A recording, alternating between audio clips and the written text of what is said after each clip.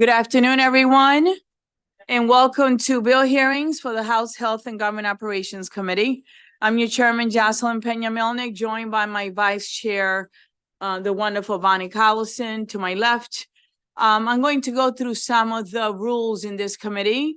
I kindly ask for your patience if we encounter any technical or streaming issues, because we have some testimony in live and then some virtual. Please set your electronic devices to vibrate. I'm going to do this myself so that you're not embarrassed. If you need to have a conversation, please kindly, I ask, step aside. As a reminder, there's no food or drink allowed in the gallery because staff will then have to clean it, and they're so busy. You will see us drinking, but that's because we sit here for 5, 6, 7 hours as the session progresses, and we need to keep hydrated, okay? Because it's a healthy thing to do.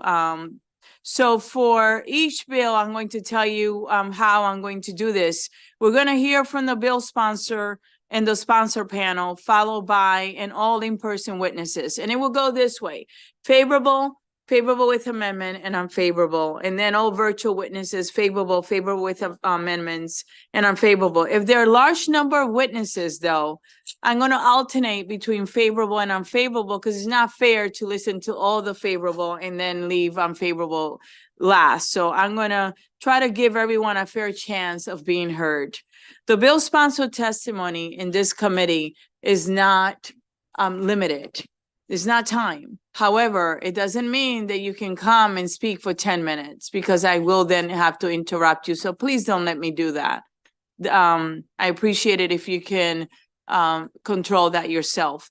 All the other witnesses have 2 minutes to speak and provide testimony. And there is a timer that is displayed on the screen, and a sound will play when the time has expired.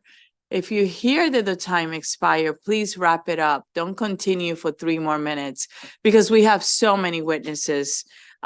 Please adhere to our usual committee rules for my amazing committee who have been working so hard. And you'll see that some of them are not at their seat, but they're in other committees providing testimony because they have bill they introduce.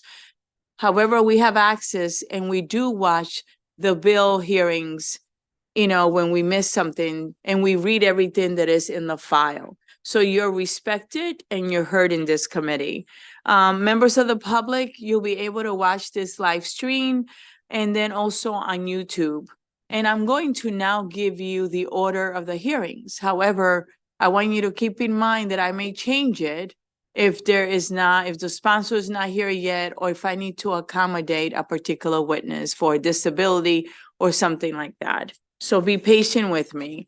And those of you whose bill will be called last, just be patient, and we'll get to you.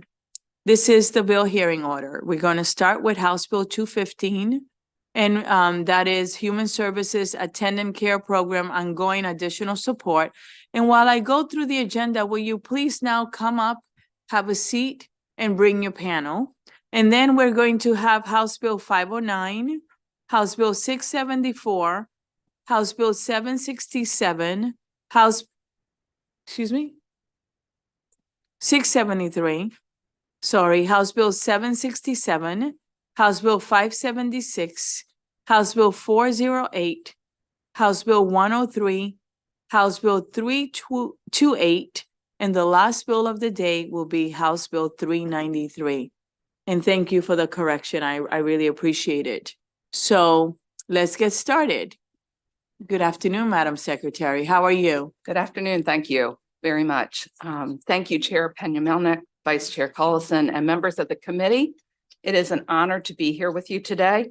And thank you, Chair Peña-Melnick, for putting this bill forward.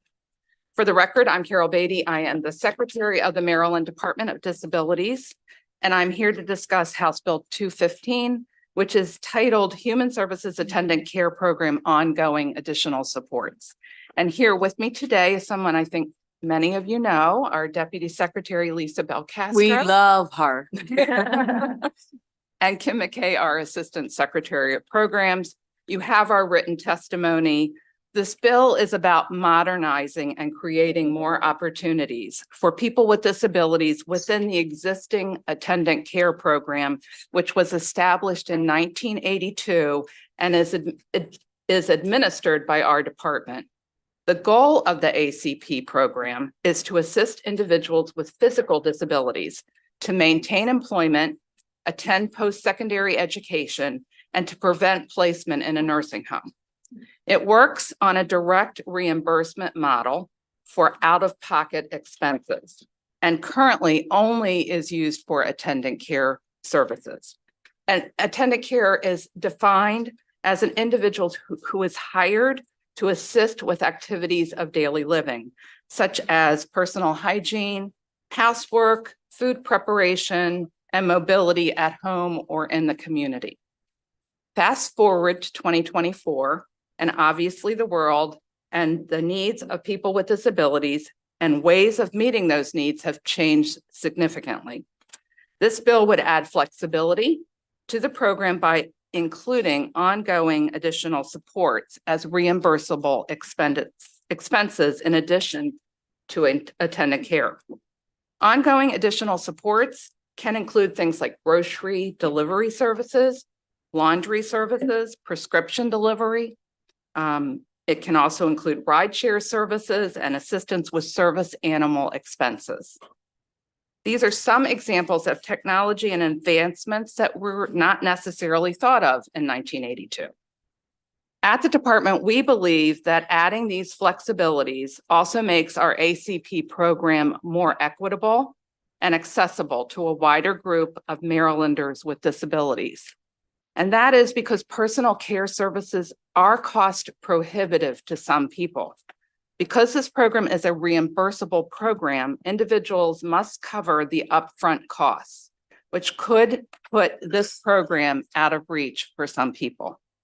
By allowing a menu of support options at various price points, we believe we will be allowing more individuals access to this program. Thank you again for the opportunity to present SB 215, and I respectfully ask for a favorable report. We are happy to answer any questions. Thank you so much. Is there anyone else testifying on your panel, or can we go to questions? That's it. Okay. Yeah. And to all of you that celebrate, if you do celebrate, a happy Valentine's Day. Thank you. Okay. And we're going to open it up for questions now. Are there any questions for the secretary and her amazing panel? I need to look to my right, and I'm going to force myself to do that today. I always start to the left. Doesn't mean that I prefer them. I prefer all of you, okay? And with the spirit of love today. So Delegate Kipke. Thank you, Madam Chairman. So glad to hear you're going to be looking to the right for a Yes. change. You know what, Delegate Kipke, my heart is big enough for everyone. How's that? This is true. Love it. And I know the Madam Secretary's is as well. She's a lover, not a fighter. Thank you for the good work that you do. Just a question, if you could help me understand, where does the money come from? I assume it's all state money, but I'm not exactly sure. Can you better educate us as to where the funding for this comes from? And then what does that funding look like in the way of reserves annually? You know, does it get depleted by the after the first month of the budget, or is it money that's going back to the general fund? Can you just help us better understand the finances of this and what impact would have on expanding the eligible services that would be funded through it? Thank you. Yeah, thank you for that question. Yeah, thank you so much for the question. And I just want to say it is an honor to be back in HGO and being in this room with each of you. So we have over the last 5 years seen a steady decline in participation in the ACP program. And so that's why we're here asking for your support. We need to modernize. We need to change. We need to adapt to new individuals and attract new individuals to the program. So we've been running a surplus with this program. And so we are looking to find new ways, new avenues to get people into the program. So we believe that we would stabilize the utilization of funds by opening this up. Clarification. So is this all state dollars? Yes, all state dollars. And do you, I don't want to put you on the spot, but Do you happen to know how much that is annually and? So there is $1.2 million allocated to this program every year. Some of the technicalities, we would be happy to get back to you. Okay, and I am surprised to hear that it's underutilized because the services that are provided are meaningful and substantive services. Do you have an understanding why people aren't applying for this? It seems like there's a lot of meat on the bone in terms of what can be provided to people to assist them. So right now we're limited, right? We can only provide reimbursement for attendant care services. We're looking to expand that. Okay. Yeah.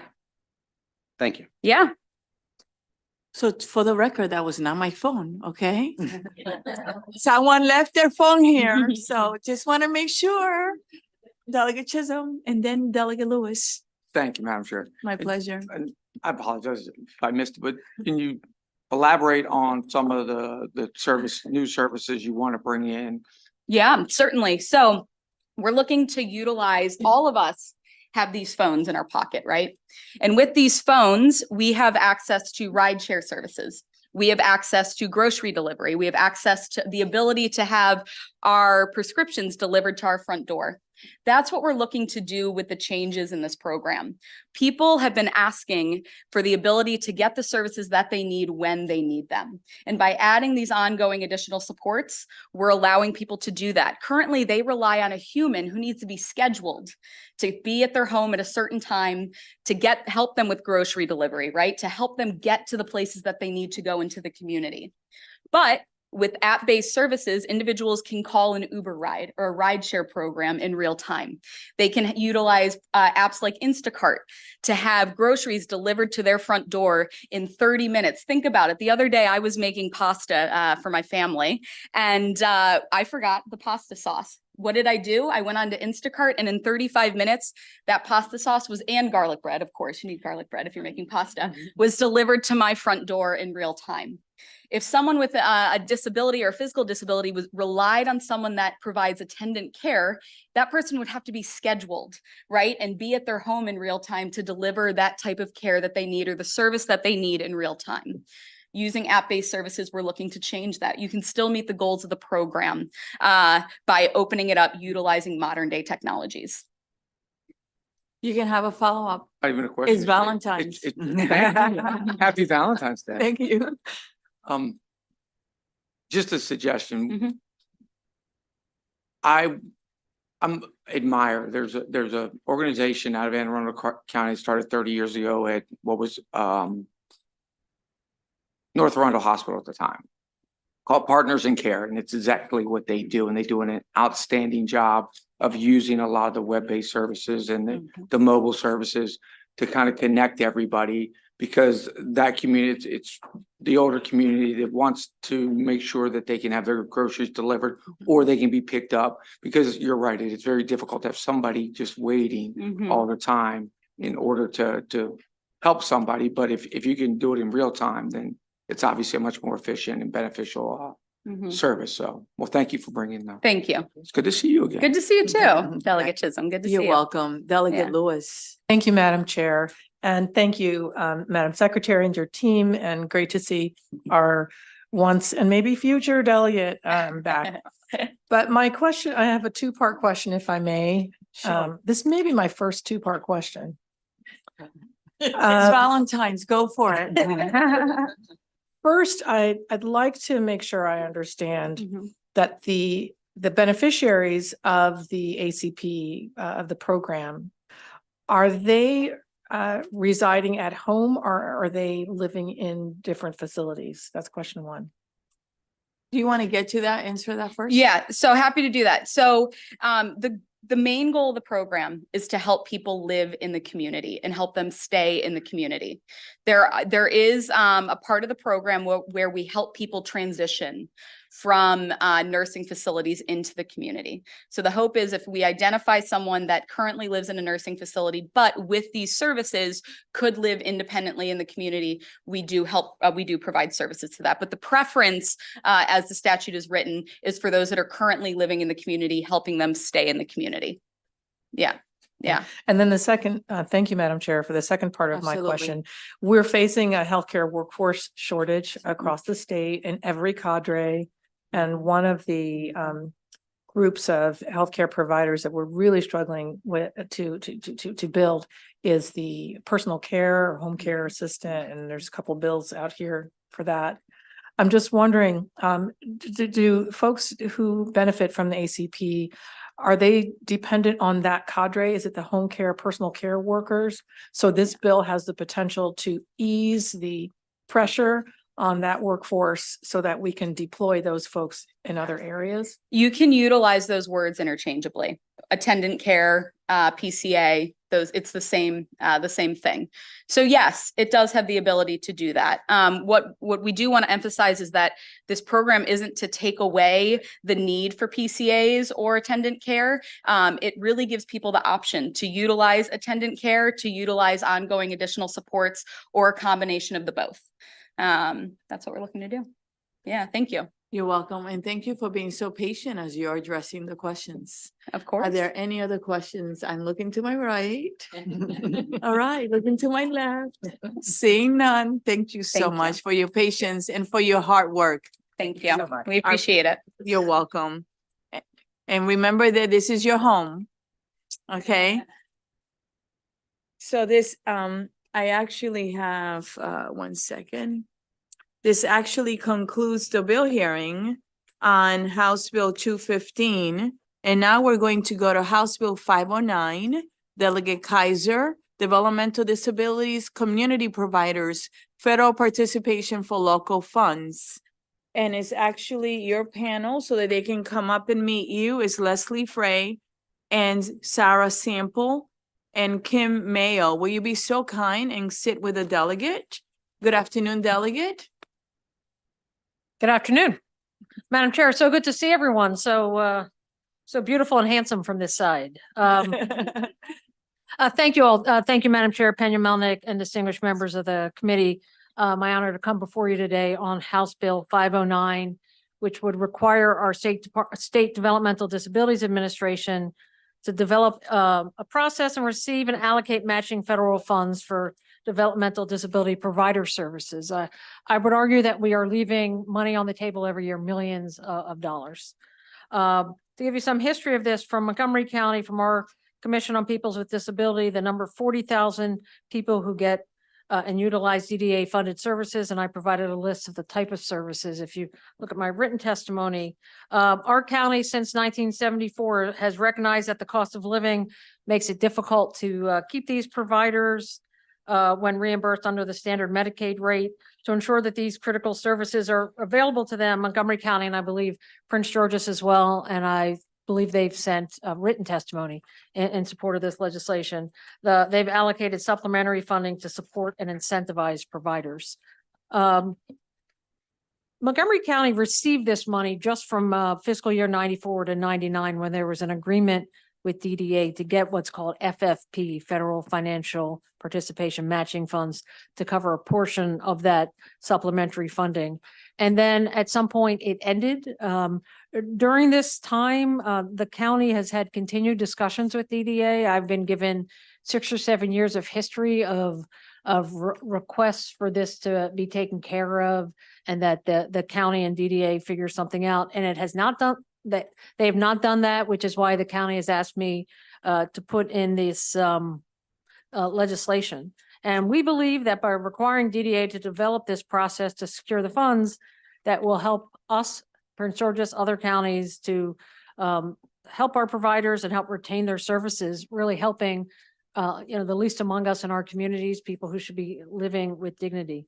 I think if you look at the opposition testimony, you'll see some concerns that have been flagged for you in that testimony regarding the implementation. And I believe, Madam Chair, that we can iron out these highlighted challenges. And I look forward to my brilliant panel here to answer all of your questions. Thank you. Thank you. Who's next? I am. For the record, my name is Leslie Fry. I'm here on behalf of Montgomery County government in strong support of House Bill 509. Thank you to Delegate Kaiser for sponsoring this bill. So you may hear from MDH that the execution of this bill is a little bit complicated, but the principle behind it is very simple. There are counties that have demonstrated for decades that they are committed to appropriating county general funds directly to providers of services for people with developmental disabilities. And every year that counties spend their general funds to supplement the state's Medicaid reimbursement rates, tens of millions of dollars in federal funds are left on the table. So without cooperation from DDA, those federal funds are not claimed, and these counties continue to shoulder the burden of providing supplemental funds to providers. So the idea to work with DDA to secure this federal funding is not new. As Delegate Kaiser just mentioned, Montgomery County did secure this federal financial participation back in the 90s. But since then, we've been trying to re-engage DDA in securing these funds, and with almost no progress to show so far. And I want to emphasize for a second that House Bill 509 does not create a new opportunity for counties to use general funds to supplement providers. It simply encourages DDA to draw down those federal matches. So it will not open the floodgates in terms of counties providing the supplement they can and have been for years if they choose. Montgomery County has hired a consultant to study this issue. That study was completed in 2017 and provided to DDA for review with the Attorney General's office. So this issue has been studied, and a path to move forward has been acknowledged by MDA as far back as 2019. So just to restate, we have approached DDA as good faith partners for years to work on this issue. We have hired consultants to study this issue, and we have not made progress in securing the federal funds. And every year that this goes by, more money is left on the table. So Montgomery County respectfully asks for your favorable. Thank you for being here. Next, please. Yes, good afternoon. My name is Kim Mayo, Administrator with Department of Health and Human Services in Montgomery County Government, and I am here to answer any questions anyone may have. Thank you. Hello, thank you to the chair and members of the committee for having me today. My name is Sarah Sample, and I'm here on behalf of the Maryland Association of Counties. And you've heard that this bill would allow local governments to participate in federal funding when we're covering funds locally for developmental disability care and services in our community. We have a few jurisdictions that are already doing this, and we have some others that might be looking to go in this direction. And we think this will make it so we're more effective in providing these care and services in the community. So we would certainly urge a favorable report on this bill. Thank you. Thank you, and thank you for being here. We're going to open it up for questions now. Are there any questions? Delegate Bagno, followed by Collison. Thank you, Madam Chair, and thank you for bringing this bill. Ms. Sample, do you happen to know which jurisdictions are already involved and or looking to expand? Yes, they were already mentioned. So we've got Montgomery County and Prince George's County, and then we've also got, I believe it's Howard County, Baltimore County, one other that's escaping me at the moment that would potentially be looking to go in this direction. Thank you very much. Yeah, absolutely. Vice Chair Collison. Thank you, Madam Chair. So I'm looking at the letter from the Department of Health, and I understand, and I don't think I understand everything, so let me just be clear about that. It sounds like there are right now 2 different rate setting tables, and they're saying that this would open it up to, too many to manage.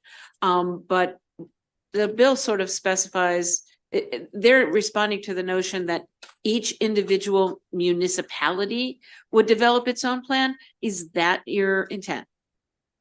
Under the bill, that would be possible. The likelihood of a municipality providing these funds, I would say, is very small. It has never happened before, let alone all 157 of them, or I'm sorry, however many municipalities there are, hundreds, choosing to do so. So I think, in my estimation, the worst case scenario would be that most counties would eventually provide this supplement, maybe accounting for a handful of new rates that would need to be developed. It seems implausible that it would be in the hundreds. Thank you. You're welcome, Delegate Gazzoni. Thank you, Madam Chair.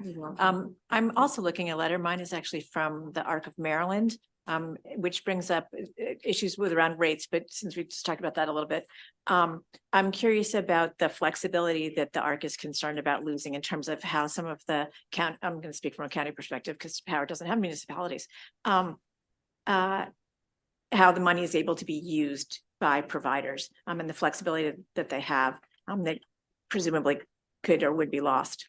which is they bring up as a concern. So I'm just curious about that. Do you have a thought, Kim? Or- I'm not sure. So I'm happy to start, and Kim can chime in here as the expert. I think the restrictions would be placed in terms of flexibility on the federal funds. So they could still continue to have flexibility using the county provided funds. So it's not a total loss of flexibility from what I understand. It would just be some restrictions on the federal portion. Okay. Any other questions?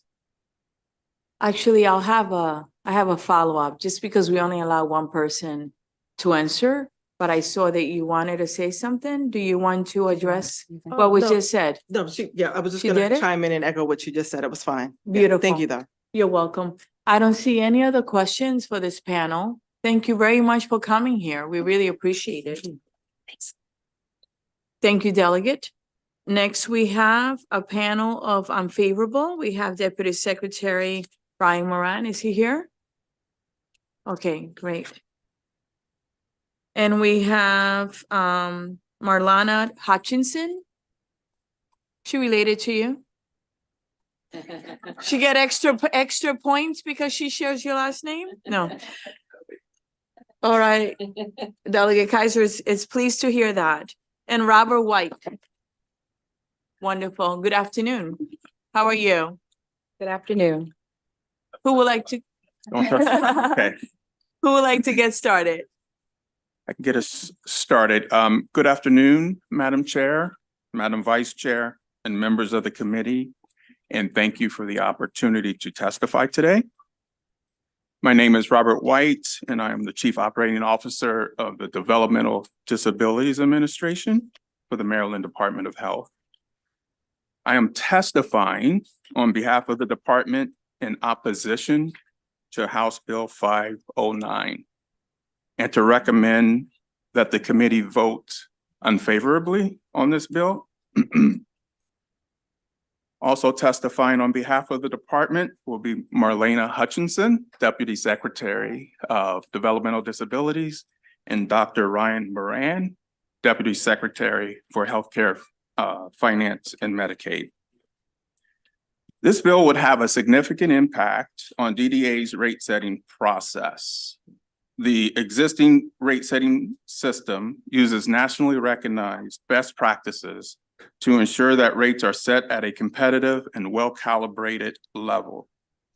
It is a data-driven system that is informed by expenditure data provided by the providers. The existing rates already include a higher rate in localities with higher cost of living and or a minimum wage that is higher than that of the state. And as previously mentioned, this bill could result in a myriad of different rates across the state for the same service due to the number of municipalities in the state. And now I would like to turn it over to our Deputy Secretary of Developmental Disabilities. Good afternoon. Good afternoon, Madam Chairwoman and esteemed colleagues at for the chair, for the committee. Thank you so much for having us this afternoon. I'm Marlana Hutchinson. I'm the new Deputy Secretary for the Developmental Disabilities Administration. In harmony with what Mr. White just reported, we are also gravely concerned about the health equity concerns related to provider capacity as well as participant access. House Bill 509 would cause significant geographic gradients in quality of care, biases towards the, based on those biases towards those well-funded jurisdictions. This will actually exacerbate the existing provider capacity and access to care issues that we have in underrepresented and underserved communities. Another concern that we have at the department is the cost neutrality requirements for a 1915C Medicaid waiver program. Medicaid waiver programs are required to be cost neutral, meaning that the institutional home and community-based services care should be less than the comparable services in an institution. If we implement this bill, we would also compromise the federal requirements in regard to Medicaid providers. They are required to accept the Medicaid rate. The last time that this waiver was approved, CMS did deem our rates sound and sufficient. So in closing, we would just like to express our grave concerns about the health equity issues and access to care for individuals who are in underrepresented and underserved communities already, and also our concerns around the ability to continue operating these Medicaid waivers if they no longer are cost neutral. Congratulations on your new position. Thank you. You're welcome. Good afternoon. Good afternoon. Happy Valentine's Day, Chair Thank you. Peña-Melnick, Vice Chair Collison, and members of the committee. It's good to see you all again. For the record, my name is Ryan Moran, and I'm the Deputy Secretary of Healthcare Financing and the state's Medicaid Director. I also think that the representation of Medicaid and the Developmental Disabilities Administration at the table here is a symbol for how the two administrations are working hand in glove to shape and advise the General Assembly on important Medicaid policy issues, such as the one of 509 that you're considering today. In addition to what my colleagues have already addressed, I want to take a little bit of time to talk about the impact of operations in terms of implementation from a Medicaid perspective of implementing this work if it were to move forward. Those are also outlined in our written testimony, but includes significant investments that the state would need to make in software development related to the way that we actually pay providers in our LTSS billing system, inclusive of also additional staffing that would need to provide the program. And then also, the state also could be responsible based on how these funds are intended to be reimbursed to counties and cities. For an example, if the state would be required and be responsible for any of the funds that local government, if you will, related to the supplemental payment could not pay. The last thing that I will say is this would also require us a different framework of resources that we would need in our existing auditing and actuarial contracts in order to cover the complexity of a new fiscal operation in terms of rate setting that the department doesn't have presently today. So along with both of my colleagues, we are happy to answer any questions that you may have. And for all of these reasons, the Department of Health respectfully recommends an unfavorable vote on House Bill 509. Thank you for your testimony and your work. Are there any questions? Vice Chair Collison. Thank you, Madam Chair. Thank you all for being here. I have to say, I am not a fan of leaving federal funds on the table. So I'm just going to put that out there. So how can we do this to maximize the return that we get from the federal money? And we did it between 94 and 99, and then nothing catastrophic happened. And we just don't know, it probably ended because these programs end, but how do we reinstate it? It's, you know, in order to maximize the benefit that Marylanders' tax money going to the federal government is doing, could be. Thank you for that question. So if you refer to our fiscal note, we totally understand not wanting to leave federal funds on the table.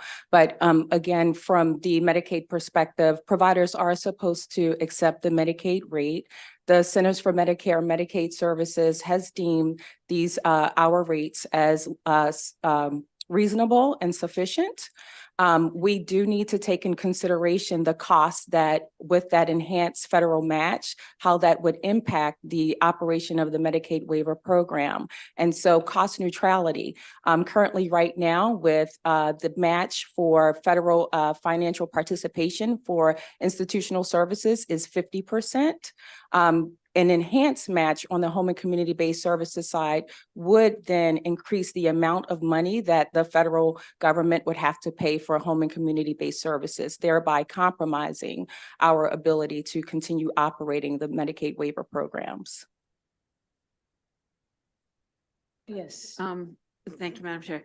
So just so I'm clear, so we're told how much basically we can pay, you know, out of Medicare, Medicaid payments, and you said it was deemed to be sufficient.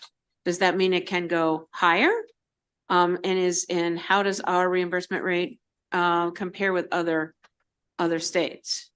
So we have a robust rate setting process. So when I talk about the Centers for Medicare and Medicaid Services indicating that our rates are sufficient, we do have to share our rate tables based on utilization and the type of service with CMS to indicate how we are going to be able to provide these services to home and community-based residents in a safe way. And so CMS looks at our rate tables and determine by way of the services that are provided if it is a fair rate for Medicaid providers. Thank you. You're welcome. Delegate Bagno. Thank you, Madam Chair, and thank you very much for being here. And I think we're all trying to wrap our heads around exactly what we're talking about. So is the concern that the county rates are higher when they're coming through the county dollars than they would be if they were coming through the state, and therefore we're leaving federal dollars on the table because we can't meet the rates of the counties? One of the concerns in regard to there being a targeted rate, we are already providing higher rates for those jurisdictions that have a higher cost of living. The other challenge is, as we all know, there are provider capacity issues.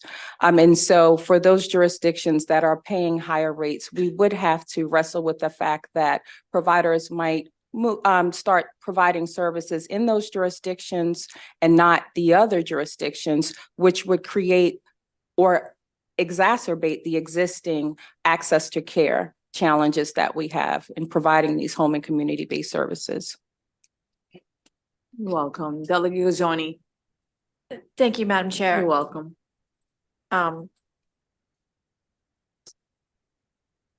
So just not sure I'm understanding the languaging. I think the part that you were just talking about there is workforce challenges. People that will be doing these jobs. Yes, we do have existing workforce. I'm very clear on that.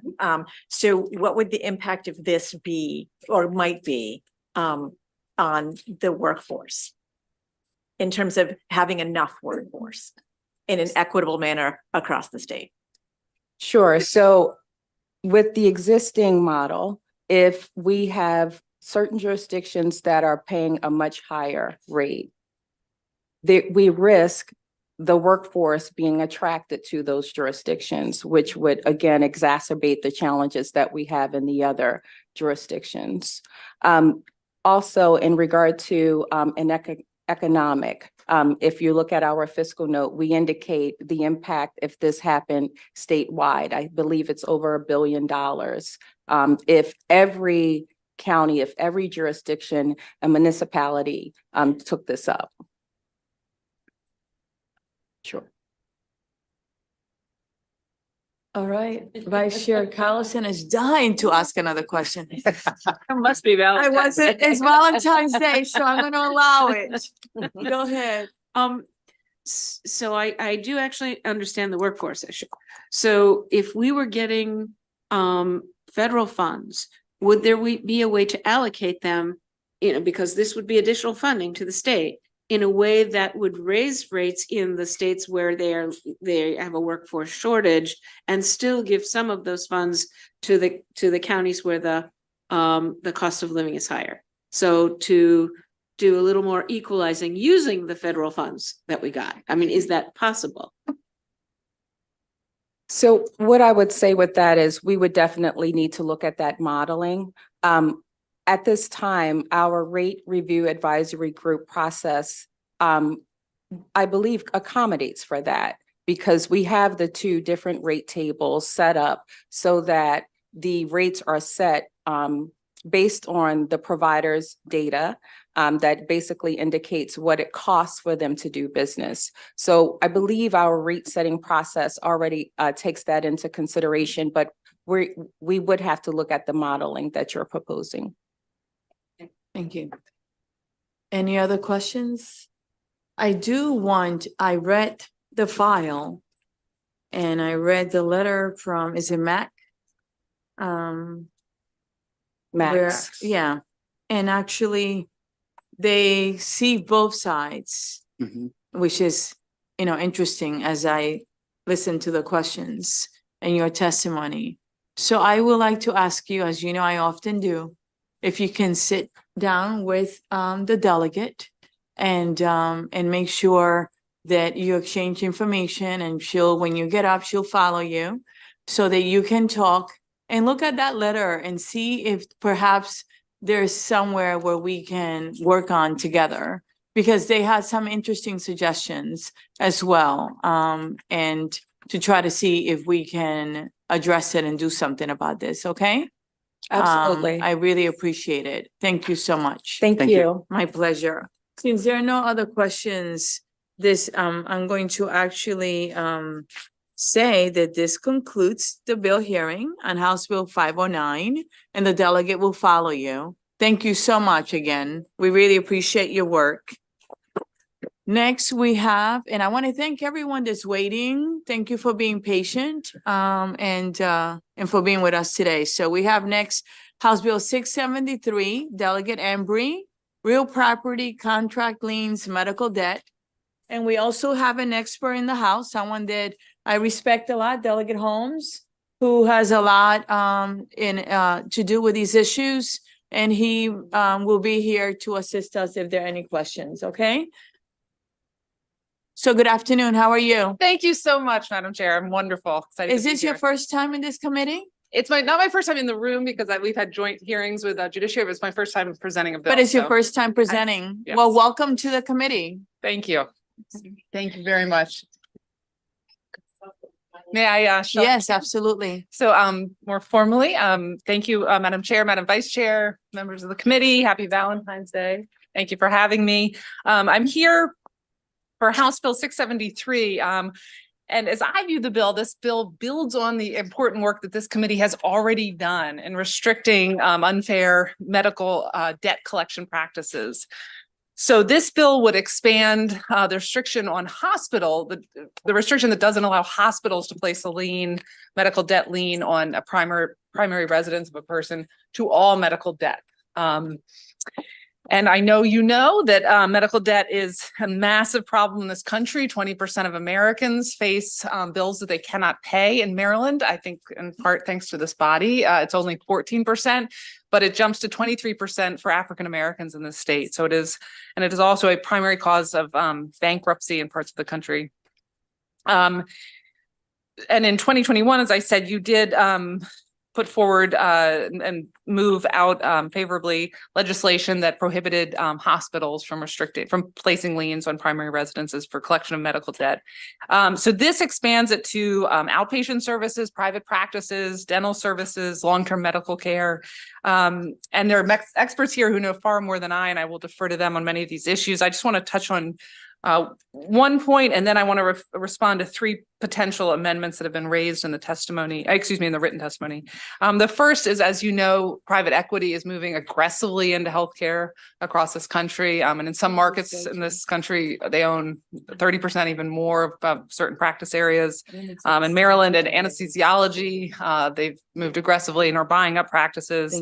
And of course, the goal for a private equity firm is to make profits. And in healthcare, that means cutting costs, which is not the subject of this bill, but is an important issue, but also by increasing patient costs. And there are studies showing that in the years following private equity purchases, per patient costs do go up.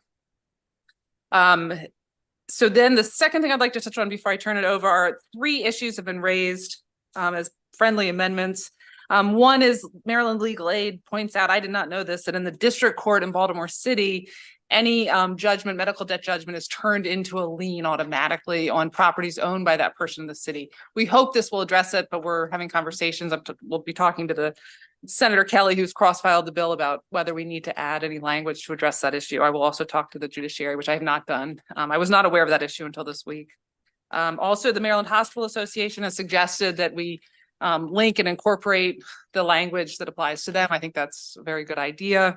And the final one is the Public Health Law Clinic at the University of Maryland School of Law has suggested we remove the language about cosmetic procedures. The goal of the two sections are to limit the restriction to medically necessary treatment.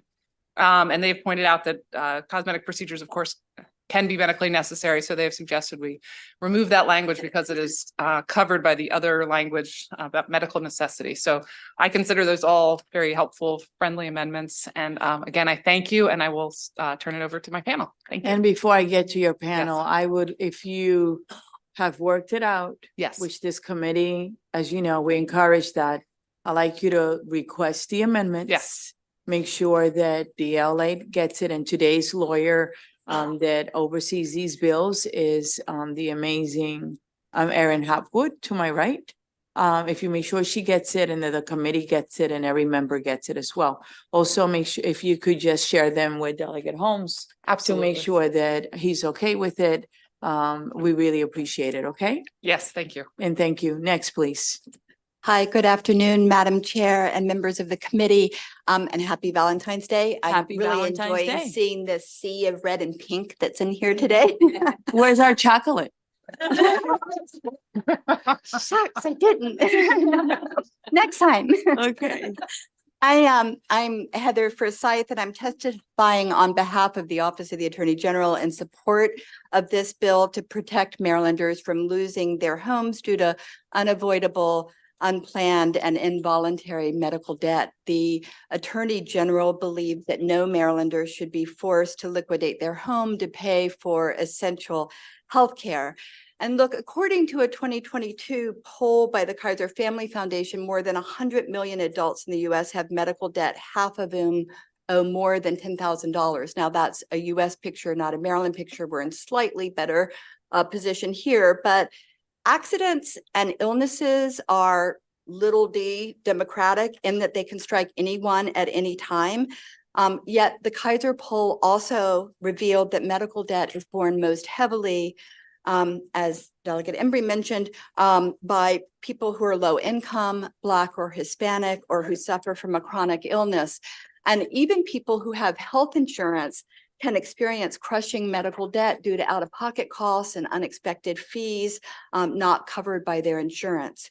So we suggest that requiring Marylanders to relinquish their homes in satisfaction of medical debts they largely have no control over really does not represent our state's values. And we urge you, the committee, to join the Office of the Attorney General in support of protecting Maryland homes, and please issue a favorable report for HB 673. Thank you. Good. Say hello to the AG for us. Thank you. Sure will. Be Next. happy to. Thank you. Next, please. Good afternoon, Madam Chair, Madam Vice Chair, and members of the committee. My name is Bridge Dumais. I am the coalition co-lead of End Medical Debt Maryland, a statewide coalition of over 60 organizations. And I'm the political coordinator with 1199 SEIU, United Healthcare Workers East. We represent over 10,000 members in Maryland, DC, and Maryland, DC region. 1199 members and affordable healthcare advocates know firsthand that housing is healthcare. End Medical Debt and 1199 urge a favorable report on HB 673 to end the practice of home liens over medical debt with a friendly sponsor amendment. In 2021, the Maryland General Assembly unanimously passed the Medical Debt Protection Act to prohibit liens on homes of hospital patients. In passing that bill, you all affirmed that patients should not be punished with home liens for seeking medically necessary health care. HB 673 is an opportunity to apply this value more broadly, which will improve public health overall. We're experiencing a critical short staffing crisis in healthcare, and Maryland has the longest emergency department wait times in the entire country. One of many ways to mitigate this crisis is to ensure that fewer individuals are hospitalized and forced to seek frequent medical care due to preventable illnesses, such as those caused by housing insecurity. Housing stability directly correlates with better physical and mental health outcomes. Improved health outcomes can decrease healthcare costs for patients in the long run and can lower hospitalizations, reducing unbalanced worker to patient ratios and bolstering the quality of care for everyone. No one should lose their home over the high cost of healthcare. Please vote yes on HB 673. Thank you. Thank you. Next, please. Good afternoon. Happy afternoon. Valentine's Day. Happy Chair, Valentine's Day. Madam Vice Chair, my name is Marceline White. I'm the Executive Director of Economic Action Maryland. Economic Action Maryland works on economic rights, equity, and housing justice through through research, education, and advocacy. We're here in strong support of House Bill 673. As others have said, House Bill 673 builds on the good work of this committee and the General Assembly by saying that there should be no liens for medical debt for low-income patients and for any patient. Really, what we've seen, we commissioned a poll in September 2023, which found that 14% of Marylanders have medical debt that they can't pay. And that figure rises to 23% when you look at African-American households. Our Gonzalez poll found that 23% of this medical debt came from outpatient services like diagnostic services, OBGYN, dental care, and that's what this bill is here to address. It simply says that we can't have medical lien collections on any kind of medical debt like these outpatient services and diagnostic services. Home liens can negatively affect people's credit scores. It can make it difficult for people to borrow to refinance their homes, can make it difficult for them to get a lower interest rate or lower their mortgage rate or take up money for a home equity loan for a repair. It may also inadvertently widen the racial wealth gap because these medical debt lawsuits mainly affect low-income communities and predominantly communities of color. For all of these reasons, we think this is an issue of health and wealth equity, and we urge a favorable report on House Bill 673. Thank you. And thank you for your testimony. I just want to take a minute to say thank you for your work regarding consumers. You do great work, right? And no one knows it. So I want to say thank you. Thank you very much. Are there any questions for this panel? Look to the right, Delegate Hill, followed by Hutchinson. Was he first? All right, you keep me straight. Delegate Hutchinson. Good afternoon. So I just need a little bit of clarification. There's kind of 2 points of clarification. So it's always been my understanding a lien would go against a property or a home, and that would be there and would prevent you from selling the home. But you're making it sound like you would be kicked out of your home. So I just need to get a point of clarification on that. And then the other is the woman in the end just made a comment about low income patients. Is this just for low income or is this for anybody who has medical debt? So whoever wants to answer that. I can answer. Who's the please. best person? We have a rule, so the best person that can address that question on the panel. I think I can answer those. Okay. I don't know if I'm the best, but I can handle it. Thank you. So the answer is it does cover everyone, as does the prohibition on hospital. The current prohibition on hospitals imposing a lien is not income-based. This would also not be income-based. The second issue is a lien is there. It sits there so that if the property is sold, the person to whom the money is owed can collect from that sale. But the reason it matters, so one thing is it matters. We don't want people to lose the wealth in their homes, but also it impacts credit. It can impact refinancing and other ability to incur debt in other ways. So it does have a constant sort of impact on the person. Yes. Delegate Hill, followed by Delegate Holmes. Thank you, Madam Chair, and thank you all for your advocacy. Thank you, Delegate Embry, for this great bill. Could you just outline for us in those cases where, and I've known this personally, where, you know, a patient just chooses to keep putting that medical debt lower on the priority list? Other priorities come, not talking about necessarily people of low income, but it could be. So what are the tools that remain for a provider, whether it's a hospital or an individual provider, to collect on debt that the patient is just ignoring?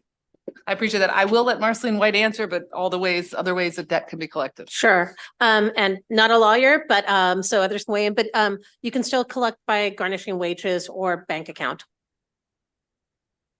Delegate Holmes, followed by Chisholm, followed by Lewis. Thank you, Madam Chair, and You're welcome.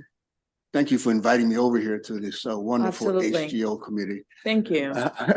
Delegate Emperor, I'm glad that you brought up the fact that you're going to be making an amendment relevant to the Baltimore City lien process. That was going to be one of my questions, but you're going to take care of that. The other question I have is relevant to the medical professionals and the medical debt that it lists on page 2. I know that it probably does cover doctors and hospitals. but does it also include, for example, assisted living facilities or hospice care, that kind of thing? That's my question. It is written to cover all medical procedures, medical treatment, yes. So long-term care would be included. Thank you. I have Delegate Chisholm, followed by Delegate Lewis. And Rosenberg, and thank you, Delegate Holmes. Thank you, Madam Chair. You're welcome. As a recovering 20-year mortgage guy, it did always drive me nuts that these end up on credit reports. And I think one of the things I think about when I say, when you have a lien on somebody's property, it means that you probably were in some sort of partnership. This is why mortgage companies are allowed to do it. Banks are allowed to do it. Even the state, sometimes we are like, we've provided something to you. And in this case, and the reason I actually like your bill is the medical community did nothing to add value to that property.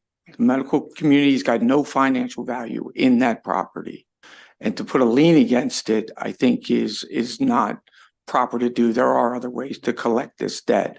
So I appreciate you bringing that. And I make one last point. In order to put something on somebody's credit report, you have to go through an exhaustive process. The medical community does not always do that. And I think it's been challenged several times. You might want to look that up. And I know you're a much smarter lawyer than I can ever imagine to be. But it is, I think there's actual federal law that might be able to bolster your bill as well to help to push back on some of this. So I thank you for both your points. And the first one I hadn't thought of in that way, so I really appreciate it. Thank you.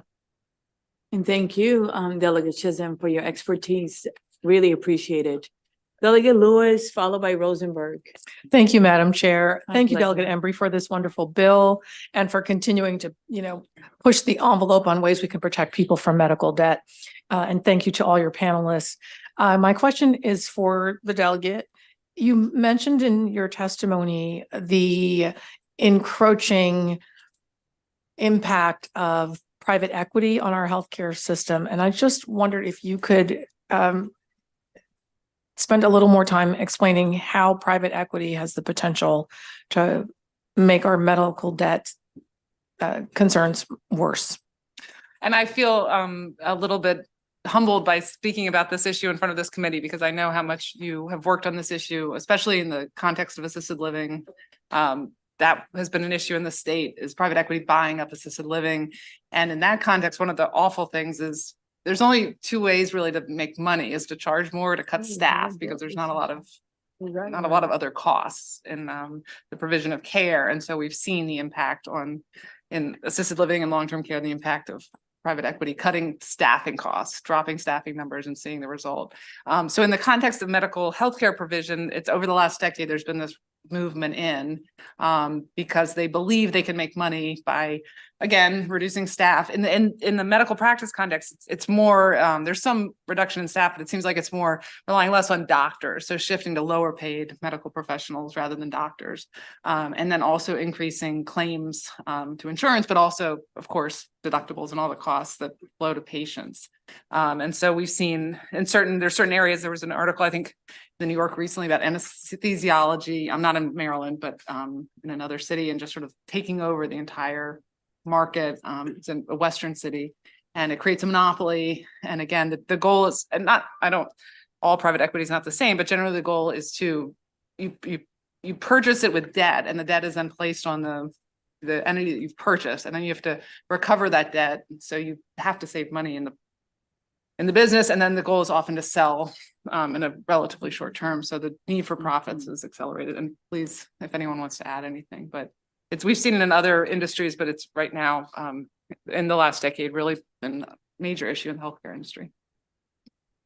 So the Maryland Healthcare Commission did a study this past year at the direction of this committee and the members you see here. And there were a couple of members that served on that commission, one of them Delegate Kerr, and there are a couple of bills this session to deal with that issue. So stay tuned. Delegate Rosenberg. Thank you, Madam Chair. My pleasure. As you've indicated, the heart of this bill is based upon language in the bill we passed 2 years ago. What has been the impact of that language, that law, in terms of liens being placed on housing? Because you would be replicating that here. I can't speak to liens being placed on houses. I can speak to the fact that the Hospital Association, for I think a variety of reasons, has dramatically slowed the number of lawsuits that they have pursued for medical debt. And there was a recent article in the Baltimore Banner about the fact that they've slowed down on the number of medical debt lawsuits they've placed. So by that very fact, there are fewer liens and fewer other kinds of collection efforts on the back end. And so I think that's a result of a number of a lot of the work that's been happening here in this committee and the work you all have done. You're welcome. Are there any other questions for this panel? Seeing none, thank you so much for the work you do, and thank you for this bill. If you could please request the amendments, very important. Yes. And also include Delegate Holmes as Yes, of well. course. All right, thank you for Thank your you, Madam Chair. leadership. Next, we do have a couple more witnesses. We have Ms. Kess from the Maryland NAACP, and we have someone from the Consumer Auto, Franks Scheiderman. I hope I pronounced it correctly. I think I did. Did I? All right.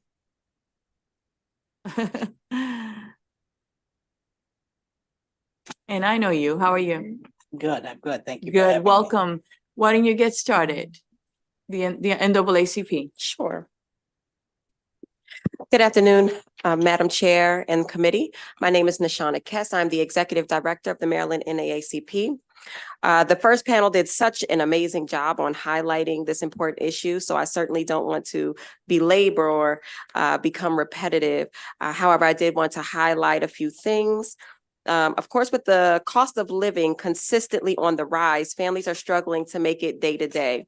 Allowing liens on homes place families further and further in debt. Placing a lien on these properties will make it that much more difficult to obtain a home equity loan that may otherwise be available to the homeowner. Home equity loans means what that means for a family is a decrease in debt, which includes medical debt. As already stated, medical debt and liens due to medical debt affects people of color at a higher rate. Medical liens have a substantial impact on communities of color, which is of great concern to the NAACP. So we urge a favorable report on this bill. Thank you. And thank you for your leadership. We appreciate you. Next, please. Thank you. I'm Franz Schneiderman with Consumer Auto, which is a nonprofit group that works to protect Maryland consumers and Maryland drivers. Thank you, Chair Pena Melnick and members of the committee for the opportunity to address this important bill. I don't want to belabor a lot of points you've heard repeatedly and other advocates have made, but I do think, the committee and the legislature did recognize the importance 3 years ago of protecting people against these kind of home liens and the unfairness, basically fundamental unfairness of people losing their homes as a result of medical debt that they just can't control. And it's important that we extend that principle to everyone and to all kinds of hospital debt. Medical debt is shockingly common, and the cost of care from practitioners has gotten so high that it's very common for people to have debt they can't pay from obstetricians or orthodontists or other kind of providers that aren't covered by the current exclusions. And I'd note in terms of the impact of these kind of debts on the credit report, the CFPB and federal consumer regulators have acted to restrict the reporting of medical debts to credit reports strongly in the last year, because federal regulators also recognize that it's fundamentally unfair for people's credit to be deeply damaged by debts that are really outside of people's control. I'd also note that the bill only applies to primary residences. It doesn't apply to liens against second homes or vacation homes or additional investment properties. So it wouldn't enable, say, someone with a lot of money and assets to simply ignore their medical bills while making a lot of money on their properties. So I think it's a good and balanced bill. Hope you'll give it a favorable report. Thank you. And thank you for your leadership as well. Are there any questions for this panel? Seeing none, Delegate Embry, we did forget something. if you can come forward, please, since it's your first time in the committee. Thank you. We have any more questions? Ah. We're supposed to Thank do you. that at the beginning. Thank you very much. Anyway, thank you for being here, okay? And this actually concludes the bill hearing on House Bill 673. Next, we have House Bills, thank you, Delegate Holmes. We have House Bill 767, Delegate Kipke, Maryland Medical Assistance Program, Adult and Pediatric Dental Services, Reimbursement Rates. And we do have Barbara Brocato and Thomas Beckett with him, and Daniel Dorothy. Will you please come up? Actually, Caitlin McDonough as well. You all fit up there. And we have Charles Doring virtually, if you can pull him up. And let's get started. Thank you, Madam I'm trying to give Chairman. you a lot of support. I appreciate it. I need all the help I can get. Thank you, Madam Chairman, members of the committee. I want to especially thank the chairman for her efforts during her time as the chairman of this committee to expand access to overall dental wellness for the people of the state of Maryland, and especially for kids who have had a hard time accessing it through our Medicaid system. Things are better, but there's a long way to go. This bill, House Bill 767, is a reintroduction of legislation that has been introduced in the past that would require the Maryland Department of Health to survey commercial rates on a annual basis, and then review the rates being paid through Medicaid, and then to raise rates as necessary to ensure that there's access. So the committee in recent years expanded access to oral health care through Medicaid. But there's a key component to accessing that benefit that's still missing. And the purpose of having this bill here before you is to keep it at top of mind for the Department of Health and for all that care that we have an access issue because we reimburse way lower than the market rates, and therefore there's few participating providers. And if we want to be serious about ensuring that people have access to this important benefit, and it's not just cosmetic, although that's important in daily life, these are issues much deeper than that, serious oral health care issues. And as you know, if those types of things aren't treated properly, they end up in the ER. There's pain pills that then become another problem, and there's the further deterioration of the quality of life. So I believe that this is an important component to healthcare in the state of Maryland that remains unresolved. And I'm here before you to keep it top of mind for this committee and the Department of Health until we ultimately are able to find a resolution. Thank you. And if I may, I'm going to do something that I did say at the beginning that I may have to do. So I'm going to pause this bill because it's really important. And we all heard the delegate's testimony. I'm going to call the next bill, okay? Because I have some witnesses that need to leave to another hearing, okay? Thank you for your patience. Thank you. You can have a little more time to practice. Don't leave town, okay? And thank you, Delegate Kipke, for your wonderful testimony and your patience and your leadership on that bill. It's really important. Next, we're going to put that bill on hold, which is House Bill 767 is on hold. I'm going to call House Bill 576, which is Mental Health Emergency Evaluation and Involuntary Admission Procedures and Assisted Outpatient Treatment Program, otherwise known as AOT. I'm going to call one panel. And the first panel that I'm going to call is Secretary Laura Herrera Scott. I have from the Office of the Governor, Eric Lukey. I have Aisha Brayboy as well, Marie Grant, June Chung. That's the first panel. Good afternoon, everyone. And if you could pull some chairs up, that would be wonderful. You all fit, just pull up some chairs to the other side as well, to the right. Thank you, Madam Chair. June Chung, you can go to the right. Thank you. Good afternoon, Madam Secretary. How are you? And happy Valentine's Day. Happy Valentine's Day. I love the Good pink. Thank you. Thank you. Good Good afternoon, Chair Pena Melnick and committee members.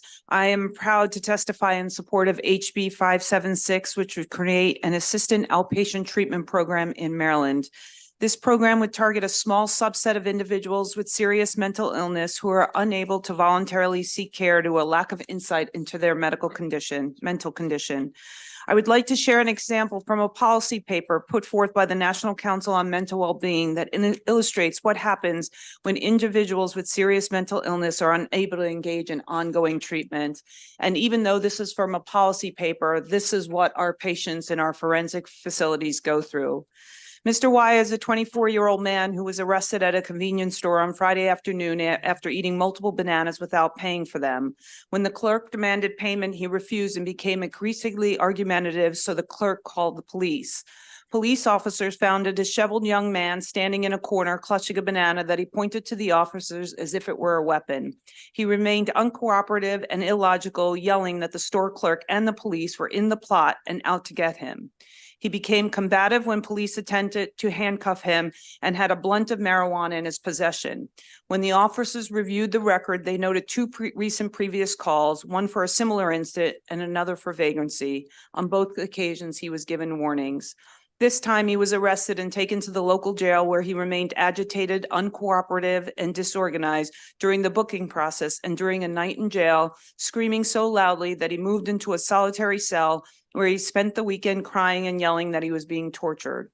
When taken before the judge on Monday, he was more agitated than the previous day and was hoarsely shouting nearly incomprehensible things about the judge and public defender conspiring against him with demons. The judge was concerned that he was not competent to stand trial on charges including theft, resisting arrest, assaulting an officer, and marijuana possession.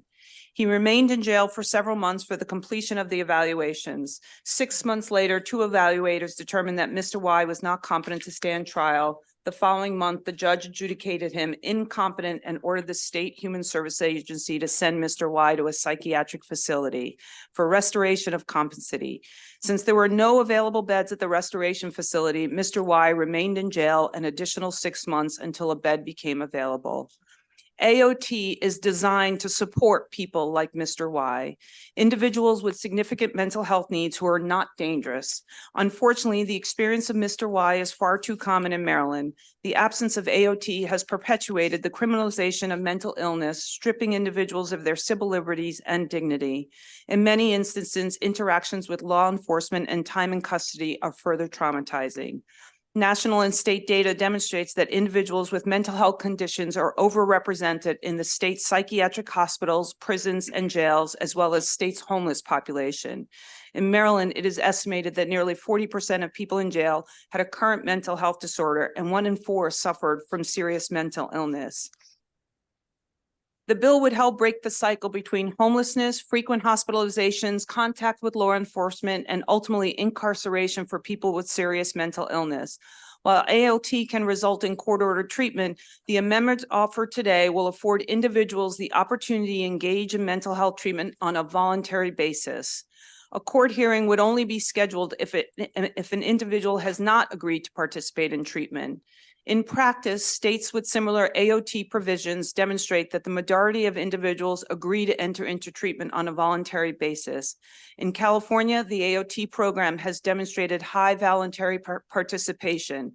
75% of total individuals referred for an assessment who were located for services participated voluntarily.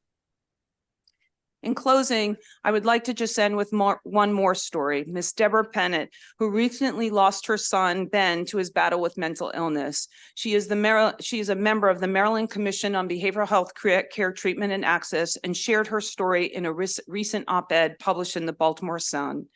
On December 4th, 4 days before Ben's death, he was found unconscious from an anoxic brain injury on a Baltimore street without identification and admitted as John Doe to the same hospital where he had recently involuntarily received psychiatric treatment for a month. He was discharged on November 27th. My son had a supportive family and an advocating mother, and he was always willing to start voluntary services, but was unable to remain engaged in treatment in the community. Over the years, he had started at least 11 different types of outpatient services, but Ben's illness prevented him from recognizing his need for continuous treatment, which led him to go in and out of treatment programs, experience repeated psychiatric deterioration, and eventually to cycle in and out of hospitals. Since 2020, he had undergone 18 hospitalizations in 6 Maryland counties and Baltimore City. In our last conversation together, Ben thanked me for supporting him and told me he was going to be successful this time. A little over a week later, he died. If Maryland had an assistant outpatient treatment program, he would have had a much better chance at success. And with that, I urge a favorable response to this bill. Thank you. And I want to thank you, before I get to the other witnesses, for your work on this. You know, what people do not see are the many meetings that we have held with the different parties, the public defenders, with the Mental Health Association, with different advocates. And I know you have some amendments that your office is working on and will be submitted to the committee. We did take some from the public defender and the mental health. We didn't take all of them. But at the end of the day, I think that the bill was very inclusive of everyone and last year, this committee did a lot of work. And I would say Delegate Bagno and Delegate Alston did a lot of work with our council, Ms. Erin Hopwood and Marie Grant and yourself and Ms. June Chung, in order to get us where we are today. This is a process that have been in the works for more than 24 years to get us where we are. And Maryland is one of 3 states that are left without this. So I want to just take a minute, I usually don't do it, to thank everyone, regardless of where you are, for having this discussion today. So thank you for your work. On Valentine's Day, I'm giving you a thank you. Next, please.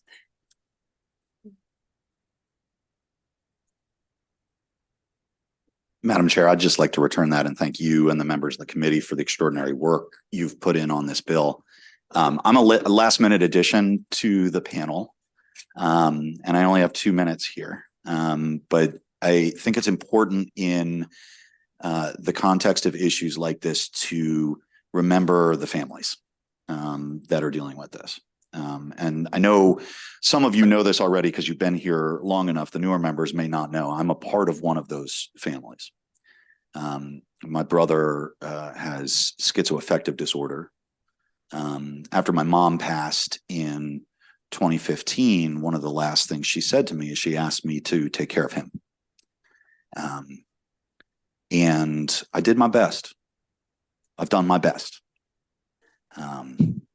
I don't know where he is now. I haven't seen him about a year. He's homeless. He's been in and out of emergency rooms, in and out of interactions with the police. A couple years ago, got a call on Christmas Eve, left Christmas Eve dinner to go to the Rockville Library to try to de-escalate a situation between him and police officers.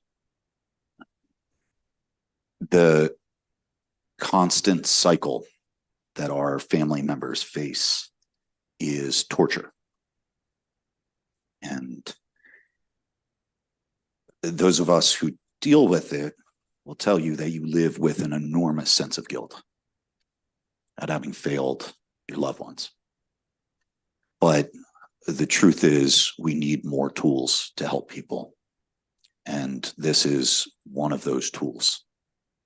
And I, not as the governor's chief legislative officer, but just as a human being, so deeply appreciate the work that this committee's put on into this bill. And I ask for a favorable report. Let's get it across the line this year. Your brother is very blessed and lucky to have you. And thank you for being here with us today. Truly appreciate you. I want to thank someone who was just gracious and generous, who gave up this bill, and that is Delegate Johnson, who had it last year. And I just want to say thank you, Delegate Johnson.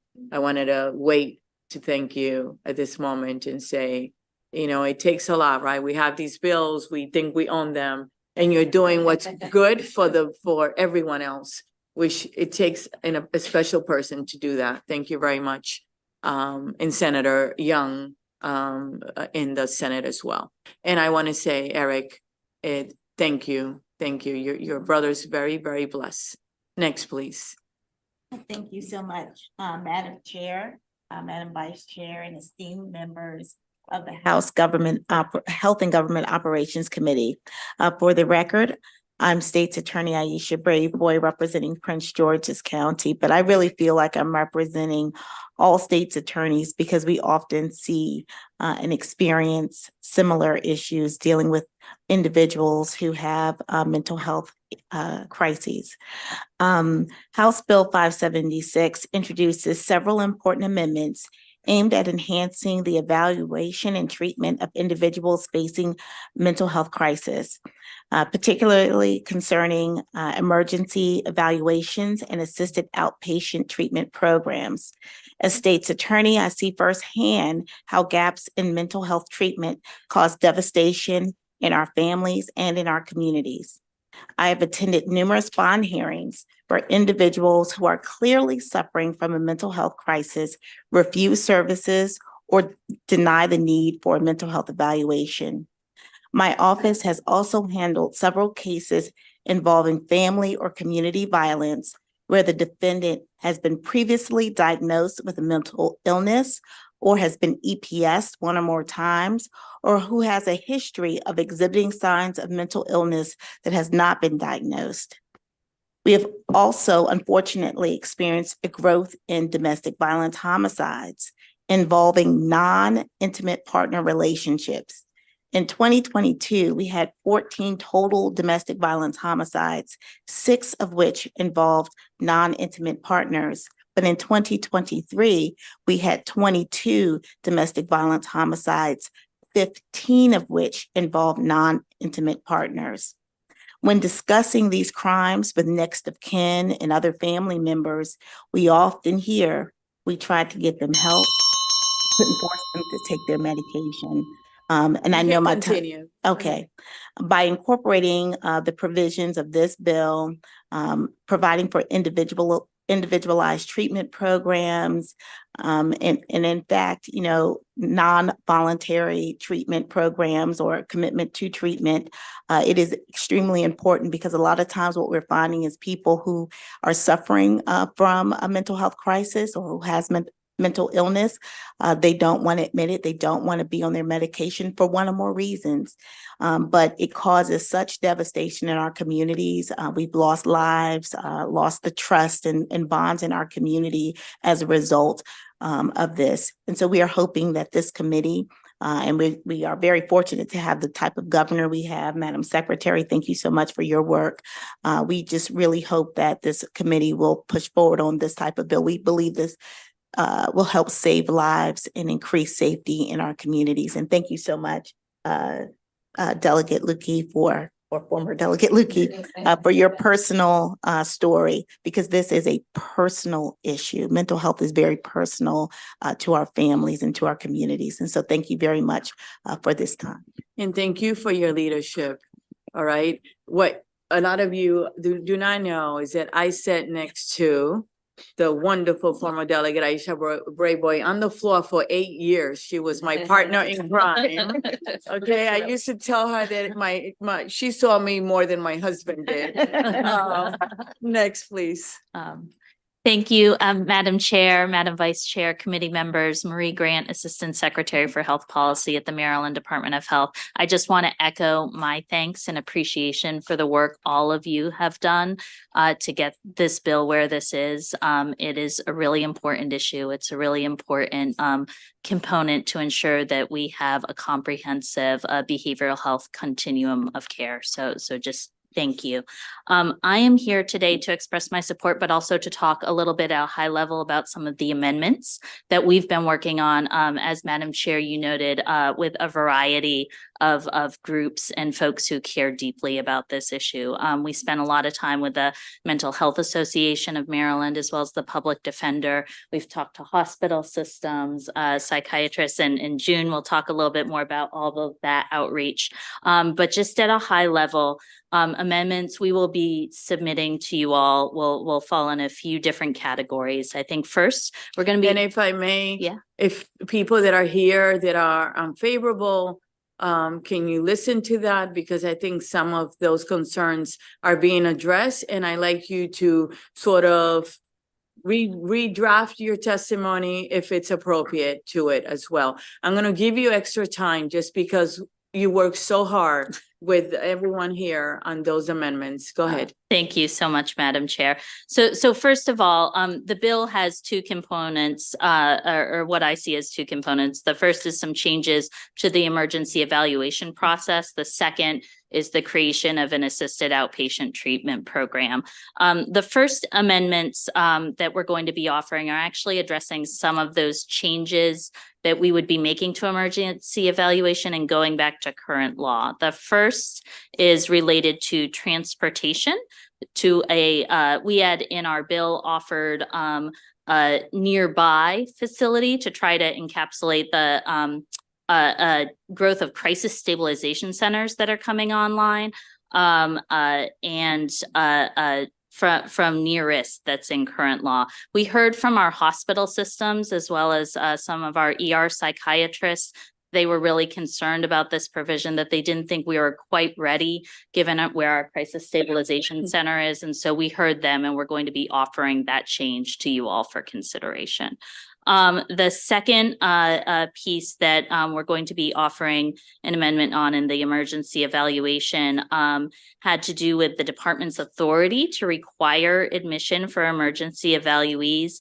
I think we were trying to give some more flexibility around admission given an individual situation, but we think those provisions are going to be worthy of greater discussion. We heard, I think, from the judiciary in particular in some of our hospitals, again, that this needed further discussion before we can really move forward with that this year.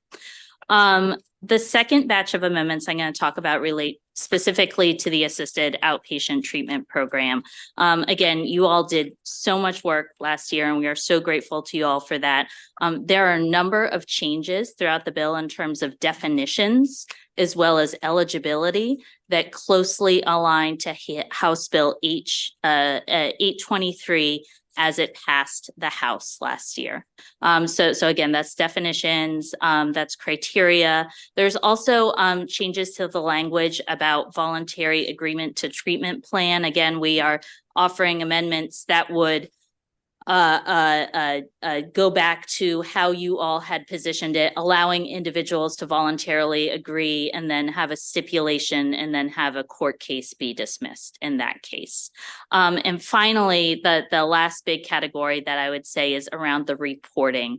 I think we've heard from all of you as well as from advocates that reporting and data is going to be so critical to understanding how this program is operating and, allow us to evaluate and make changes for the future. And so we're offering changes that will get us much more close to the reporting language that you all had offered in House Bill 823. So I've given those at a very high level. Obviously, there's a lot of details underneath that I'm sure we'll be discussing more. But again, just wanted to express my appreciation and support for this bill, and also appreciation for all the stakeholders that have been working so closely with us. And this bill will go to subcommittee. So as you know, we invite everyone to subcommittee in this committee. We'll continue to work on it. And thank you so much for your patience as you draft these. Ms. Chung. Thank you, Madam Chair, Vice Chair Cullison, and members of the committee. This is my first time being before you, and I have Health and Human Services in my portfolio, so it's an honor to be here. I'm going to just wrap it up really quick and just say that between the number of meetings that I've been in with Marie and the secretary, We've been in multiple meetings with multiple stakeholders on both sides of the issues. I think we understand that this is a topic that brings up very strong and emotions, but I think we are at a critical point where we actually really do need this. So on behalf of the governor and the administration, I'm very happy to be the lead on this and to bring this before you to move it forward. So I just want to say that in the meetings that I've been in, the interesting piece that I noted to myself this morning as I was driving into work was that you don't really hear that many people saying that we don't need it, which was very interesting to me, right? That the issues that people had concerns about was about timing, implementation, and funding. So that's what I just want to sort of bring forward to you all now, and to realize that the only court-ordered mental health treatment that we have is that which is related and only directly through the criminal justice system. What this will do is help, as the secretary has said, those who are at high need but low risk in terms of danger, right? It's only when you're dangerous that you can actually initiate this process. So I'm going to let the second panel come up, and I'm so excited to be able to have these psychiatric emergency room doctors here to actually come before you and share their experiences and their clinical experiences and their expertise. So thank you. You're welcome. So we're gonna open it up for questions Oh, for okay, you great. first. Sorry. Okay. I'm really And since it's your first time, do we have question for Ms. Chung? Okay. So on a serious note, are there any questions? I see Delegate Hutchinson. Thank you, Madam Chair. You're welcome. Thank you for all of you coming to testify, Eric. Really glad you came and shared your story with us. I really liked the bill last year. I was proud to be on the AOT workforce. I've certainly learned a lot about it. I like AOT. There's one thing about this bill that has me just a little concerned. I represent some really small counties, and when I saw it become a state bill and each county had to implement this, I'm concerned Dorchester County, Caroline County, Somerset County, not my district, but do we have the funding, the resources, the practitioners, everything that's needed? Because last year this was more geared towards the larger jurisdictions. And so I need some comfort to go back to my counties and say, and I had heard that there was some funding this year, but my counties always say, yeah, and then when that disappears, we're still held responsible for maintaining the program. So I really need some help around that.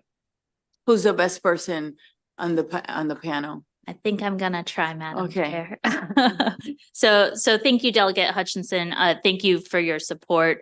We definitely appreciate this concern. I do want to say, and this is, you're highlighting a really key difference between this year and last year. Last year, this was a voluntary option for counties to take up. This year it is mandatory. However, there's a couple of key things that are to help support counties in implementation. First of all, is the timeline. We're kicking out the effective date of this bill for another year to allow for time for implementation. There is the authorization for counties to enter into partnerships. I think we're foreseeing that, like, for example, like areas where you represent might not be something that Dorchester County, for example, could do on its own, but perhaps through a partnership with other counties, they could. The third thing we'll mention is there is funding in the budget, and I think it's in all of our interests to make sure this is a program that's resourced and supported appropriately and well for it to work. And so there's $3 million in our Behavioral Health Administration budget just for this year to help for give grants to counties to start out. But recognizing that the fiscal year that we're about to enter is going to be a implementation and planning year. It is not an executing like actually doing the functions here, right? That would be in fiscal year 2026 under the current law. Or under the bill as drafted. I think the final thing I'd say too, and we want to work with our smaller counties on this. We have the secretary and I participated in conversation with Garrett County's local health officer on Monday, who expressed some real concerns about workforce and just making sure that there was the right time to get the program up and running right. And so I think as we work with you all in subcommittee, thinking through that timeline and what that needs to look like, we're very open to discussing that with you all. But I think that all being said, it is our perspective that a statewide implementation is really the best thing so that we don't create other inequities across the state. Absolutely. So this will be implemented by the county health departments? Is that where that would start? Is that their responsibility? Sure. It's the local behavioral health authorities are assigned with the work in the bill of the treatment plans and working with the individuals in the courts on establishing that treatment plan. So I think it depends on the county, right? So in oftentimes, but not always, the local behavioral health authorities might be co-located or closely aligned with the county health officers. It just depends, but the actual authority and requirements in the bill are all in those local behavioral health authorities in the county. Thank you. And thank you for putting money into it. Last year's bill didn't have any money. And it was actually not mandatory, which wasn't going to work. You know, because we should have require the same care for everyone in our state. And that's important. Thank you for your questions because they're so important. I said that we have Delegate Johnson, followed by Hill. Thank you, Madam Chair, and thank you all for coming to go over this bill and all your work and continuing to listen to all parties to try to make this bill as absolutely good as we can when we roll this program out. So I'm really glad that you allowed some of the counties, as my colleague has said, to work with other counties that may have some of the services already up and running. So some of the money that is being put into this program, will that be able to be used for transportation to get these folks from one county to another? Do you know? So we haven't defined, I mean, we need to work with the counties and understand what the needs are once we start, as Assistant Secretary Grant described, what does the implementation look like? So the money today is not defined, but really we want to work with the local jurisdictions to understand what they need to implement the program. So it may include, so on, you know, for instance, on the Eastern Shore, Midshore is a core, have integrated their local behavioral health authority. And so transportation on the Eastern Shore might look a little bit different than Baltimore County, for example. My pleasure. Delegate Hill. Thank you, Madam Chair, and thank you all for all the work. I was also privileged to work with Delegate Johnson and Subcommittee Chair Bagnall on the work group and the advocates on both sides, and we left everybody angry. So so glad that you've taken it up and are taking it across the finish line. Maryland Judicial Conference. Obviously, we keep talking about courts, right?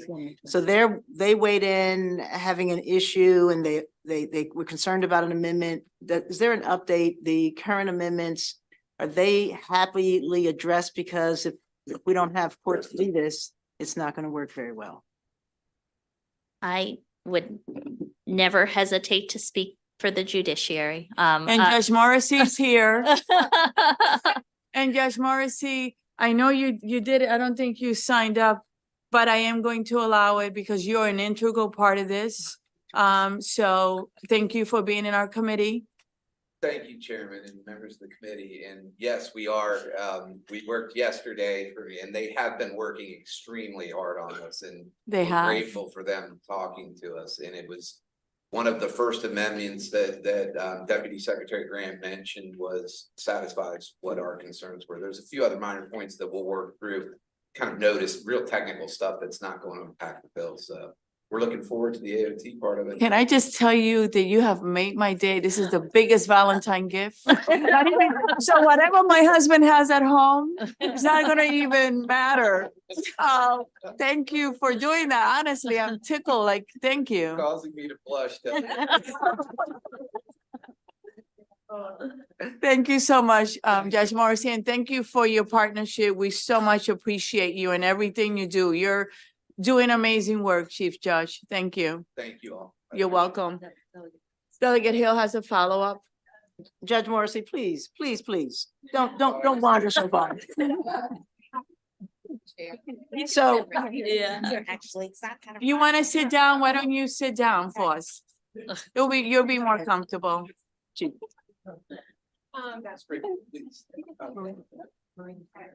All right, Delegate Hill. All right, thank you. So most of us and most of the public are familiar, at least have a passing familiarity with drug courts. Can you just help us to understand how you envision this would be implemented? Will this require a totally separate court, or will it be part of the normal workings of the judges? Will there be one judge assigned, or you just, every jurisdiction will do it differently? Thank you, Dr. or Delegate. And that's a very good question. It's right now, the emergency evaluation, it's kind of an extension of the emergency evaluation process as I see it. And the problem I think that everyone's discussed now is that, you know, when a person comes in, we find them suffering from a mental disorder and being dangerous, and then we send them to the emergency room.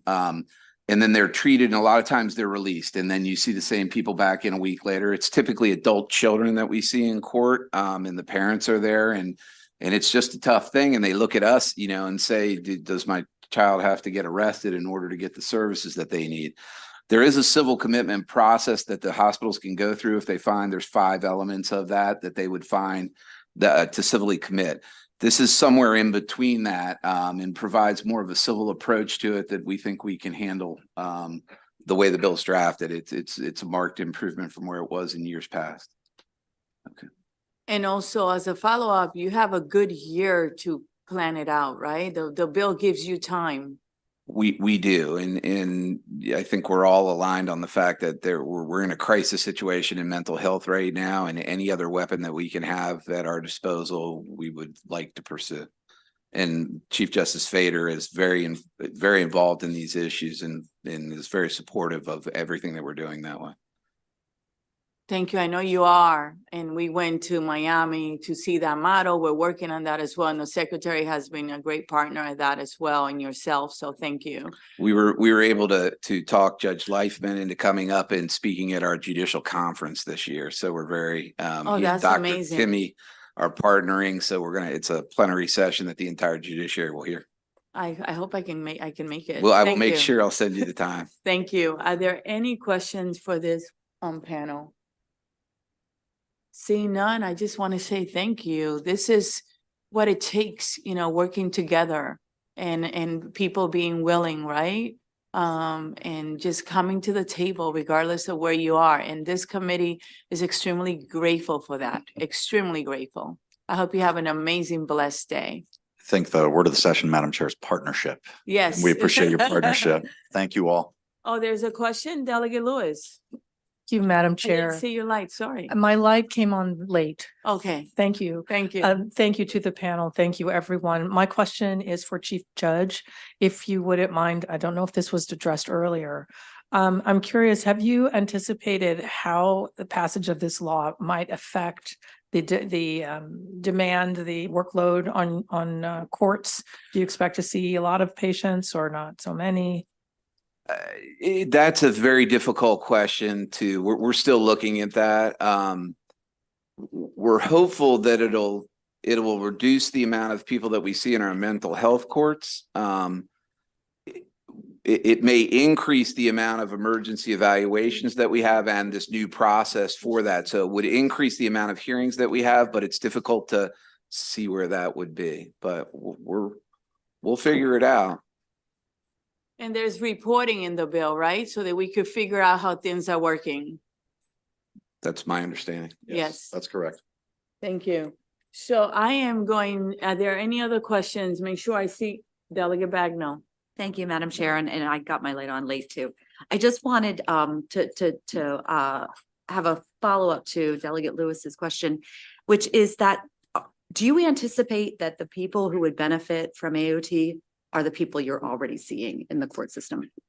Yes, Delegate, absolutely. It's that emergency. There's nothing once the emergency evaluation is ordered, they're taken to a hospital to be seen within 6 hours. And then after that, it's up to the hospital to decide how they're going to act. A lot of those people are, just from my own personal experience as a judge for almost 20 years now, they're medicated and then discharged with no follow-up, no one keeping an eye over. And what we've learned from our problem-solving courts is that what the court brings value to is the oversight portion of this, that we can keep an eye on them. And that's that Miami model that Delegate Peña-Melnick was talking about. The court kind of oversees it, and there's just something about that people seem to respond to. And we've talked about kind of completing the circle. One of the amendments we didn't like that's further along in the bill, and we've spoken to them. We hope we can address that issue where there needs to be, we don't want to hold people in contempt, but what we would like is to channel them back into the emergency evaluation process so that there's a completion of the loop, so that there's just not a part at one point where someone's done out of the program and then there's nothing to follow up with them on. Thank you. Any other questions? Seeing none, I just want to thank you for being patient as we ask these questions, and thank you for working together. And again, this is the best gift I ever gotten on Valentine's. Thank you. Thank You're you. Thank welcome. you, Chair. Let's go on to an unfavorable panel, just to be balanced. If I may have Hannah Dixon, Courtney Bergen, Kelsey McLean, Katie Rose, and then can you pull up, please, Ms. Tinney, Laurie Tinney?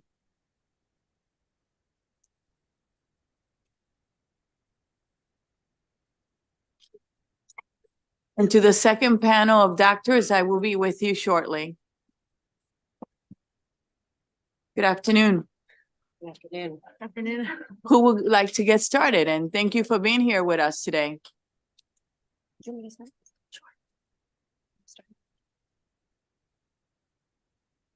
If I may start, that would be great. You don't touch it. I've already violated the rules. It's okay. It's all right. First, thank you. First, I really do just want to thank you, Chair, Vice Chair, and committee members for your leadership, your priority, and your great care in putting mental health as one of our greatest needs in this state. I'm Katie Rouse with Honor of Maryland, and I am asking for an unfavorable report. We truly appreciate having been part of last year's working group, and we are very eager to review the amendments that we understand will restore important clarity and rights protection that were defined through that process. Thank you. Thank you for that. Our written testimony outlines still our areas of major concern: the eligibility criteria, the harms of forced treatment, and unrealistic expectations for implementation. For over 30 years, we have remained fundamentally opposed to involuntary treatment. The stories in our testimony, and some you'll hear today, show how our system can deeply scar people in crisis, even when voluntarily seeking care. And research shows that people of color are subject to physical restraints and forced medication, particularly during the sort of emergency evaluations mentioned in this program, at significantly higher rates. Disengagement from a system that has hurt you, sometimes repeatedly, is a perfectly rational response. Our statewide peer network serves over 8,000 people each year, many of whom could meet criteria for a program like this. But we build strong and trusting relationships by listening, by meeting basic needs first, and by supporting peers in their goals, because feeling respected and safe is the starting place for mental health. And this is also the approach of New York's INSET program, which is a voluntary peer-run alternative to AOT that's been achieving great results since 2018. We really appreciate the efforts of the department and the administration to think through planning and implementation, but there are still many unanswered practical questions about how this is going to work. People with serious mental illnesses have federally recognized disabilities and are entitled to accommodations first. How is this program going to provide the ongoing, non-clinical, non-billable services like housing and transportation? Programs that work, see people as whole people, meet them where they are, and address all the aspects of life. That's what recovery looks like. Serious concerns about an AOT and urge an unfavorable report. Thank you for your time. And thank you for your work to our state. Who's next?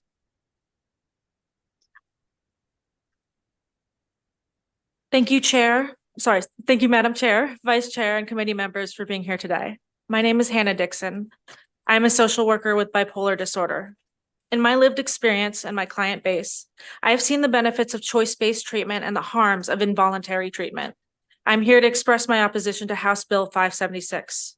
I am a person that received voluntary crisis care. Because of this, I was able to pursue my recovery at my own pace in my education and career in social work. I attribute all of my successes to being given the choice to pursue voluntary treatment. In 2019, I experienced a psychiatric crisis after ending an abusive relationship that I had been too scared to leave for over a year. I went to the hospital to be admitted inpatient, but was told I did not meet the criteria to be admitted. I began to yell and scream. Within minutes, I was surrounded by hospital security. The clinical director entered the room and I spoke to her about how I was feeling suicidal. She listened attentively and referred me to a facility voluntarily. If she had not listened to me, I would have gone home and taken my own life. I knew I needed support, but if I were admitted involuntarily, that would have exacerbated my depressive symptoms and risked my ability to graduate college, which I ultimately did 3 months after this event. Because I had choice in my treatment decision, I am in recovery. With therapy and medication, I have maintained wellness, and I will soon be a fully licensed social worker.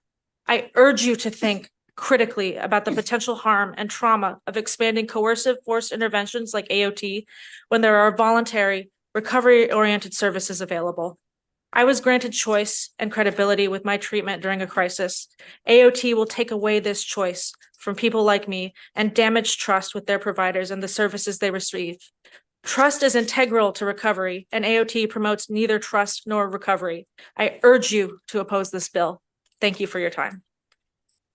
Ms. Dixon, I want to say thank you for sharing your story with the committee. We really appreciate it, and congratulations on graduating college and for going into the field of social work. We need more social workers in our state. Thank you so much for your time today. Thank you, Madam Chair. You're most welcome. Who's next?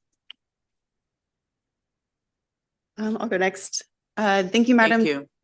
Thank you, Madam Chair and members of the committee. My name is Kelsey McLean, and I'm a Baltimore resident with lived experience of involuntary inpatient hospitalization. I urge you to oppose House Bill 576. I struggle with depression and anxiety, as well as non-suicidal self-injury, which in my case means I cut myself. My self-injurious behavior has never had suicidal intent behind it. In April 2023, I was involuntarily hospitalized because of self-harm after going to an emergency room to get stitches for a cut in my arm. I was not in crisis and was experiencing no suicidal ideation, but the doctor who stitched my arm showed obvious discomfort about self-harm and wrote in my chart that I was having suicidal thoughts.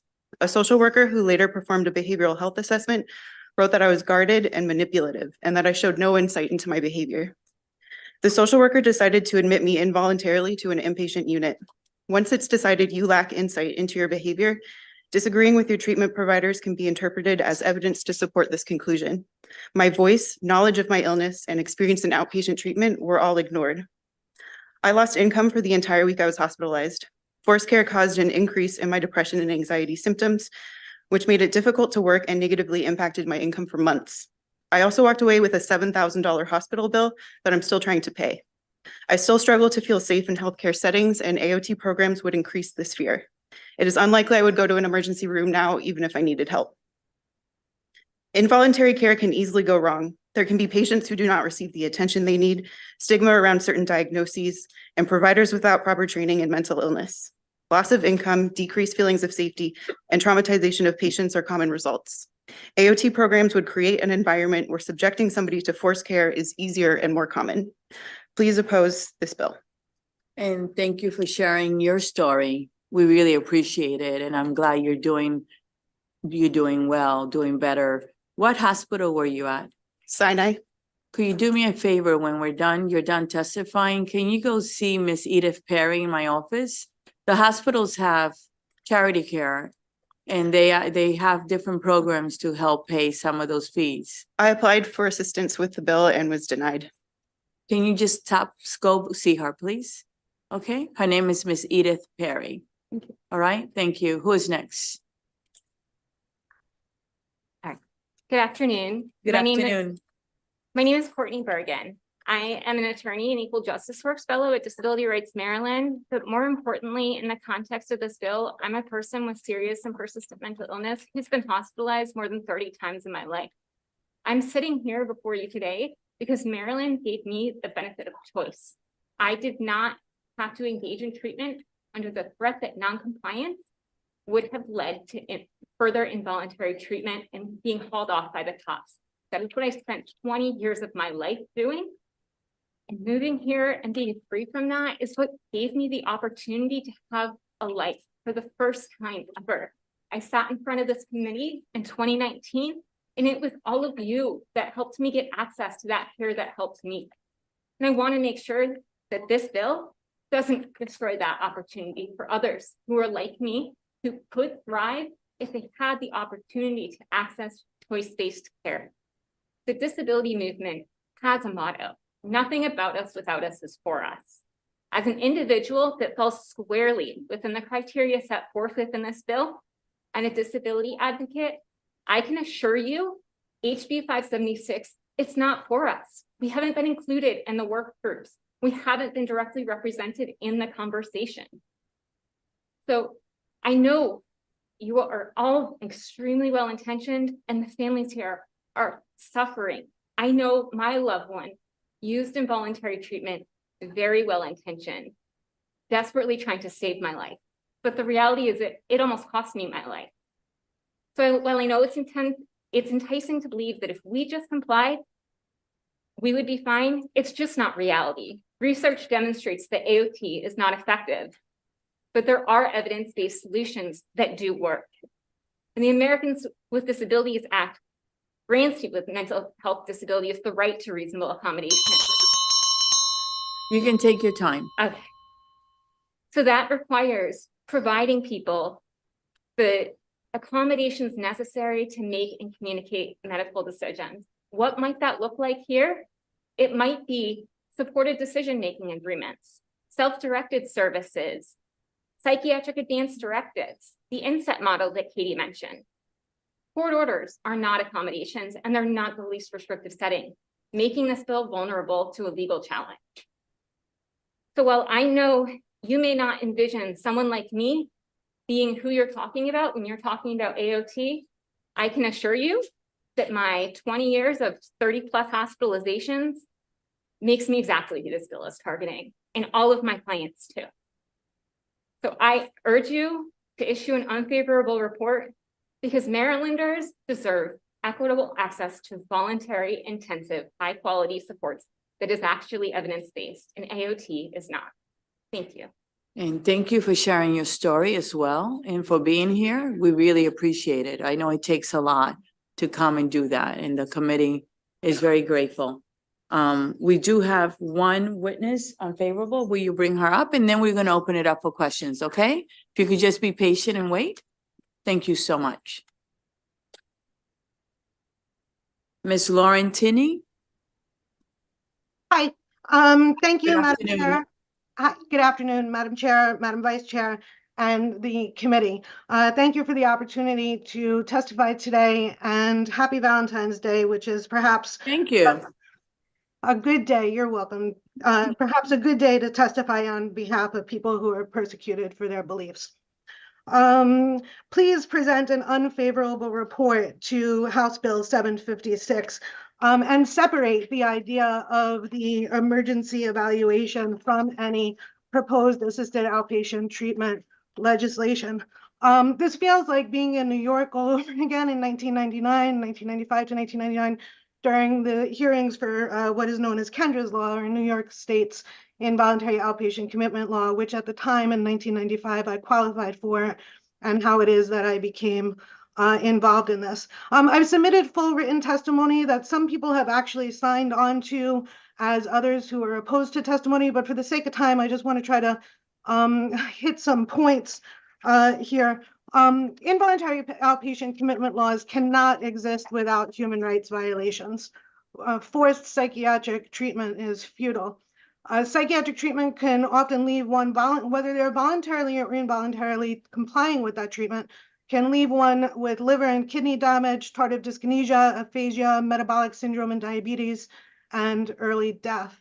In short, any proposed law that would support forced treatment by court order or compulsion or coerced or uninformed compliance presents serious ethical, legal, and practical challenges. There's a need for independent external advocates, and people in peer positions ought not be involved in the support of forced treatment in any way ever. As some key points, there are major human rights concerns. This bill presents human rights violations and concerns risking people to potential iatrogenic consequences. It's a deceptive psychiatry narrative. The racial disparities that are potential for this and that are enacted in other states are clear. And Maryland already shows racialized trends in services that they suppose. There's major financial burdens. Medical evaluation should only be done by medical doctors, and even then the practice is questioned. Please vote unfavorable report on 756. Thank you so much for your time and attention. And thank you, Ms. Tenney, for being with us today. We really appreciate it and appreciate you sharing your story. I'm going to open it up for questions now. Are there any? Madam Chairman, I'm a witness also. My name is Cooper. Sir, can you hold on one second, please? Okay, let me open it up for question. Did you sign up? You're actually, what is your name? I'm Cooper. He's in favor.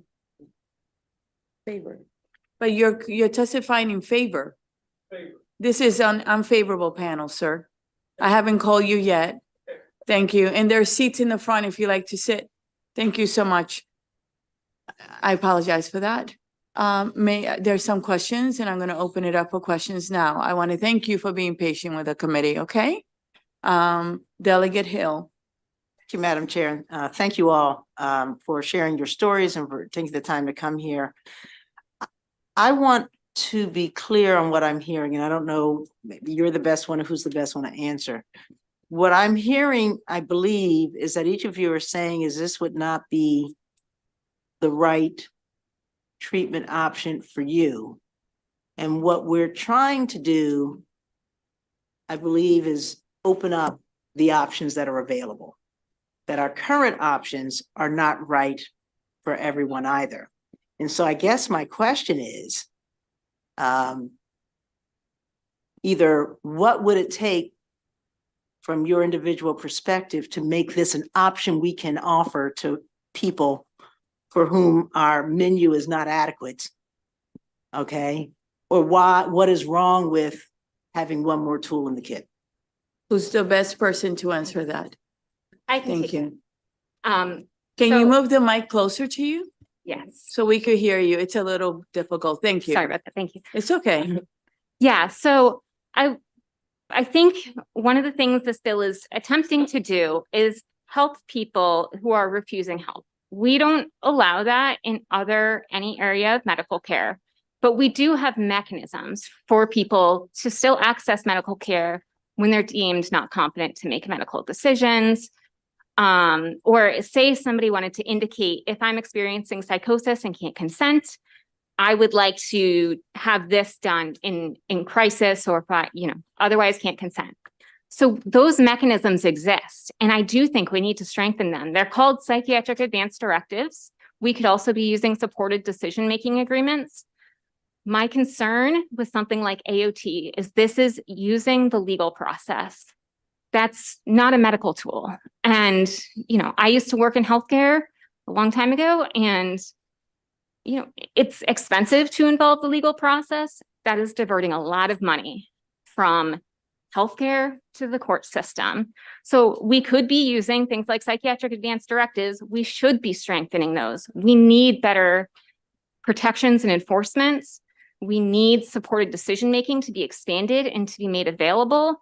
But what we shouldn't be doing, and why I think this is not okay, is forcing people into treatment over their express refusal. Maryland prides itself as being a sanctuary state for people who are seeking gender-affirming care, to protect their bodily autonomy, for abortion rights, to protect people's bodily autonomy.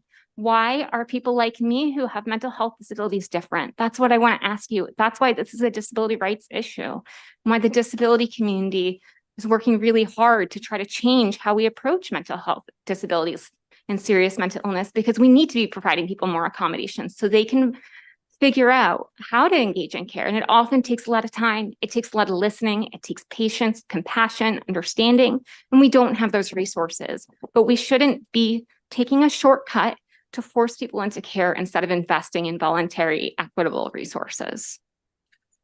Delegate Lewis, followed by Woods. May I, followed by Madam Chair, Wagner. may I add on to that real quickly? We're only allowed one person. One question, all right, Yes, sorry please. about that. It's okay. Delegate Lewis, Delegate Woods, and Delegate Bagnell. Thank you, Madam Chair, and thank each of you for taking time to come here and talk with us, share your stories, your vulnerabilities. It's not easy on a good day, and this is tough. This is tough stuff, so thank you. I learned something from each of you. I'm struggling a bit, and I think you all understand. We just want to do the right thing by people, and we do want to give people options. I think, as Delegate Hill said, the options we have aren't serving everyone. So maybe you can help me a bit. Whoever's best poised to answer this question. Assisted outpatient treatment is it proposes to be different than forced inpatient treatment. Detaining someone against their will, and like in the situation the young lady faced, just horrible. That's not what this bill proposes to do, to seize, detain, and lock someone up. This bill proposes to offer outpatient treatment, which seems less onerous to me. And so I just really want to understand, can you envision a type of person for whom this intervention could be helpful? Because it seems to me you're all, with whatever struggles, competent, articulate, self-aware, strong. But there are people who are different than you who might benefit. So I'm just wondering if one of you could describe a person who could potentially benefit from AOT. I think if it's okay, I'll speak to this. So as Courtney brought up, and I will not speak for you, but is someone who absolutely would meet the criteria. So I think the idea of like, who is someone who could benefit from AOT, like who's targeted for this, we just heard from Courtney. The other thing that really comes through, I think, when we look at AOT is a question of what happens if you don't show up? What happens if you receive a notice for court date and you don't show up? Are the police sent to transport you? Is a case manager sent to go get you? That's not a billable service. What if you don't have housing? What if you don't have a phone? So I think the pieces that are missing are AOT says services must be delivered, a person must use services. If that person doesn't use services because they don't want to, or because they can't, they have a barrier, how are those barriers being eliminated? And if they're not, for reasons of there isn't housing available, or the person is where the resources able to provide the sort of non-clinical, non-billable services that underpin someone's ability to engage. Ultimately, it ends up every time with someone going back to the emergency room for an emergency evaluation. And that is where use of force necessarily comes in, right? Our emergency petition says that someone's transported by law enforcement in handcuffs in the back of a car. You sit in an emergency room for God knows how long. What kind of care do you experience there? And as we heard from my peers here, there are so many wonderful providers who understand mental health and who understand how to work with folks. And unfortunately, there are also providers who are still suffering from misinformation or stigma, who instead of listening to what people ask for what they need, I need some stitches, right? So that I can be safe. I need some care.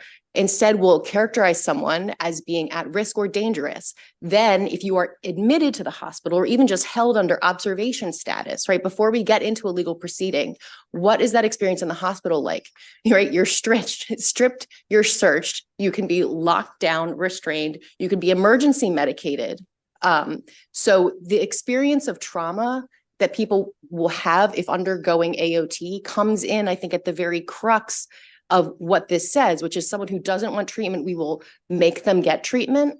What if they refuse that outpatient treatment? We are right back where we started, having a traumatizing experience again. Does that answer your question? I think that's where the connection is.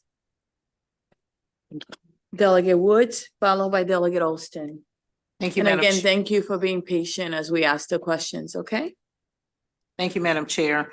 You're So I welcome. think that both Delegate Hill and Delegate Lewis have kind of touched on what my concern is. And my concern comes, I am a licensed social worker. And so I have seen where there was a necessity to have someone receive treatment involuntarily. One concern that I have, and I hear you talk about the psychiatric advance directives. Everyone doesn't have access to them. I also serve children. And so that's one concern.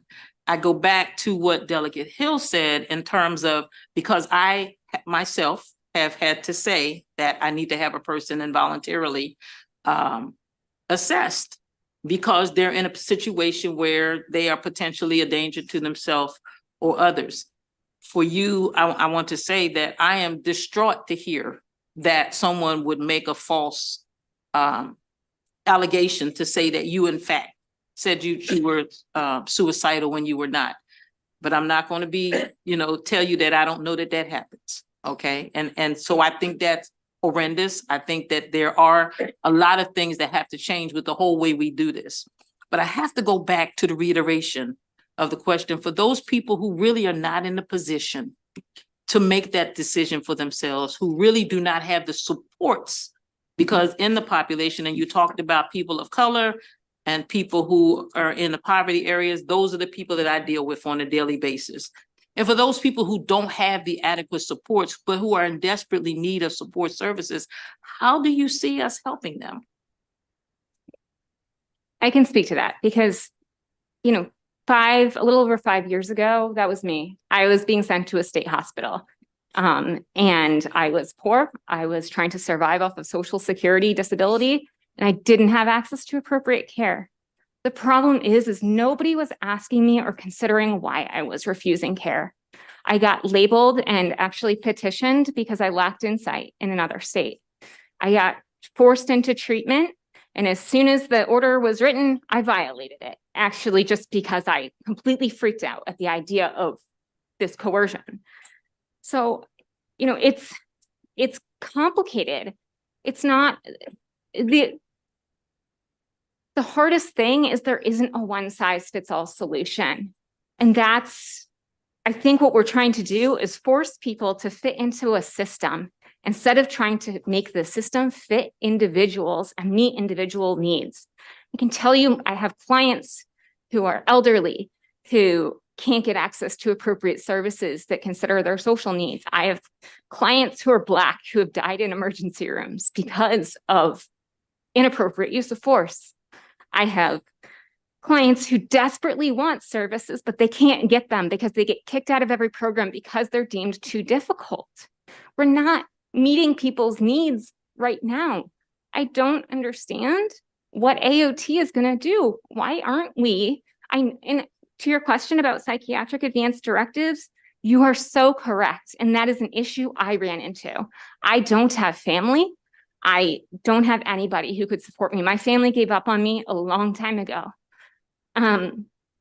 So it's an issue, but my question would be, why aren't we investing in things like involuntary psychiatric advance directives to reduce the use and the need for involuntary treatment, to understand what are people willing to engage in? So the INSET program that Katie mentioned, that is exactly what that program is designed to do. They're not targeting people who will voluntarily engage in treatment. They're targeting people who can't, for whatever reason, or don't have the ability to access voluntary treatment, often due to a lot of social barriers. They build a relationship. They work on building that understanding and offering basic needs. And then only after basic needs are met and that relationship is established, do they talk about further treatment that maybe a person has tried before and hasn't worked, or work on understanding that piece. But you have to meet people's basic needs first. And we're not doing that. So we are not trying to take anything away from anybody. In fact, I think we're trying to do the opposite. I just published a paper on this issue. It's extraordinarily long, so you're welcome to read it, but we'll leave that up to you. My concern overall is that the more you increase the use of coercive and forced treatment methods, it actually reduces access to care overall. And so that's really, at the end of the day, what my concern is that we could be inadvertently reducing access to care for those who most need it, when we could be doing other things that would be more effective. Sure. Yes, go ahead. I don't ask though. No, go ahead. Chair. I Okay. appreciate your background as a social worker. Yes, thank you. And so I hear everything you say, and I absolutely positively respect and receive everything you're saying.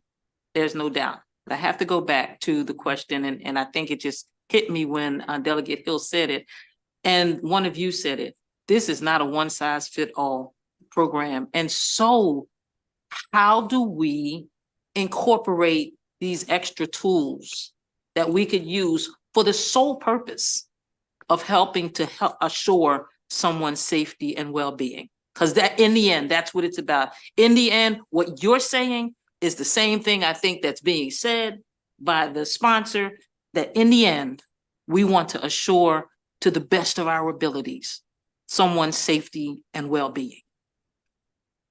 So I think the history, if I may, the history of Honor and of Maryland, our network started over 40 years ago by a group of people who had experienced ineffective or harmful treatment out of the psychiatric system and came together for advocacy, but also for peer support, right? Non-clinical folks who had lived through similar circumstances, being hospitalized, dealing with psychosis or mania, or adverse childhood experiences of assault or abuse or trauma that we know so often are underlying a lot of mental health issues, and also are very much at play when we are looking at pressure, coercion, force, restraint, seclusion, all of the things that our system does when we don't know how to help someone, that are actively re-traumatizing to folks who likely have a strong trauma history already.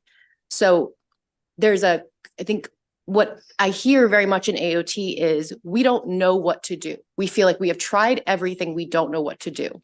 What do we do? I think the answer is we listen to people who have lived through it and who have gotten better. And that's peer support. That's the peer movement of folks who can share wisdom and knowledge together, but also support and hope and a sense of unconditional high regard and mutuality and respect. You create an environment where people feel like, I can do this, I can get better, I do have support, I am loved, I am cared about, I am heard exactly how I am, exactly who I am, and I'm given the support and so the opportunity to move toward the things that I want to do, which may not be the things you want me to do, but the things that I want to do. And that gets me practicing moving forward in my life, and that starts opening up possibilities from there.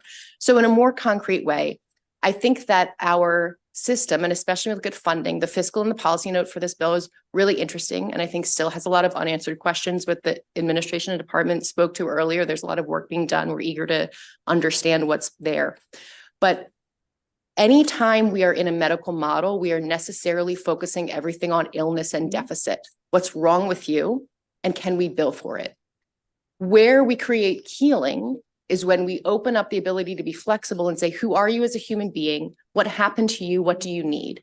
So questions of maybe what I need is housing. And when that is unlocked, then things open up. Maybe what I need is a sense of being loved and cared for. So if I can go to one of our peer centers every day and know that I'm safe, I can get something to eat, I can see my friends, maybe I can check out that support group that I've heard about because I've been around long enough to feel safe. So I think there are non-clinical supportive services that we could be expanding that allow folks to have a feeling of being relaxed and safe in a system, right, that is not relaxing nor feeling safe. And that is what opens the possibility.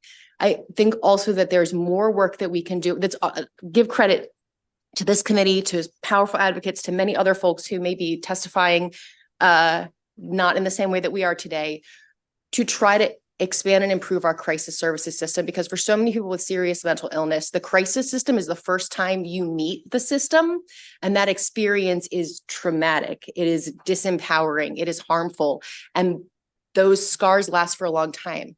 So there's improvements that we can be making there. I do, if I may bring up two more things, which is in 2021, the department convened a group of stakeholders on this issue of involuntary commitment. And as you can imagine, there was a lot of disagreement. But the one thing that we could all agree on was there needs to be training, comprehensive training on what the standards are about when involuntary treatment can be used. And there needs to be data collected to understand where it is happening, where it's not happening, where it's inappropriately happening, right? That was the one thing we could all agree on. That hasn't happened yet. And in this bill, when it was proposed, the data elements also, I think, were really lacking. So why are we looking to invest so much time and energy to put so much burden on our local behavioral health authorities, on the police departments, which are necessarily going to be involved with this because it is a legal tool, without sort of a real look at what's happening currently around involuntary treatment and finding ways to improve things through training and expanding what is already in place in Maryland and is already working well. Does that answer your question? It's a long answer. Thank you. Thank you all. I'm going to yield, Madam Chair, because I could have this conversation all night, and I don't think everybody in here wants to do that. So, Madam Chair, thank you. I'm going to yield, but I again want to thank you all for your stories, for your testimonies, and for having these difficult conversations. Madam Chair. Thank you. Thank you. I have next Delegate Alston, followed by Martinez. Thank you, And Madam. thank you, Delegate Woods. Thank you, Madam Chair, and thank you all for being here on Valentine's Day. I know this definitely means a lot to you all to be here on today. One of the things that I wanted to just be clear on is that we have significant amendments that are coming forward that actually address a lot of the concerns that you've just raised. So first, the bill as written says that they will consider advanced directives. The change says they will honor them. So those advanced directives that are written will be honored.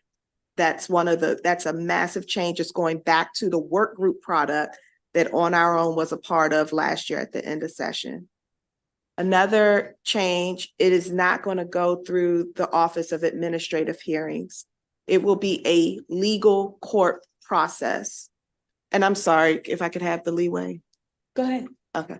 It will be a legal court process where the person will be represented by either an attorney of their choosing, or if they cannot afford one, by the Office of the Public Defender. And that attorney will then have the right and the ability to advocate and speak on behalf of their client, whether they have the capacity or not. So we are doing everything in our power. We're trying our level best to get it right. And I know that there may be some fundamental differences in beliefs, but we are doing everything we can to protect the rights of the people that may go through this program. But what the program is not forced commitment.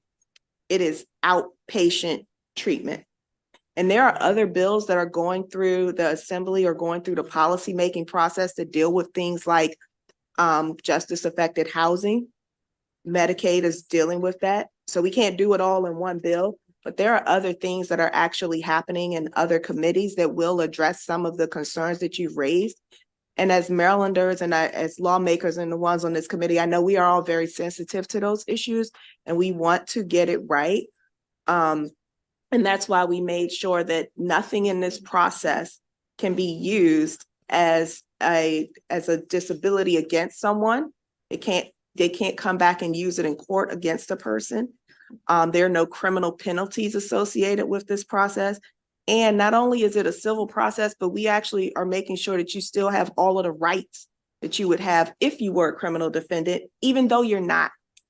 So I wanted to clear that up because I think a lot of the concerns are concerns that when we saw the bill, people who were on the work group, we had those concerns too.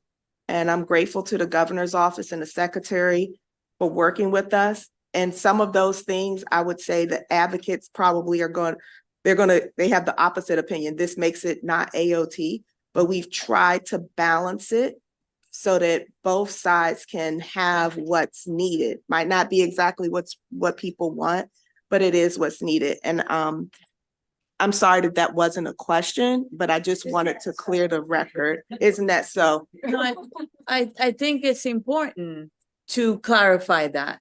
And my question is, given what you just heard from Delegate Alston, that it's really not AOT as you describe it, or New York or anyone else, will you support something like this? So I think we, all of us represent our own perspectives. So if I may say for Honor of Maryland, it is fundamental to our mission that we oppose the use of forced treatment. That is baked deep in our bones. And it is in honor of all the people in our community who came before and all the people today who are in the hospital, who maybe have been there for hours or days or weeks. Folks who have tried to get in programs, who've been kicked out of programs, who've not found understanding. So we are just fundamentally opposed to the use of force. We believe there's a better way. The other thing I would just say is, if it involves a legal order, then it is coercive by definition. I think unless you disentangle the legal order piece, that's, yeah. And if I may, as I listen to all of you attentively and with respect, because you deserve it. Everyone that comes here deserves it. And it takes a lot to discuss these issues. And I hope that we're doing it in a respectful way, that you feel respected and that you feel heard. Do you? So this comes from the heart. There are people that will never be able to make this decision without getting their medication and without getting the help they need. You ladies are smart, articulate. There's so many people that are not. I'm a former public defender and prosecutor. Trust me, I got out of it because I got burned out. And there's people that I will come back to court over and over again. There's just simply people that will never be able to make those decisions without intervention. And this is the bill that is limited in scope, very limited for those people. It is not the intention. I don't want you to leave here thinking that the intention is to put anyone away or force them. This is very limited. And I just want to put that out there, okay? Because it's important, because intent matters as well. I know Delegate Martinez has a question. Thank you, Madam Chair. Yes. And I join my colleagues in thanking all of you for not only just your advocacy, but your bravery and testimony today to share your stories and to talk about, your point of view and perspective around this particular policy. I'm a family member of someone who needed AOT and understand the difficulties that it is to work with folks who just don't see the world the same way you do, right? We always joke that we're in a digital world and my brother's a little bit more analog than the rest of us, right? But my question, and I think the chair kind of got to this a little bit, is there any, potential moment where you feel like this could be necessary? Do you feel like there are patients or people here in Maryland that this is necessary for? And are we not serving them because we don't have these tools? And if I may, Ms. Laurentini, I think we do not allow the witnesses to ask questions. We ask the questions, but if you want to take this question, we welcome it. Do you want to take this question? If you do, this question, so Yes. very limited to this question. Thank you. I think that the entire idea that any involuntary outpatient commitment law that rests in the field of psychiatry is acceptable is allowing the field of psychiatry to perpetuate the fraud that it has cast out over society. It is wrought with human rights violations, lack of efficacy. There is not one biological test for any psychiatric diagnosis, and tremendous evidence of the biological damage that psychiatric responses cause people, including death. So is there anybody that this law is applicable to? And the answer is no. And it has to be a firm no, that because it is rested in an idea that psychiatry has some kind of solution to any of these problems outside of social control. Also, the criminal system that keeps on being brought up inside of this, which needs an evaluation and abolition of its entire way of being as it is at this point, is not a requirement for meeting the requirements of the law. And so by continually wrapping in the potential criminality that doesn't actually exist as a requirement for the law, builds into society the idea that this is a legitimate thing because it's going to protect people from people and from people who are psychiatrically involved. And I think that is the deceptive psychiatry narrative that is rooted in misinformation and harmful outcomes, and the harmful nature of psychiatric treatment must be at the core of this. And even though it is not institutionalization in an inpatient facility, what it creates is an institutionalized community where people are still under an involuntary commitment, where drugs are being forced to be ingested or are being shot into people on time-released management. And if people don't comply with the treatment, they are then threatened to undetermined amounts of time of involuntary commitment in an institution. The Schwartz et al. Report, which I urge you all to read from New York, which the New York State Legislature commissioned, talked about because there were so many racist kinds of issues that were coming up inside of how the program was being implemented, talked about it as the decision as to whether this is a program that helps a population of people who may be in need of something versus a population of people who are already discriminated against and leads to further oppression, is rooted in the idea as to how you see a psychiatry. So eliminating the authority of psychiatry and holding psychiatry accountable to the actual science that exists is an important piece of this.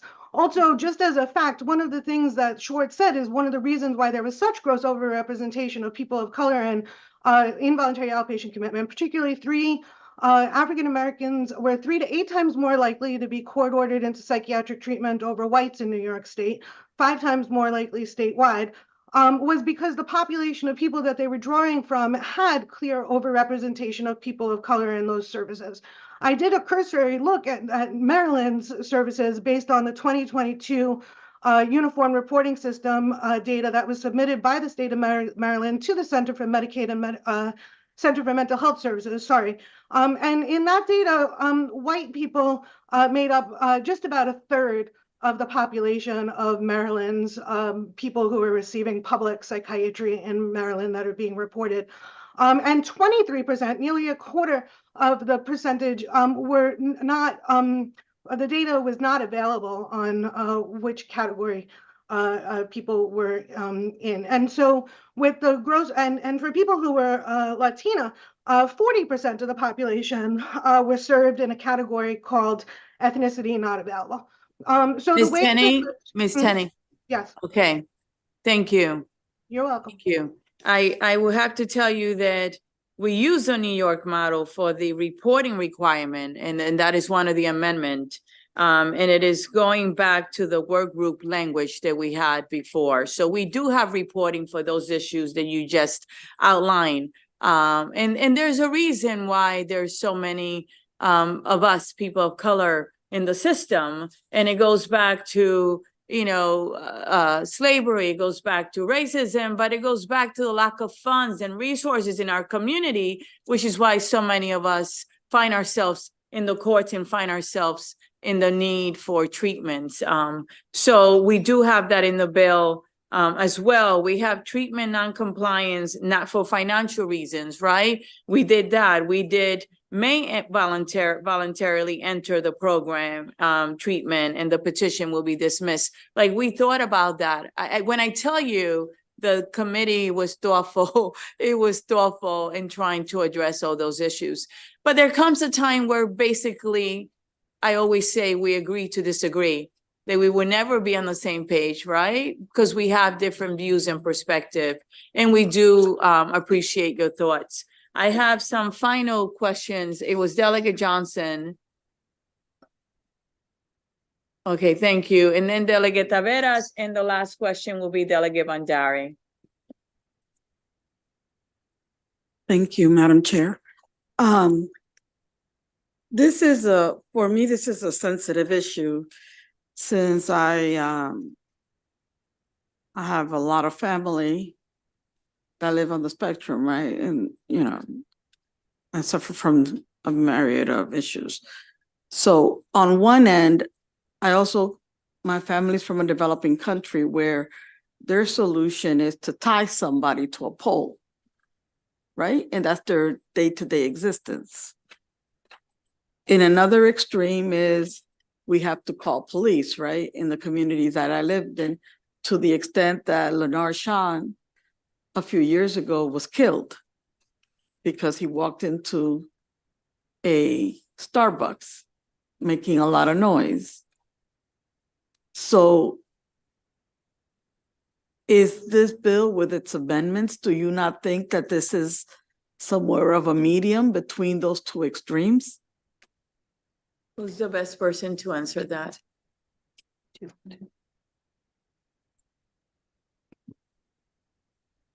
So I think the issue is that we're trying to use a court process to solve a social problem. And ultimately, I think I don't want to dismiss any possibility that there's someone who could benefit from this. I think we've heard from people on the other side who've said they have. But the problem is I think we really, really need to consider that there are also risks and that there are reasons why we have a right under our constitutions to refuse medical care generally, and we protect people's right to bodily autonomy. And so I think it's a really, really complex issue. And I think we are all in agreement here that our communities need more resources. That I don't think is in dispute. And I think all of us here support that. But I think the issue is how and the mechanism for how we're getting there. Because for me, when I'm faced with a court order, and I have personally been faced with that a lot of times, people were trying to save my life. But the reality is it almost cost me my life, because to me, it felt like a threat. And I can tell you, that's what it feels like to my clients too.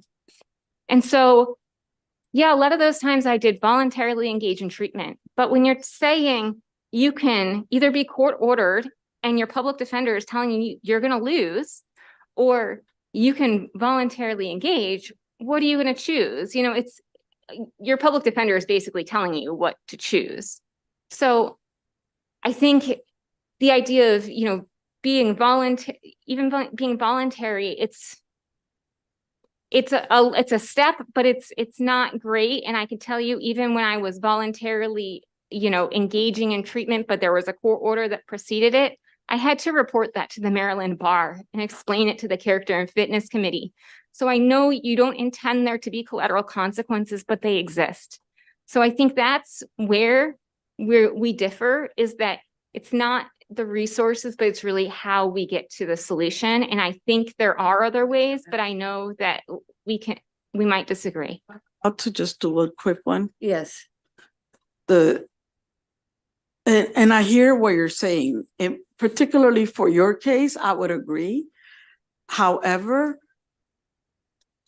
the alternative is for some of these individuals to end up in prison.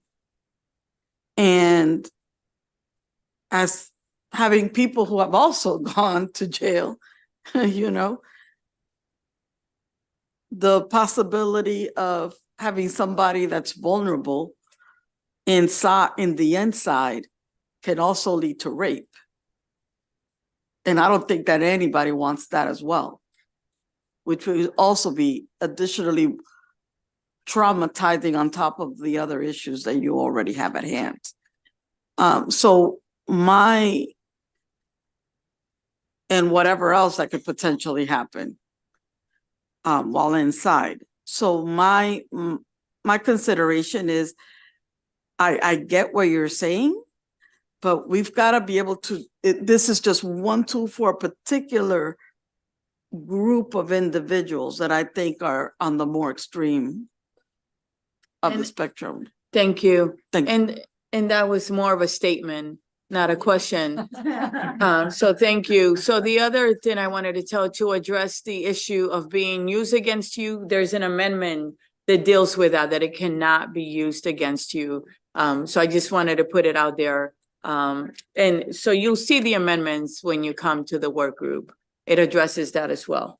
I don't see any, Delegate Bandari has the last question. Yeah, thank you, Madam Chair. I know it is very sensitive issues. When I heard you and read your arguments against AOT, pretty much I do agree on so many of the arguments like autonomy and rights and effectiveness and ethical concern and resource allocation. What I understood this bill, you could comment on that, is this is public safety and individual well-being. Like it can enhance public safety, and so many colleagues here say ensuring individual with severe mental illness who are at risk of harming themselves. You know, that's number one. And number two is prevention of crisis, that like it might intervene and like so many the encounters with the criminal justice system, and they can get the treatment in the community. And lastly, the support system. So many folks don't have the structured support system who struggle to engage with voluntary services. Do you want to comment that? I wanted to make sure that we support rights and all type of thing, you know, but I wanted to have a comment. Yeah, so I think one of the things is we're assuming that like these people aren't in the room, and you know, people like me, we exist all over the place, but what I, you know, put in my written testimony, but I also want to really say very clearly is that I am an exception in one way, that I got like a 1 in a million chance when I moved to Maryland 5 years ago in 2019, when I sat here before you, and you all helped me get an opportunity. And it was helping me get 6 hours of intensive services that I couldn't be provided elsewhere, and, you know, medication management. And the reason I was refusing care before was, and the reason I succeeded here, it was because there was not a forced treatment model. So there's a space where we could have an alternative, where people do get the resources, where they're equitably allocated to all of our communities. And it's not, you know, one lone individual like me who gets that 1 in a million chance. Because, you know, in 2018, I sat in a hospital and I was told I was hopeless, that I would live the rest of my life in a state hospital. But you all gave me a different opportunity and created a different outcome. And the thing is if we go this route, what happens to the next me that comes along and is sitting before you saying they can't get care, and they get forced into care because they can't get care because it's not available and there's not culturally responsive care, which was part of the issue for me. It didn't consider my multiple disabilities, my autism and my physical disabilities. And so I know we all are, again, we're here really well intentioned, but the outcome, I think it's not, it's actually taking away possibilities. You know, why wouldn't we try less restrictive things like the NSAP program that has been really successful? They've not had one person who enrolled in that program who then went on to need an AOT order. So if we don't have resources like that here, and we instead go on to implement AOT before trying things like that, you know, what are we saying to those individuals who could be helped and could be diverted from the court system with voluntary services? Because the thing is, medications, I don't believe that they're a fraud or that they don't work. I do believe they work. I take mental health medications now that I'm being listened to, and that the side effects that I was having are being addressed, and I'm being given medication that worked. The problem was there was a reason I refused treatment, and every client I talked to has a reason, but no one is taking the time to work with them when they're in psychosis, when they're experiencing delusions, to really understand what those reasons are. And that's where, when we're talking about accommodations, that's what we mean as disability advocates, because we could be putting in those accommodations to really work to understand and engage people in treatment voluntarily, because this might work for 6 months, but then at the end of that 6 months, do you court order somebody again? And what happens if they don't comply? Based on this bill, the police show up. So they still end up with a law enforcement interaction, and people with disabilities account for 25% of law enforcement deaths, and that includes mental illness. And people of color are, a significant amount of those deaths. So I know, again, we all mean well, but I think we need to figure out how this works in practice and who this is impacting and how we can get people the resources they need. And they may not want them right now, but how do we understand how to get them to them still? And I think we all disagree that this is the right way, but I do think we think there are other ways to get there. Thank you. Any other questions? Okay. And again, the police doesn't show up. I want you to read the bill and participate in the subcommittee, okay? Because the amendment addressed a lot of what you brought up today. Thank you so much for being with us. We really appreciate your testimony, but we appreciate you sharing your personal experiences. And I hope that you leave here feeling that we heard you, okay? And that we respected you and had a good conversation. And I thank you for just coming and speaking from the heart, okay? I hope you have a great day. You are welcome in the subcommittee as well. Have a blessed day. Thank you so much. Thank you. Thank you. You're most welcome. Next, we have the panel of the second panel, if I may, Cynthia Lewis, Elias Shaya, Rishi Gautam, I hope I pronounced it correctly, and Sarah Ben Remen, Yelena Gelmeschein, and Pegeen Towson. Will you be so kind and come up? And for those of you that are still waiting to have your bill heard, just be patient. We will get to you. We're giving you the same attention, I promise you. Okay? A little tired perhaps, but our ears are still sharp, okay? And good afternoon. How are you? Good, thank you. Good. Who would like to get started, Good please? afternoon. Actually, it's afternoon now, right? Yes. Go ahead. Madam Chair, Patient treatment. Madam Vice Chair, members of the committee, good afternoon again to you, and thank you for this opportunity. And if you would allow me, I would like to also thank the previous panel for their heartfelt presentations, which I truly agree with most of it. My name is Elias Shaya. I'm a psychiatrist and the Regional Medical Director for Psychiatric Services at MedStar Health in Baltimore. I'm speaking in support of the bill to help our patients with psychiatric diseases be treated just like all other patients. One of the most disabling symptoms in medicine is called anosognosia. It prevents a person from seeking treatment. Anosognosia is defined as a loss of awareness of one's illness and is caused by injury to the part of the brain that is responsible for that function, taking away our ability to make informed decisions. For example, in a condition called Anton syndrome, a person has anosognosia, but also has total blindness. However, they would insist that they can actually see perfectly, even though they're literally walking into walls. While anosognosia is rare, with blindness, it is present in 100% of the patients who will be helped by this bill. Over the last couple of decades, many medical services have been moved out of hospitals.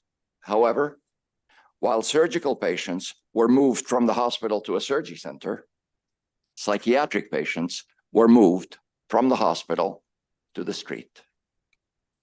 When lucky, those patients show up at a homeless shelter or in jail.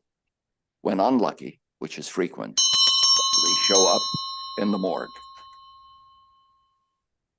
That brings me to the stigma of mental illness. Stigma is present in various forms of discrimination. For example, all patients who lose the ability to decide or consent to treatment are protected by law, except for patients with psychiatric disease. So my wife can consent on my behalf to have brain surgery, but she is not able to consent. She's not allowed by law to consent on my behalf to be given a medication for a psychiatric disease. This bill helps fight stigma, and it helps prevent such discrimination. Thank you. Thank you for your time and for being here today. Next, please. Good afternoon, Chair Pena Melnick, Vice Chair Cullison, and all the committee members. And I deeply appreciate the testimony of the panel before us. I, for the record, am Dr. Rishi Gautam. I serve as the Chair of Psychiatry at LifeBridge Health, a health system in Baltimore and counties around in Maryland. The story that Dr. Scott, Secretary Scott shared with us about a couple of patients is what we see day in and day out in our emergency rooms, in our hospitals. I would like to draw a distinction between severe mental illness and mental illness. Severe mental illness is a subset of the most severe form of psychiatric conditions. Those afflicted with severe bipolar or a severe psychotic symptom disorders. And it is a condition which affects the lived experience of humanity. It pervades every experience into outside of the person, into their family life, and affects their families equally, if not sometimes more. The biggest reason which affects people's ability to seek treatment is what Dr. Shaya here mentioned, which is anosognosia. It is a neuropsychiatric condition which prevents the person from appreciating the need for treatment, and the illness itself becomes a barrier. Maryland is unique in many, many ways as a pioneer to promote population health, community-based programs, health equity, which is tied into its fiscal model, the total cost of care. Health systems and organized medical centers are held accountable to ensure patients and people and communities are able to live in their homes and enjoy the highest quality of life. A bill like this will afford the same opportunities for people with severe mental illness. I, along with my panel here, strongly support this bill. And thank you, all of you again, for all the hard work you've done in the past. Thank you. Thank you for your service. Next, please. Good afternoon, Chair Pena Melnick, Vice Chair, and members of the committee. I'm Sarah Van Remen. I'm an emergency psychiatrist who works at University of Maryland Medical Center, and I'm the Director of Psychiatric Emergency Services there. I joined this panel in support of House Bill 576 because too often my team in the Psychiatric Emergency Department learns that one of our patients has died or been incarcerated because the current mental health system does not meet their needs. We get to know our patients in PES very, very well because of how frequently we see the same friendly faces, as we call it. Just as a statistic, in 2023, 10 individuals, just 10 people made up 17% of the visits to my psychiatric emergency room. We're seeing these people on the daily, sometimes bi-daily basis, and we know them and we mourn their losses every single time they go missing. We try to figure out what happened. One heartbreaking case, a middle-aged woman was released from state hospital. She was so well at that moment because she had received care in the state hospital. She'd been given medications, placed in a group home. She actually called our PES to apologize for assaulting the physician that had led to the charges that led to her going to state hospital where she was when she was in competency on trial. We sadly had to watch her for the months after she was released from state hospital, stop taking her medications, become psychotic again, leave her group home, end up back on the streets in Baltimore, not take care of her medical conditions. And we were handcuffed by our current laws because she did not meet the criteria for inpatient civil commitment. She did not want, because of anosognosia, any interventions in the outpatient setting. And we had to watch and wait until eventually she assaulted 2 strangers in the community, was reincarcerated, is awaiting a state hospital bed again. My team has patient stories, more than we can possibly tell you in the next 17 seconds, and they all have the same theme. They do not have access to outpatient mental health treatment because we don't have AOT. We are missing that tool in this toolbox in our state. With the right tools, we can treat these individuals, just like the patient I just talked about. In medicine, we have this important concept of standard of care that any reasonable medical profession would provide if faced with a clinical situation. If you show up with chest pain in the ER, you're getting an EKG to check your heart. 47 out of 50 states have an AOT process. We don't. We're providing substandard care to our patients who need it most, are most vulnerable in our community. It is just demoralizing knowing we don't have the ability or power to intervene. And we are here as an advocate on behalf of this group of individuals because they cannot advocate for themselves. It is impossible to advocate for yourself if you're living on the streets of Baltimore in February, trying to find your next meal, trying to stay warm and dry. It is impossible to be here and sit here and testify in this committee if you're incarcerated, if you're hopping between ER to ER, just trying to find the next thing to eat today. You cannot do that because your illness is out of control and unable to be treated without AOT. I very strongly feel that AOT is necessary to help this small, remember I said 10 patients making up 70% of this, a small group of individuals that would fit into these criteria, and we'd be able to help provide them with treatment. Please vote in favor of House Bill 576. Our neighbors cannot keep waiting to be treated with the dignity and respect that they inherently deserve as citizens of Maryland. Thank you for your testimony. And there's a Cynthia Lewis. Oh, you are? Okay, great. Good afternoon. Good afternoon to Madam Chair, Vice Chair, and the committee. I'm losing my voice, so bear with me, but my name is Dr. Cynthia Major Lewis, and I am the Director of Adult Psychiatric Emergency Services at the Johns Hopkins Hospital. I also sit on the Legislative Committee for the Maryland Psychiatric Society, and I am co-chair of the Baltimore City Suicide Prevention Legislative Task Force. I am providing testimony today in support of House Bill 576 as an individual and an emergency psychiatrist, although Johns Hopkins and MPS and the Suicide Prevention Task Force are supporting this bill with amendments. And we do appreciate the administration's considering the nearby versus nearest standard, which we all agree needs to remain the current law. As a physician, I took an oath to first do no harm. Maryland's lack of an AOT program does not allow me to live up to this oath. My patients are dying because Maryland does not have assisted outpatient treatment.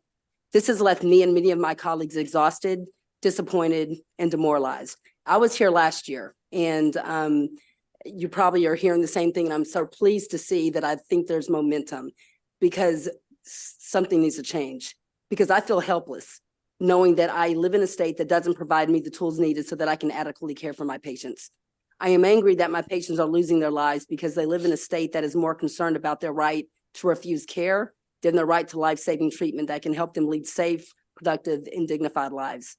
I am perplexed that this bill is considered controversial, but then again, I'm not. We live in a democratic society where we have choice. So I see where the controversy lies, but I'm hoping that we can work through this controversial aspect of this bill.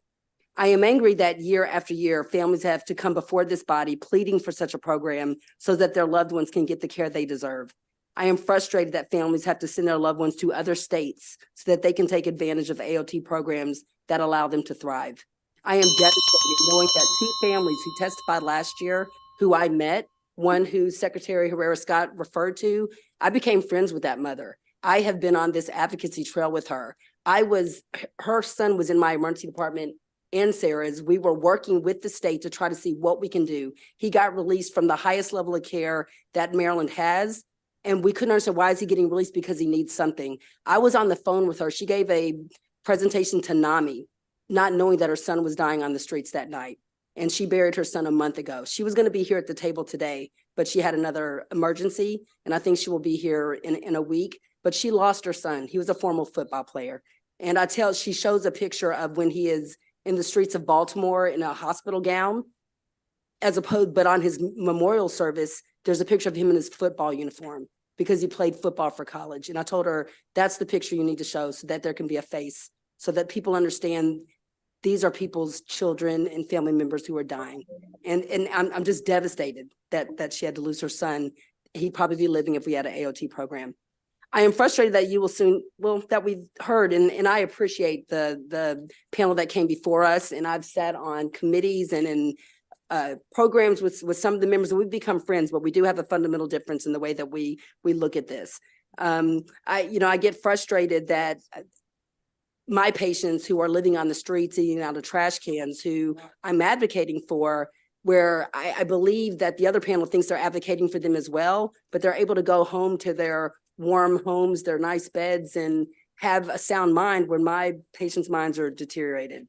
It is my sincerest hope that this committee supports the establishment of assisted outpatient treatment programs in Maryland. Allowing our most vulnerable patients to continue to fail at life is unexcusable and unacceptable. Our communities, our patients, and their families deserve better. Myself and my colleagues need the ability to provide our patients with the care they need so that we can first do no harm. I did want to add just one thing after listening to the testimony of the percentages. We know that mental illness affects maybe 20% of the population. 4% of that population has severe mental illness, like we were referring to. It's 1% of that population that is that population we're referring to. They are the ones who are kind of those revolving door patients, the patients who are failing. I was an outpatient psychiatrist for many years, and that 4% were willing to seek care. When I became an emergency room psychiatrist in 2019, that's when I saw this population. And that's what got me led on this advocacy road, because I couldn't do it from the front lines. I knew that I needed to find out where can we make a difference, and it was the legislature. So thank you for having me. I'm in strong support of this bill, and I appreciate any questions that might come. And thank you for being here. And if just for the committee and for the people that are here, I'm being a little flexible like I was with the other panel and letting people finish their thoughts and explain it. I want to thank you for your advocacy and for your commitment. Really appreciate it, okay? Thank you. The committee appreciates each and every one of you, everyone that testifies in this committee. Thank you. Next. Thank you, Madam Chairman, members of the committee. Peggy Townsend, on behalf of the Maryland Hospital Association, also in strong support of this bill. Let me just remind folks how we got here. In the 60s, we started deinstitutionalization, closing state hospitals across the country. And the concept was, we're going to build community capacity to adequately treat these people in the community. That part didn't happen. And what did happen is the rates of incarceration for this population went up dramatically. We essentially criminalized mental health. We need to get back and fulfill that commitment for community treatment. And I think this is one aspect that will help us do that and keep people in the community. Thank you very much, Peggy. Thank you for being here. I would like, there is someone virtually, I'm gonna let her testify, and then I'm gonna open it up for questions, okay? Like we did before, just to be consistent. Good afternoon. Good afternoon, Chair, Vice Chair, committee members. My name is Yelena Gimmelstein, MD. Will you be so kind and get really close to the speaker? Sure. The microphone, sorry. Is this better? A little. Speak like with a loud voice. How's that? How about now? Yes. Okay, I'm here today representing LifeBridge Health in support of House Bill 576, along with amendments offered by Secretary Herrera Scott. I've been practicing as a psychiatrist for 11 years, and during this time, I've walked along some of our most vulnerable citizens on their journey through inpatient and outpatient psychiatric care. Many of the individuals have very severe mental illness and many complexities to adhering to their treatment plans in the community. We make very significant progress with structured supportive care in the hospital with our environment, and we see people get back to their baseline. We see their relationships get restored. They're able to reunite with family members. They're able to go home to their families. Many of the times they're able to return to their care providers. But unfortunately, we do have a small portion of patients that struggle with their aftercare plan in the community after they discharge. They are not able to take their medications or engage in care. And this often leads to very heartbreaking regression. They often return months later in a drastically compromised state. Sometimes they're malnourished to the point of organ failure and need intensive care services. Sometimes they sustain very serious orthopedic injuries or You can go ahead and finish your thought. from altercations in the community. And sometimes they even face legal repercussions for harming strangers, loved ones, and care providers. It's a devastating cycle for a minority of our patients. And I do believe that the House Bill 567 can help bridge this gap and ensure that the hard-won gains we made in the hospital are not lost when patients are back in the community. Thank you so much. We're going to open it up for questions. I did see to my right, Delegate Hill. Thank you, Madam Chair. You're Thank you welcome. all very much. First of all, for the work that you do and for your being here today. Now, you know, there's a saying in medicine that when a psychiatrist says you have a diagnosis, you're depressed, and you say, no, I'm not, the psychiatrist says, well, you're in denial, right? So that there's very little way for a patient to advocate for themselves because anything they say that is counter to the professional's diagnosis is just a sign of the disease process itself. So given that, and given what you heard earlier about the concerns, particularly about forced medications, where people may have side effects, they may have difficulty, but providers know that this is the best medication. How do you think this legislation can support the autonomy and the ability for a patient to be respected as perhaps the best voice to describe what they're experiencing and what their needs are, and balance that against the professional who knows best? So Who's the best person to answer this question? Thank you, Dr. Hill, Delegate Hill, for that question. I pointedly used the word anosognosia, knowing that it is a medical term because this is pointedly different than the term denial. This is a symptom that is manifested in various strokes, Anton syndrome, like I said, and in a small segment of psychiatric disorders. This is not typically manifested in depression, in panic disorder, or various anxiety disorders, or obsessive compulsive disorder, or the vast majority of psychiatric disorders. They do not have the condition of anosognosia associated with it. And therefore, we're hoping that this bill will address that very small segment, as many of my colleagues have mentioned, of patients who have anosognosia specifically, and therefore cannot seek care, do not seek care, do not have any awareness of illness because their brain is disordered. That part of the brain does not allow them to recognize the illness or the treatment. yes. So we've heard testimony in previous years about how for some patients, this treatment can lead to not only return to fullness of life and functioning, but that they don't have to stay under court order and they can transition into being independent, gain insight, and be able to take care of themselves and take the medications or be involved in the treatment, because it's not always medications, right? But involved in the treatment that helps them to maintain life. Or quality of life that the rest of us will consider to be on balance with functioning and staying out of the cycle of hospitalizations in jail. Can you help us to understand, as you understand AOT, why might that be the case? And is that often the case, or is the rare case that someone can graduate from AOT? I can take that. Yeah, that's a great question. And I think the hope is that that's what patients will benefit. They'll benefit and they'll get to that point. What we know is that when patients are treated adequately, you know, this is an illness and that is treated with medication, with therapy, but the type of illness we're talking about is treated with medication. The hope is that when patients are engaged, when they're in treatment, when they are in care, that they can return to normal levels of functioning. We often see it. We will see patients who they're not on their medicines, they're not doing well. We hospitalize them.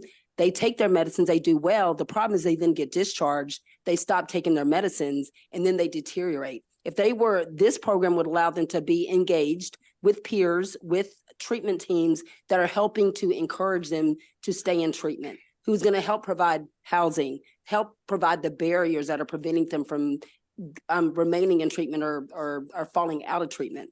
The hope is that there are studies, and I'm sure some of the other panel will show the statistics. These programs in like New York and California, when they're done well, 87% decrease in incarceration, 80% decrease in repeat hospitalizations, 80% decrease in homelessness, taxpayer cost savings and paying off in dividends. So we see it. That's why I think we're heartbroken. We feel so helpless here in Maryland, because we know that if I don't hospitalize a lot of people, because I know it's going to be for nothing. We have a scarcity of beds. So I'm like, why am I going to send Mr. So-and-so who I see every day or who several times a month, he's not going to take medicine and I can't force him to because he's not meeting dangerousness. So why am I going to hospitalize him and take a bed from someone else who needs it, knowing that he's going to get discharged in a couple of days with no mechanism to help him stay in treatment? Now, if I had this tool, then there would be a benefit. I would encourage, let's come into the hospital, let's get you in treatment. You meet criteria for this. And then there's going to be a mechanism when he's discharged that someone's going to be watching, making sure they're taking their medicine. And we can't force medicines with this. We can encourage. There's a lot of misinformation, honestly, and there's a lot of regulation against restraints and everything. But the hope is that keeping people engaged and in AOT can restore them back to a level of dignified life, and then they can graduate from the program. And there is a mechanism that if they continue to not do well, then there's a way to be able to engage them. We've had so many patients who thank us. And I listen to the panel, I see how wonderful. I'm wondering what treatment did to keep people alive so that they can get to this level. So there are a lot of positive factors, and this program would hope to get people restored to the dignified lives that they deserve to live. Delegate Johnson.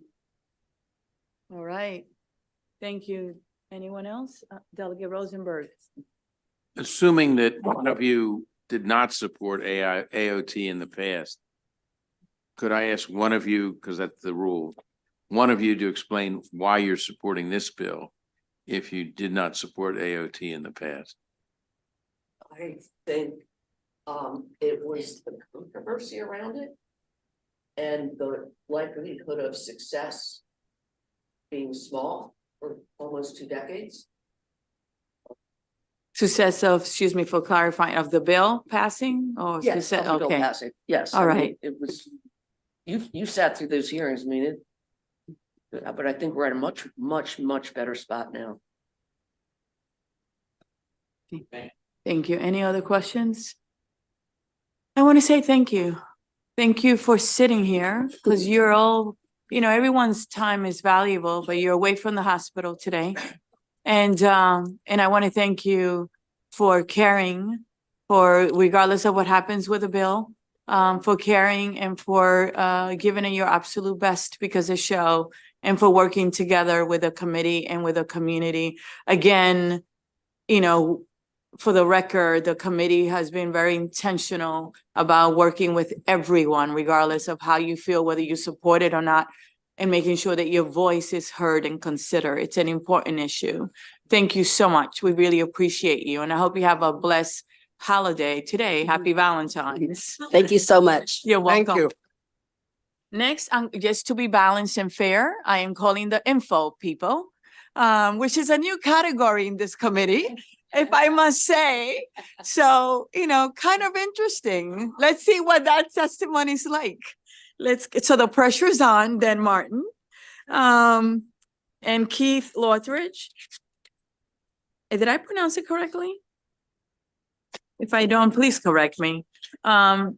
Yes, ma'am. And Sarah Savage, Sarah Sample.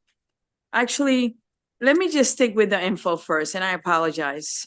Which is the Office of the Public Defender and the Mental Health Association. I will call the favorable with amendment afterwards. So where's the Office of the Public Defender? Mr. Keith Lothridge, is he here? Will you be so kind and ask them to call judiciary and let him know? Because I want to hear from them. Because we have included them in these conversations last year and this year as well. How are you, Dan? I'm wonderful, Madam Chair. Can you How believe are you? we are here? I can, yeah, well, we're here every year, but but listen, in my history of testifying on AOT bills, and this is 18 years now. Yeah. 14 years with the Mental Health Association of Maryland, 4 years before that when I was with the Office of the Public Defender. I've been testifying on AOT bills, and this is the first time that this is the first time ever that I have been here not in opposition. And I'm not saying I'm here, as you said, I'm here for info only, but I'm not here in opposition. But you're not opposing the bill. I am not opposing the bill. And please tell us why. Well, thank you for the opportunity. So, I just want to get to it. No, don't worry. So this is one of, obviously this is one of, if not the most contentious and controversial issue in the behavioral health field. Yeah. And like I said, and like you all know, this is a debate that has raged for decades with well-meaning, really well-meaning advocates on both sides, family members on both sides, consumers, and consensus has been all but impossible. And I don't know that there's consensus still, obviously, but last year was a really different year than I've experienced before. At the direction of Madam Chair and under the compassionate stewardship of Delegate Bagnall and others in this committee.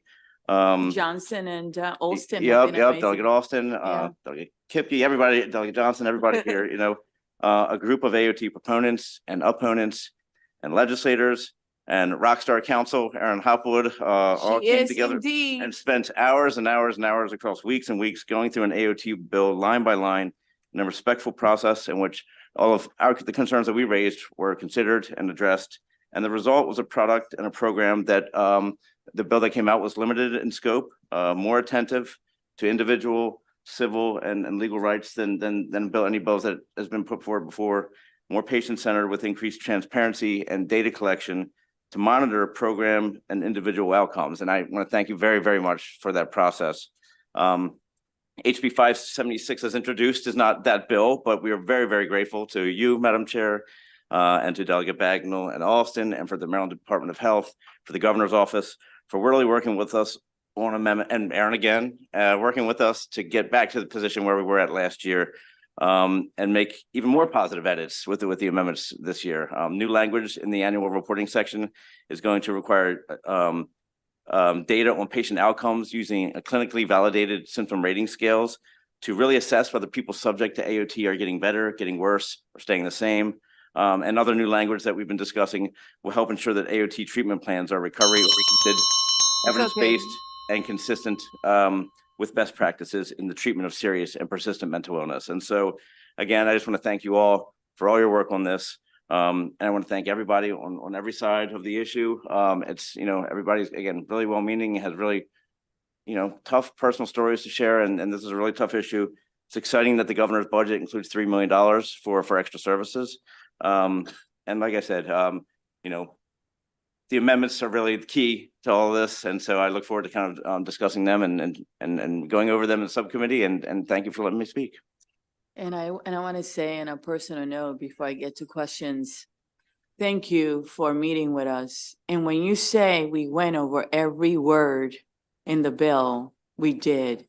When you say we went over all your amendments, both the public defenders and yours, and every word, we did, until we could get to a compromise. And I want to thank you for doing that, because it does take a lot of time, right? Yeah. But you were a willing participant, and I want to thank you on behalf of the committee and the people that this will, God willing, help, for being willing to come finally, something that will work, and that everyone feels comfortable, Yes. Most of the people. Yeah. And we appreciate you, okay? Well, thank you, Madam Chair. I appreciate you too.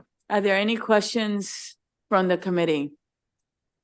You did so well that there are no, Delegate Lewis. Not that well. Thank you. Thank you, Madam Chair. Thank you so much, Mr. Martin. I'm curious, now that we are approaching the finish line on, I hope, with the input of advocates, stakeholders, and everyone, I hope we're approaching the finish line. And so your 18 years of testifying on AOT bills may come to an end. What are you going to do with yourself? There's always, I will continue advocating for more resources and more treatment and more tools and more options for people with mental health and substance use needs. Thank you. Any other questions? And just for the record, Delegate Olston went to ask and see if the public defenders were in judiciary, and they're not there.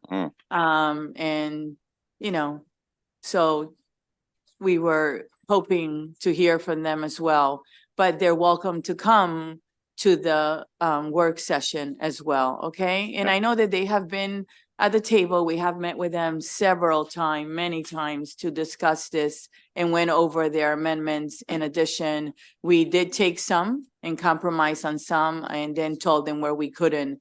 But they were also concerned, for the record, about the resources, and we told them that there's $3 million. They're supposed to be, I know the Secretary of Health did meet with them regarding how this money will be dispersed. And they're meeting with them to try to figure that out as well, okay? Yep. I hope I represented everything accurately. I think I did. And if I didn't, we will hear in subcommittee. Seeing no other questions or concern, again, I can't thank you enough, okay? Thank you, Madam Chair. Thank you. We're gonna go back to, 1 second, if I may, the Behavioral Health System of Baltimore. Dan, will you please come up? Sarah Savage, this is favorable with amendment. The Maryland Association of Counties, Sarah Sample. And again, if you could testify to what you heard today and the amendments that are being proposed, please. Yeah, thank you. Good afternoon, Madam Chair, Yes. members of the committee. My name is Dan Rabbit. I'm a policy director for Behavioral Health System Baltimore. We are an independent nonprofit that serves as the local behavioral health authority for Baltimore City. We appreciate the opportunity to testify in support of HB 576 with amendments. To start, we are very appreciative of all the work that everyone has put in as well. Madam Chair, Vice Chair, Delegate Kipke, Delegate Bagnall, everyone who was on the working group. We know that it's been many hours and that you have heard from all sides and that you all are trying to forge an approach to AOT for Maryland that is responsive to both the needs of a small subset of individuals with severe and persistent mental illness and the concerns of advocates. We come to you in that spirit, wanting to continue to be a constructive partner and having some additional amendments. You have our testimony that lists all those amendments out. Some of those amendments were not included in the MDH amendment package, so we hope we can discuss those in subcommittee. I won't go into all of them. It's been a long day, but in general, the amendments that were not included in the MDH amendment package seek to further restrict eligibility for AOT. We've heard from everyone that this is for a narrow subset of people, that this is targeted, that there are risks to using coercion and a judge's order in providing behavioral health treatment. And so we just want to make sure that this tool is only used for people who are really being served poorly by the current system. Just one example of the amendments. The bill as written has a 3-year look back period. We're recommending a 1-year look back period. We feel if you have not been hospitalized twice in the last year, then you may not need to be civilly committed to outpatient treatment. The other comment we'll make is just that as an LBHA, a lot of the responsibility for implementing this is going to fall to us. So we hope that we can be at the table and that the resources that it will take for us to administer this will be considered as this rolls out. So thank you for your consideration. And thank you for being at the table, Dan. You know that I can say that we have supported everything you wanted in this committee. And this is another tool that is important. Sure. Thank you for recognizing that. Marie Grant, is she here? Marie Grant is right there, Dan, in the back. I want you to talk to her when we're done, go outside and exchange information. Sure. And I want you to give her your amendments and have them worked out before we go to the subcommittee, okay? Okay, we've been talking, More but than we. willing. She is up and more than willing to do that, okay? One second, Marie, let us ask question and then you can take him to the back. Next, please. Thank you to the chair. Thank you to members of the committee for having me today. My name is Sarah Sample. I'm here on behalf of the Maryland Association of Counties, and we are here to support this bill with amendments. And we supported the bill last year as well. And when we saw the announcement from the Secretary of MDH, we were thrilled. I actually went on the podcast and said, this is great. We really need this as counties to pass. And, one of the major reasons is because this will really help with diversion from our local detention centers. And, I know it's not a surprise to anybody, but the mental health backlog in our detention center facilities is a really serious issue. And it's a great concern. And these are individuals who need to be patients. They do not need to be inmates. And so, so this would really help us keep from having that backlog just continuing to pile up. So the amendments that we wanted to offer are just really helping to streamline getting this established. And so the bill currently says counties would establish these programs. And what we would like it to say is the circuit courts of each county would establish these programs, because that's going to allow for a little bit more uniformity that we think makes something like this that can be very sensitive, more uniform across different jurisdictions. And so I know when it comes to the counties, we're all very different and there's a variability that comes with that. And I think under these circumstances, that might be problematic. So we do like that language to have it be the circuit courts of each county to be clarifying. And then other than that, we were concerned about funding, and we're really happy to hear the $3 million that are going to be offered for this in implementation. We would love to see that be continuous though. And it wouldn't be just for us. I think that would go for judiciary, OPD, the behavioral health authorities, and the circuit courts, so they can continue implementing this effectively. So for those reasons, we would certainly urge a favorable report with amendments. Thank you.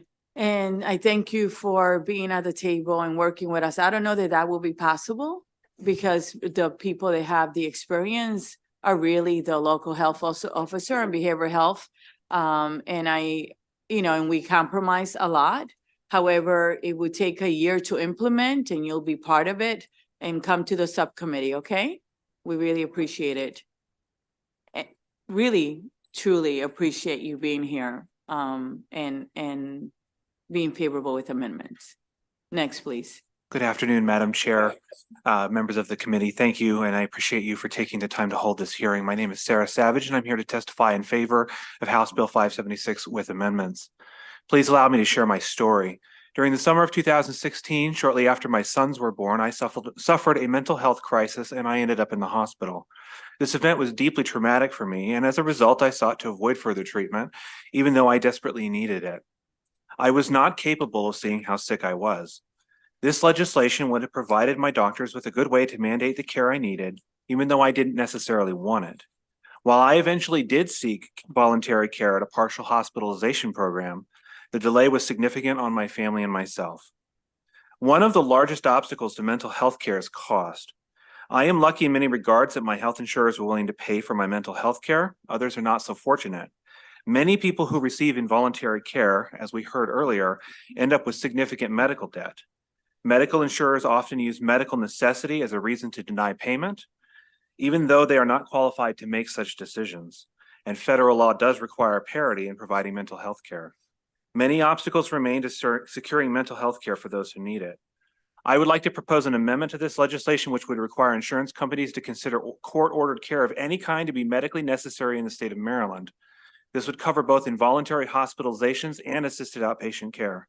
I'm not asking that insurers be required to cover a higher share of otherwise uncovered services. Rather, if insurance does provide a benefit for a particular service, I'm proposing eliminating the ability for them to hide behind medical necessity as a reason to reject coverage. I'm happy to report that I was able to recover from my mental health struggles I experienced in 2016.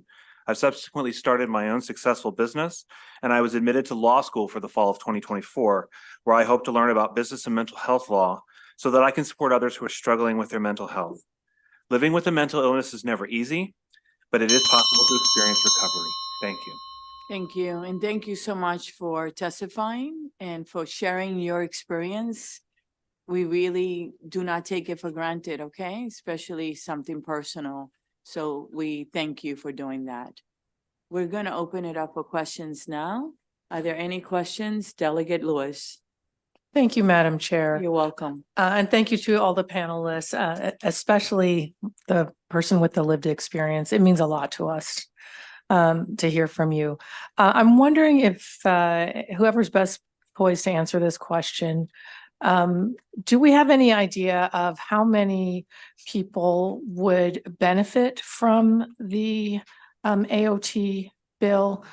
How many people would meet the eligibility requirement? How many people have more than 2 hospital inpatient stays in the last 3 years? Do we have any idea of the numbers? Yeah, I can try to answer that. That'd be wonderful information to have as we're trying to craft the eligibility requirements. I know in Baltimore City, several years ago, we looked at our hospital data, and there were close to 1,000 individuals who had 2 psychiatric inpatient hospital stays in 1 year, not 3 years. And so that's part of why our amendment seeks to narrow that. You know, we would love to have exact numbers. I think that that information is available, the number of psychiatric inpatient hospital stays in 1 year versus in 3 years. But I believe it's going to be thousands of people would have 2 psychiatric hospital stays in 1 year, and maybe tens of thousands of people would have 2 hospital psychiatric stays in 3 years. That's just my guess based on our Baltimore City experience. Help with that answer. Yeah, I'm looking forward to it. Thanks for grabbing her for me, Madam Chair. Absolutely.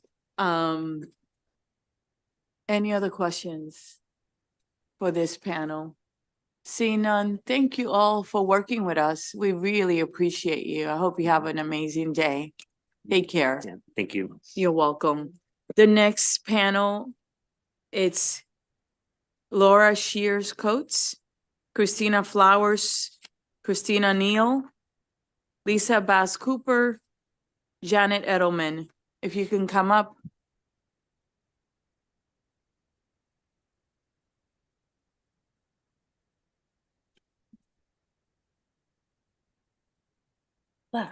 Flowers. You can bring some chairs. And again, thank you for everyone for your patience as we get these bills. And thank you to the committee for hanging in there. Go, you can get started. Hi, my name's Laura Shears Coates. I was here last year as a business owner for a mental health agency, a business owner to a nonprofit agency, and to a legal guardian / sister of Joshua Carey, who I introduced to you guys last year when I begged for AOT's assistance as our last form of hope. Since the last time I was here till today, a lot has changed. My doors for my nonprofit are closed. My doors for my mental health business are closed because my brother passed away July 20th last year due to non-adherence to his medication. AOT was the hope to save my brother, and now my brother's gone. I'm going through my own mental health issues, whereas though I can't even use my master's of social work or my master's of business administration for healthcare because I feel like I couldn't save my own brother. I don't confidently feel I could save anybody else's family members or anyone else who suffers from mental illness in this state with the resources provided to us. My brother's death certificate does say non-adherence to medication is the direct result of his death. He suffered a traumatic brain injury in 2016 that actually impacted part of his brain that affects mental illness. He was diagnosed with schizophrenia, psychosis, and epilepsy at that time. From day one, 2016, my brother refused to take medication, not because he was making an informed decision, but because of paranoia in that part of his brain that made him believe that medication was poisoning him and killing him. From 2016 until the time of his death, he had 485 hospital stays and his bills exceeded $5.6 million at Baltimore Washington Medical Center. I wanted to show you guys a picture of my brother's face so you can see him as a person. In this picture, he's wearing a red hoodie, and in the picture on my back is where I buried him in that same red hoodie. He was 29 years old at the time of his death. The only thing I'm grateful for is he's no longer suffering from a system that was not designed to help him from day one in 2016 when he first sustained his head injury. Thank you. And I'm very sorry for your loss, truly. Very sorry for your loss. Thank you for honoring him by being here and using your voice and his experience, okay? Thank you. We really appreciate it. Next, please. Hello, all. My name is Christina Flowers. I am a director of a nonprofit organization.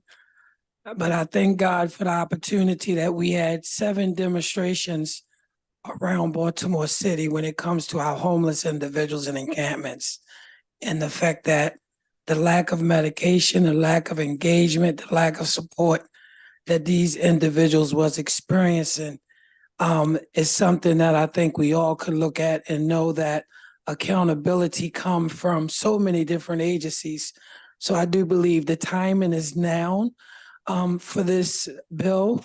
The implementation of it should be immediately. And the same way we could find funds for so many other interests, whether political or personal, we can find the funds to make sure that families should not have to continue to suffer. And when you have it on a personal level, like Ms. Shears, to basically understand that even when they have the support of their family and their loved ones, it is still traumatizing to a family to see. But when you imagine individuals that are homeless and left in situations where they're disengaged and they don't have the advantages of making sure that they're medicated and properly taken care of, I know it can be a success because I now reside with 32 ex-homeless individuals. And one of the main things of probably 18 of them is making sure they are compliant and getting the treatment and medication that they need. You know, it has been like amazing just to see these individuals come from under a bridge, to come from living in the woods, just to trust that level of engagement that do show that we're concerned enough to make sure that they can benefit from something such as this bill so they can be intensely engaged with medication and other resources. Thank you. Thank you for the work you're doing. You're changing lives. Next, please. Good afternoon. My name is Christina Pell-Neal. I'm testifying today in support of House Bill 576. My 20-year-old son, Herbert Randall, has had 10 inpatient psychiatric hospitalizations and is now voiceless and vulnerable in a maximum security prison because Maryland does not offer assisted outpatient treatment. After his 10 inpatient hospitalizations, he was never offered assisted outpatient treatment.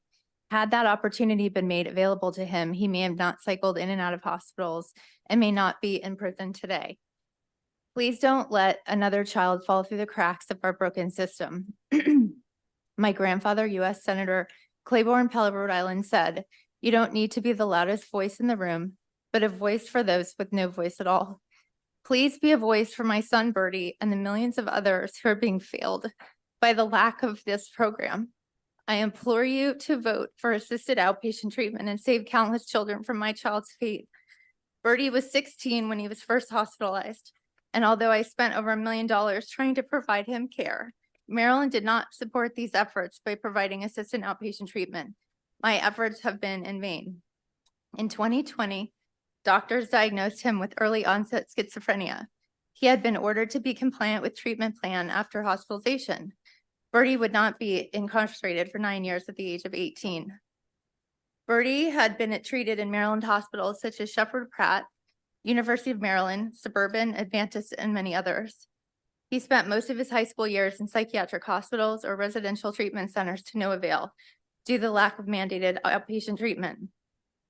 Bertie had never been in trouble with the law or had as much as a speeding ticket, but due to his unmedicated illness and issues with untreated substance abuse, he is now lost in our criminal justice system. Instead of being treated for his illness and supported to live a productive life, he, like millions of others with mental illness, is housed in a maximum state security prison without access to proper medical and emotional support of his diagnosis.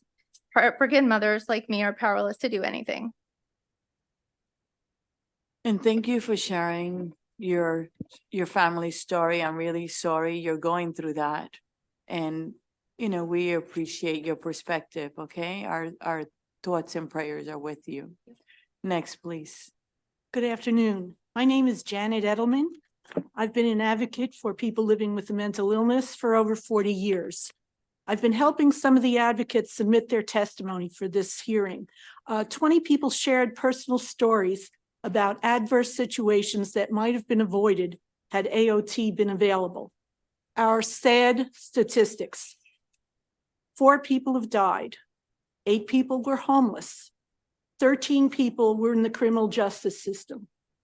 3 testifiers saw successful outcomes only after their relative was placed in an AOT program in another state.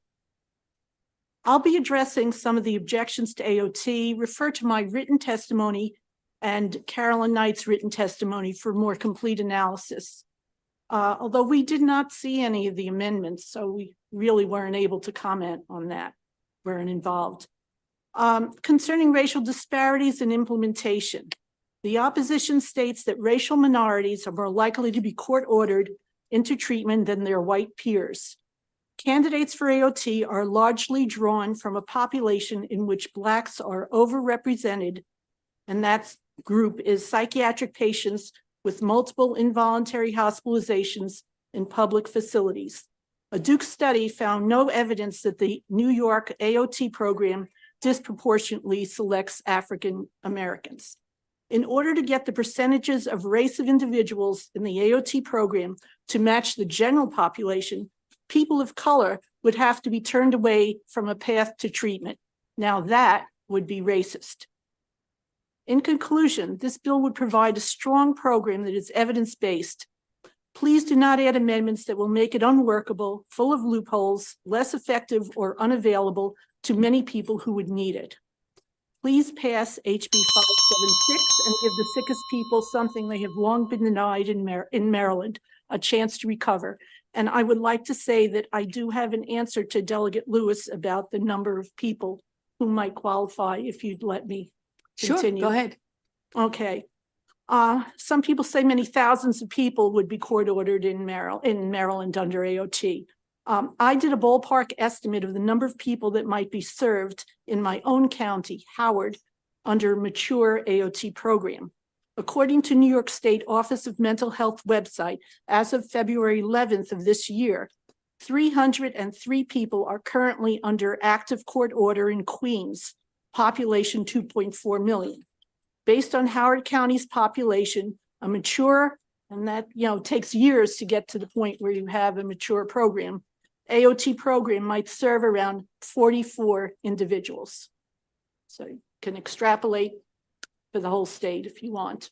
And these are 44 individuals that are severely, they have, persistent, severely behavioral health people issues. that have qualified for it, so they've had a couple of hospitalizations. Right. They have been incarcerated against, because of their mental illness. Right. The similar criteria as what's being offered for this bill. Thank you. And thank you for your work. Next, please.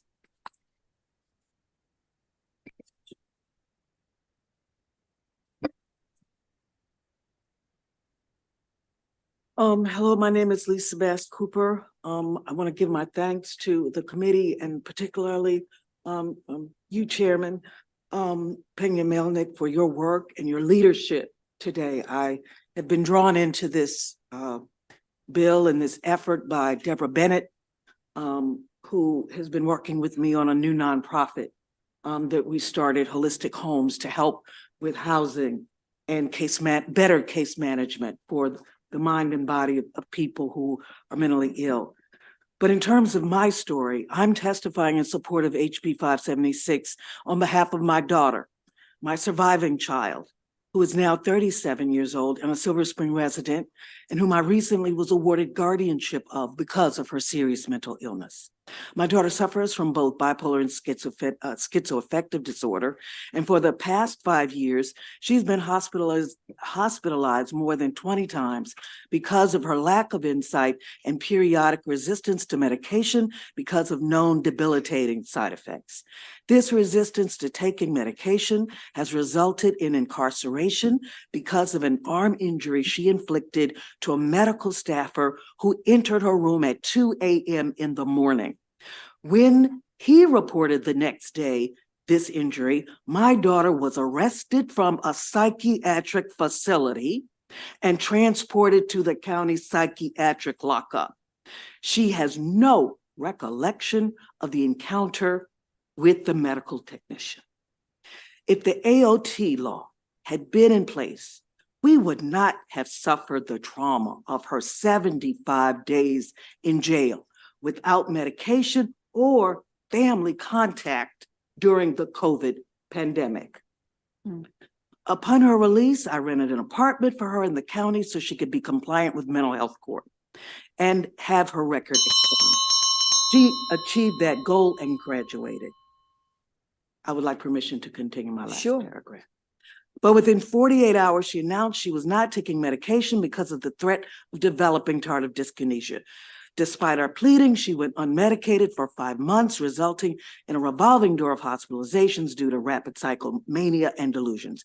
Eventually, after another 9 hospitalizations over this 15-month period and ECT treatments, she appears to be back on a track for recovery. However, at any point, she may lose insight into her illness again and will need a law like this one before you today to speed her recovery and keep her and the community from harm. I hope you will join many other states that understand mental illness and pass this important law. Thank you so much. And thank you. And I'm so sorry you have experienced this process with your daughter. And thank you so much for sharing it, okay?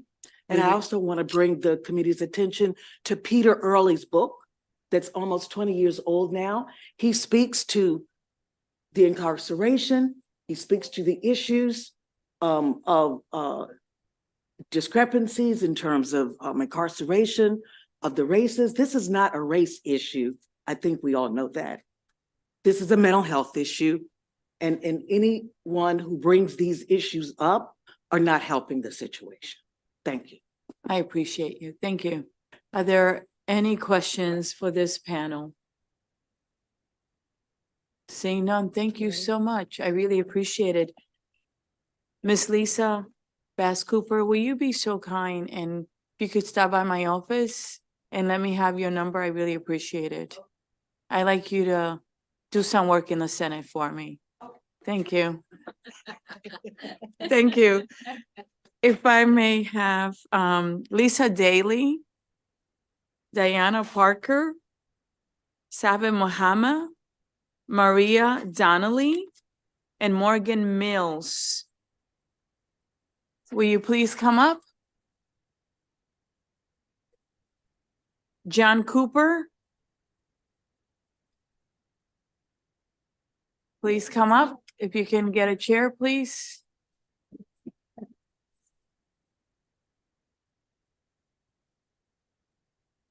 You can put one at the other end, Mr. Cooper. The other end to the right. Thank you. And for the committee planning purposes, we have one more favorable and then just virtual and we'll be finished with the bill, okay? Thank you for being patient. And everyone is waiting. I still have a lot more people to call. Just bear with me, okay? Thank you so much. Good afternoon, everyone. Thank you for being patient. Will you please get started? Whoever wants to start. Sure. Okay, thank you. You're welcome. Excuse me. Good afternoon. My name is Maria Donnelly. I am a longtime educator in Cecil County. I'm also the founder and director of a nonprofit community outreach that reaches out to Title I children with their homework, aged and institutionalized care. And we serve the women at the local detention center. I'm also the parent of a son with severe mental illness. My son has schizophrenia, and it's in that capacity in which I give my support to House Bill 576. My son, his name is Danny, has always been well-liked, gentle, never in trouble with the law, an athlete. He finished high school, worked numerous jobs, and attended college. He's well supported by myself and my husband and his family. At the age of 20, Daniel tried to take his life with a gunshot under the chin. Miraculously, he survived. 1 year and 11 surgeries later, he could eat, speak, and see. It was schizophrenic voices and delusions that led him to the point of suicide. Though Daniel survived the attempt, the illness remained. Early last year, he visited several ERs and was twice hospitalized for suicidal and homicidal thoughts. He was released each time and was assigned to an intensive outpatient program. Each time he would not go, thinking that he didn't need it. A few weeks after Daniel's last release from Shepherd Pratt and his refusal to attend an IOP, he allegedly broke into a friend's home, found a shotgun, went into the woods and began firing. He was in a full schizophrenic episode with delusions and hallucinations. Daniel was arrested and placed on 24-hour suicide watch for the next 21 days in a cell on a mat in a suicide suit. May I finish? Thank you. Daniel was eventually sent to Clifton T. Perkins Forensic Hospital, where he is right now at this very moment. He will stay there until the court determines his fate this July, more than 14 months after the incident. So Daniel is now in hospital jail, away from his family and friends. He's scared. Our family is broken. Our community and county has experienced damage and trauma. Why? Because a very sick young man did not receive needed treatment that he didn't realize how badly he needed. AOT is absolutely necessary to save the lives of those with severe mental illness and their families and communities. I ask you to vote in favor of House Bill 576. And thank you for sharing your story, okay? And I pray that everything works well for you at the end, okay? Thank you. Next, please. You're welcome. Good evening. My name is Danya Parker. I'm a mental health advocate and the founder of a nonprofit called the Rock for Life Foundation.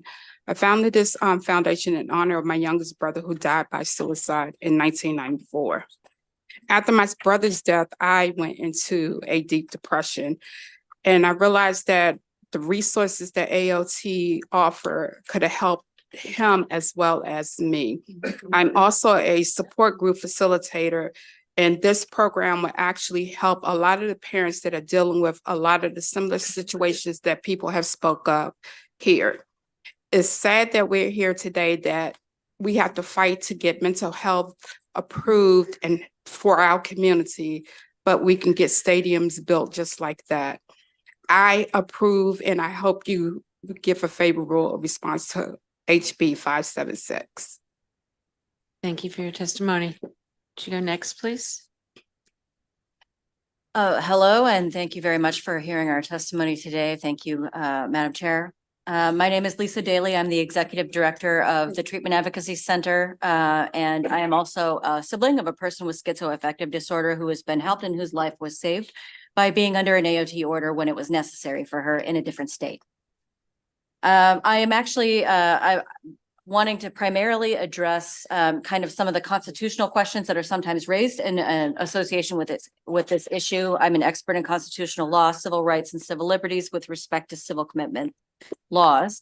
And I also am very well versed in what other states do, if anyone has any questions. So I'm just going to say a few words, and then if anyone has any questions, I'm happy to answer them. Generally speaking, it is often raised that there are constitutional concerns about AOT. So I just wanted to present very quickly a brief overview of the constitutionality of the issue. AOT is a form of civil commitment. Civil commitment is something that has been basically a part of our system of laws with respect to this particular kind of health issue for many, many years, many decades. AOT exists in all but 3 states and is available and has been in practice in many of those states for a long time. There have been a couple of constitutional challenges, but none of them have been successful. And the most recent that I can even think of was even more than 30 years ago. So I basically just wanted to clear that up because it is something that is raised a lot, but it is not an actual concern with this kind of a law. You are not going to face a constitutional challenge that is going to actually overturn the constitutionality of this kind of a law. What is actually debated, and which is definitely something that deserves the attention, is the procedural due process aspects to ensure that the right people are being put into this program, that you're not overly expansive with it. This bill in particular contains a lot of protections that are designed to ensure that people have the ability to contest at a hearing, that there is a neutral arbiter, people can cross-examine witnesses. All of those things are already present in the bill. And I'm happy to answer any questions if anyone has. Thank you. Next, please. Thank you for the opportunity to present testimony on this bill. Thank you, Delegate Johnson and Delegate Melnick and Madam Chair for getting us this far. I serve as Legislative and Policy Counsel for the Treatment Advocacy Center. And I'm also the big brother of the big sister of a brother with a diagnosis whose experience has been entirely carceral for the last 2 decades. Since my last testimony 1 year ago, 2 Maryland family members have lost loved ones who would have benefited from AOT. There's never a justifiable reason that death and deterioration must be a catalyst for legislative change. So it's time to pass AOT. It's time to vote favorably for HB 76. As a former Georgia public defender, I represented clients who lack the competency to participate in their own defense and in their own wellness. They found their way to me because of because of the presence of volunteer-only treatment options upstream. Those resulted in their being criminalized. One family member, I called there to find someone to represent my client who was floridly psychotic. He thought he was in North Carolina. I called his sister only to discover they had been waiting for him to volunteer for treatment for 40 years. And in that time, he had been going in and out of public defenders like me. And not once had anyone ever found her. She didn't even know where he was. What my client needed was not just another lawyer, but a legally accountable treatment team that cared about his adherence. That is what AOT offers. AOT won't flood the public defenders with lots of new faces. They will serve the people that public defenders are already failing because of the lack of options. AOT participants in New York reported an 87% reduction in incarceration. I have personally written extensively on the benefits of AOT to overcome racial barriers to treatment. The overrepresentation of BIPOC individuals in AOT is a reflection of upstream neglect.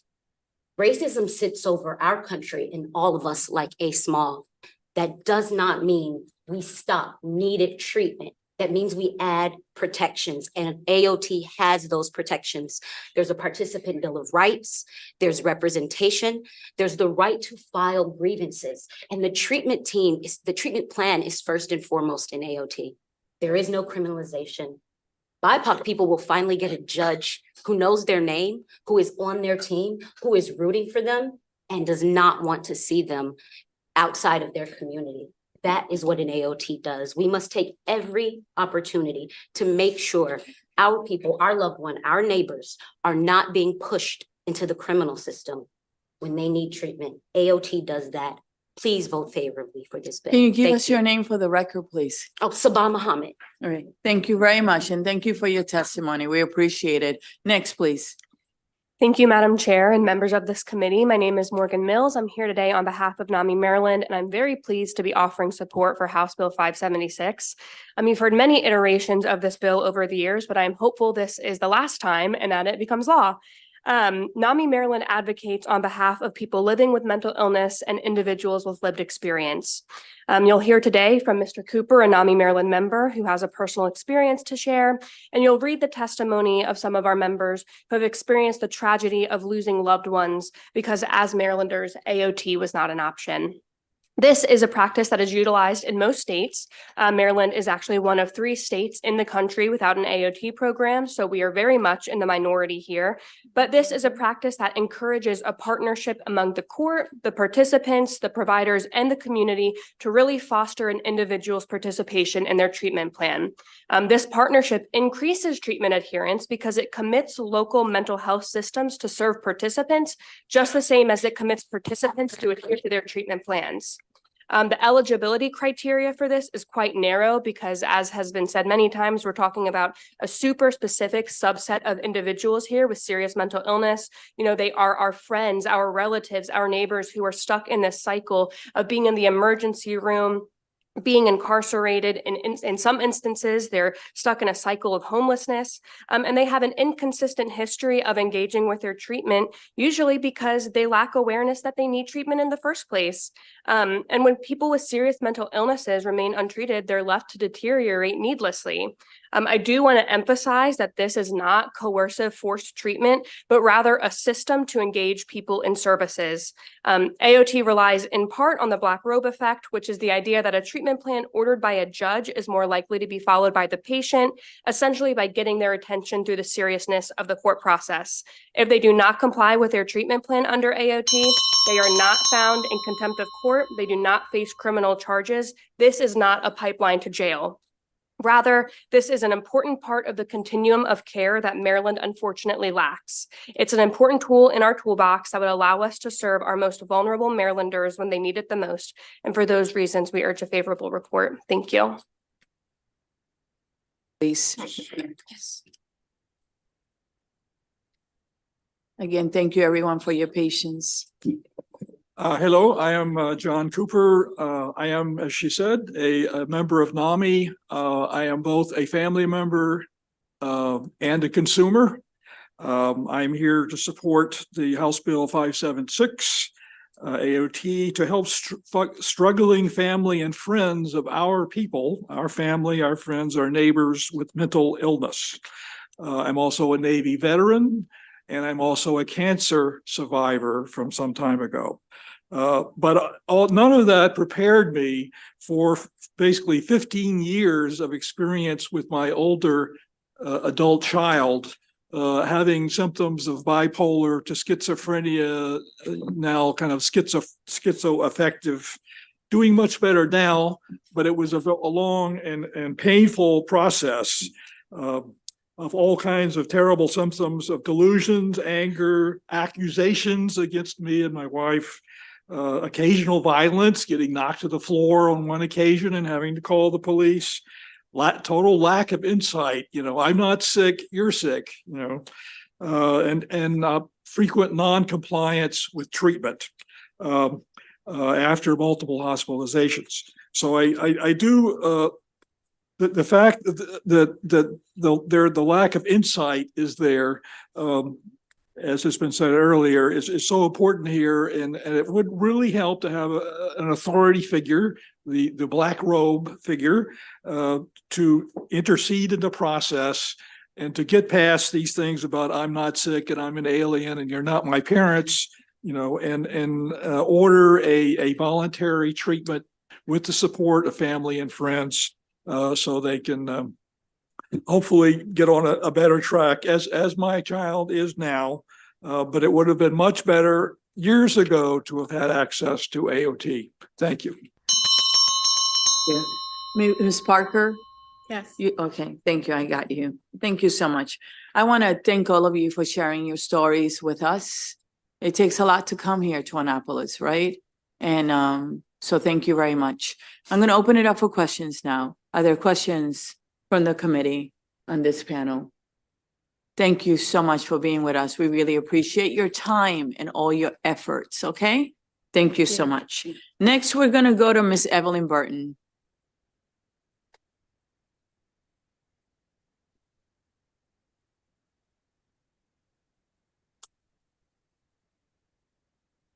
Evelyn, I call you by yourself for a purpose.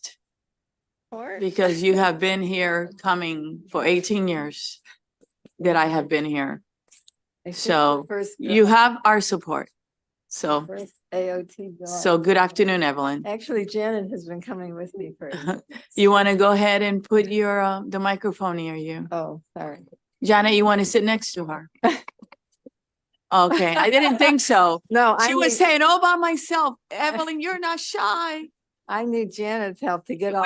This whole committee knows because they've seen you in at some point, over and over again, but for a worthy cause. Go ahead, Evelyn. Well, I won't repeat everything I said last year because I probably told you in your offices as well. Take the microphone, put it closer to you, please. Thank you. We want to hear you. Okay. Is it on? There. Go ahead. Okay. Just speak to us from your heart. Tell us. Yeah, well, mainly, I guess I want to say that Maryland services just don't serve the sickest people. And, my relative went in and out of the hospital in 1 year 12 times. 18 emergency department visits, 4 crisis center visits. And every time he'd come out of the hospital, they would offer him the option of voluntary treatment. And he would always say, oh yeah, all right, I'll do that. I'll go to this doctor. I'll take my medicine. And then he would throw away the prescription, basically the minute he got out, wouldn't call the psychiatrist. And so I tried utilizing all the services we have here, the high-level ACT teams, and I signed him up, and they went to his apartment, and he slammed the door in their face, said, I don't need that. And I sent him one time, when he got out, I sent him to the On Our Own Center. You know, maybe they can engage him. And he came back and said, well, those people all have mental illness. I don't want to go there. And then I hired a certified peer support person to live with him in his apartment, to try and befriend him and convince him, you know, you need to at least call your doctor and talk to them. Because he had been stable for 12 years, but then he had quit his medicine. And he basically was so psychotic and paranoid, he accused the peer support person of being a Nazi. And that was the end of that. So then he basically became homeless because he was asked to leave 3 apartments. It's okay, go ahead. All right. And it very quickly became apparent that he was heading for jail too. There was an incident where he went into a 7-Eleven, took some oil and various detergents and just poured them on the floor. You know, that makes no sense, right? And so I talked to the owner later. They told him just to get out. She said she would have called the police. So, I mean, I've dealt with so many families whose family members have ended up in jail or dead. So I sent him to Arizona because I knew some people there whose children, adult children, had been in AOT and had done very well. So he got there, he was in and out of the hospital 3 times in fairly short order. And they said, all right, you need AOT. And the doctor in the hospital certified him. And he was in there for a while till they finally resolved the psychosis. And then he went before the judge. And he said and he had an attorney and everything. He said, Judge, I'll take the medicine. You don't need to do this. Well, in Arizona, there is no option for voluntary service when you qualify for AOT, because all I can say is thank God, or he would have been right back out again and back in again. So he went under AOT. They gave him an ACT team. And, you know, they met him in the hospital. It was a warm handoff. They found him a group home that he likes. And from the day the judge ordered it, he took his medicine. He had been refusing his oral medicine. He was refusing his injectable medicine. He hasn't missed an injection or an oral medication since he's been on the AOT, and it's been over a year now. And I will say it took close to a year to find the right medication where he really did the best. And his AOT order was coming to an end. And it hadn't been a year yet, and he wasn't totally stabilized. And he had another hospitalization because the medication they had tried wasn't working. And all I can say is thank God they were able to renew it, because if not, he would have been homeless probably, and he would have been back in and out of the hospital or maybe in jail. But they renewed it. He's still with the same ACT team, and he's been applying for part-time jobs now. And he's a different person. He, excuse me.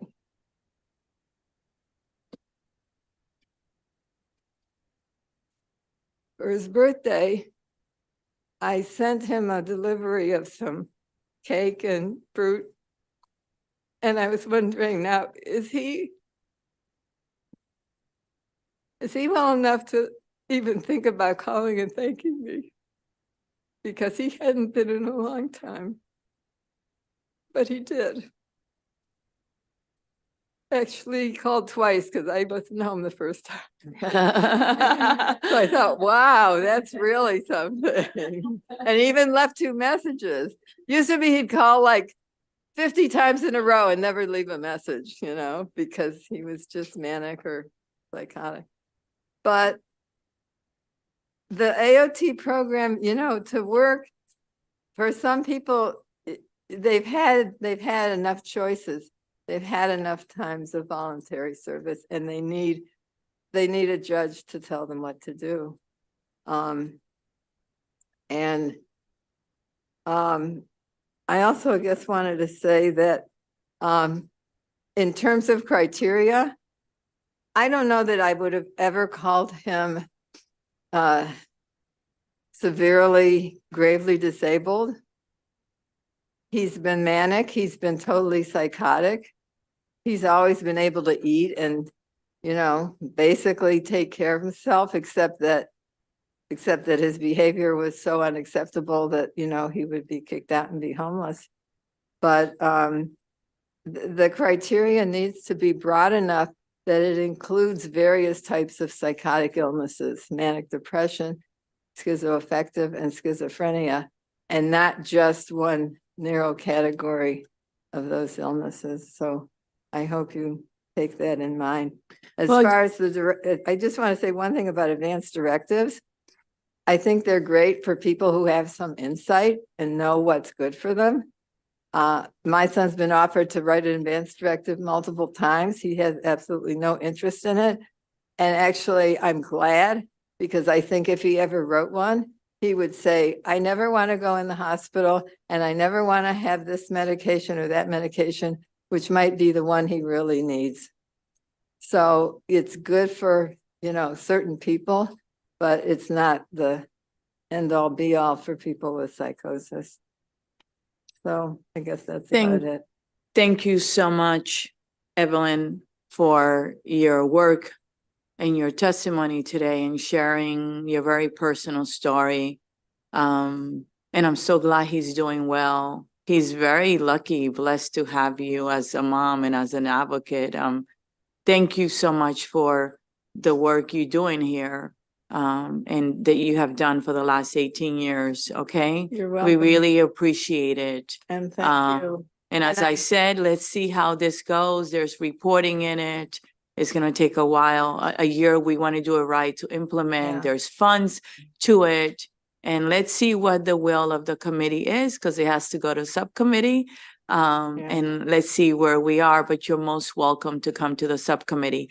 Are there any questions for Ms. Burton? Yes, Delegate Riley. Thank you, Madam Chair. I just wanted to let Evelyn know. I'm over here, Evelyn. Over here. It's echoing. I just want to say thank you for coming to my office, and you answered so many of the questions that I had.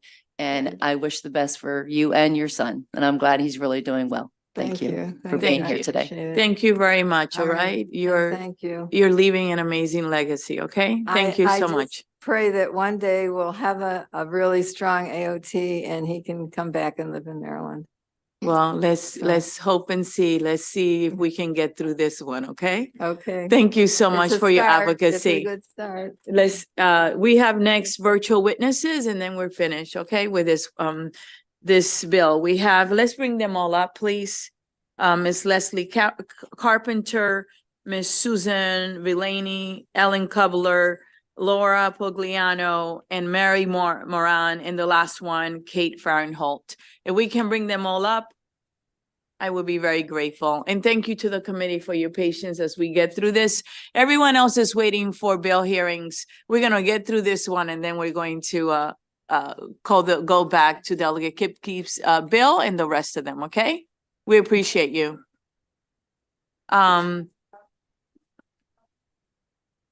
What is your name? Yeah, you're actually here. Can you come up, please? Anyone else in the audience that did not get called? All right, why don't you come up and start testifying, and then we will go on with the rest. Good afternoon. Okay, What? Go ahead. Go ahead, ma'am. Want to interrupt? No, I would like you to please give your testimony. Okay. Thank you. My name is Dr. Susan Villani, and I am testifying in favor of House Bill 576. Our daughter, who had a serious mental illness, died in July of 2022. The near cause was a fall down steps in a boarding home. But the real cause and the underlying cause was her serious and persistent mental illness. And my husband and I are both, and he's here today, I'm testifying on behalf of both of us. We are both board certified child and adolescent psychiatrists. Between us, we have over 70 years of psychiatric experience as psychiatrists. Regardless of our experience, the hurdles that we faced, that she faced, and were unbelievable in getting her the treatment she needed. We could get her to a hospital. We could make sure she got in a hospital. We had resources. We have all kinds of things that we could do, but she would resist treatment when she left. She had anosognosia where she didn't think she needed treatment.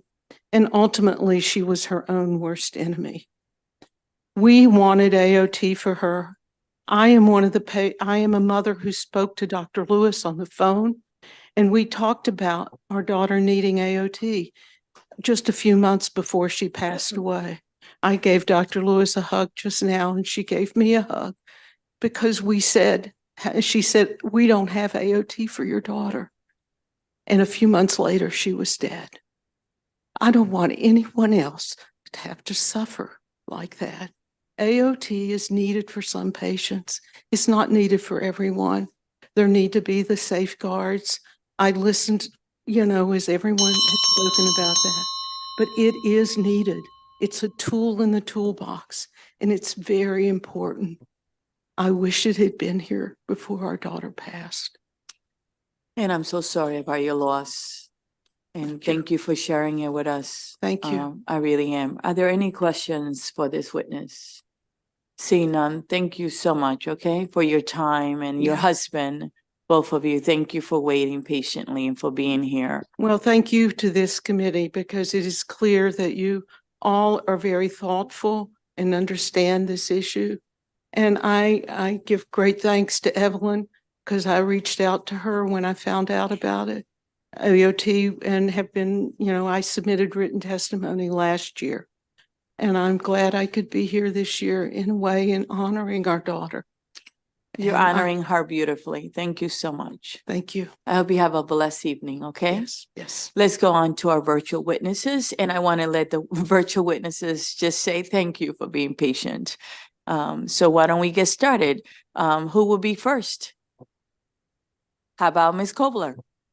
Sure. Hi. Thank you very much to the committee and to all of the advocates. My name's Ellen Kobler, and I emphatically support all of the elements as I understand them of HB 576 with amendments. If AOT had been an option, I've got a similar tragic story, but so far we're on decent ground at the moment. My 64-year-old brother, who has suffered from severe mental illness, schizophrenia, and bipolar disorder for his entire adult life. If there had been AOT a few years ago, he could have avoided just a terribly protracted, dangerous decline that caused him to lose his home. He's calling me right now.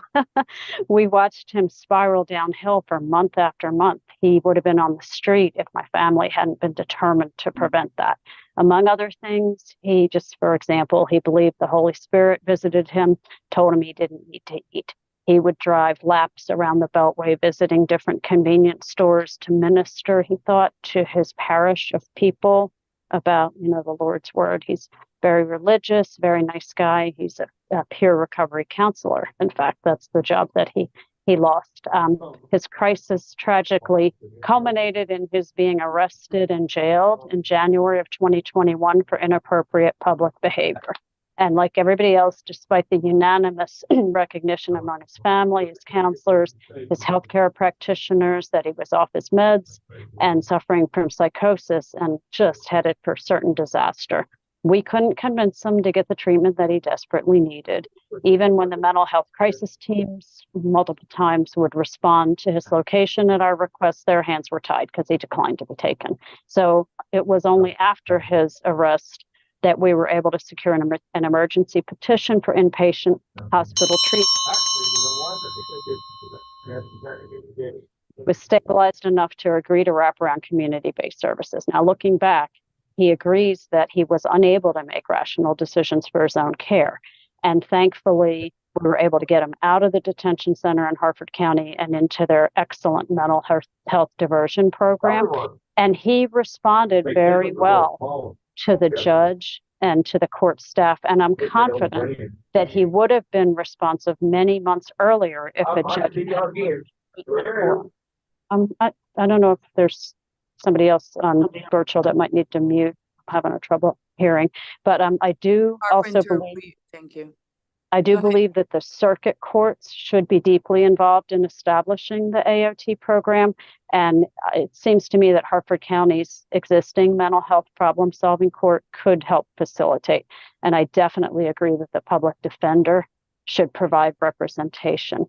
Just responding quickly to the perspectives that I heard today from some of the wrap it up, opponents. please wrap it up.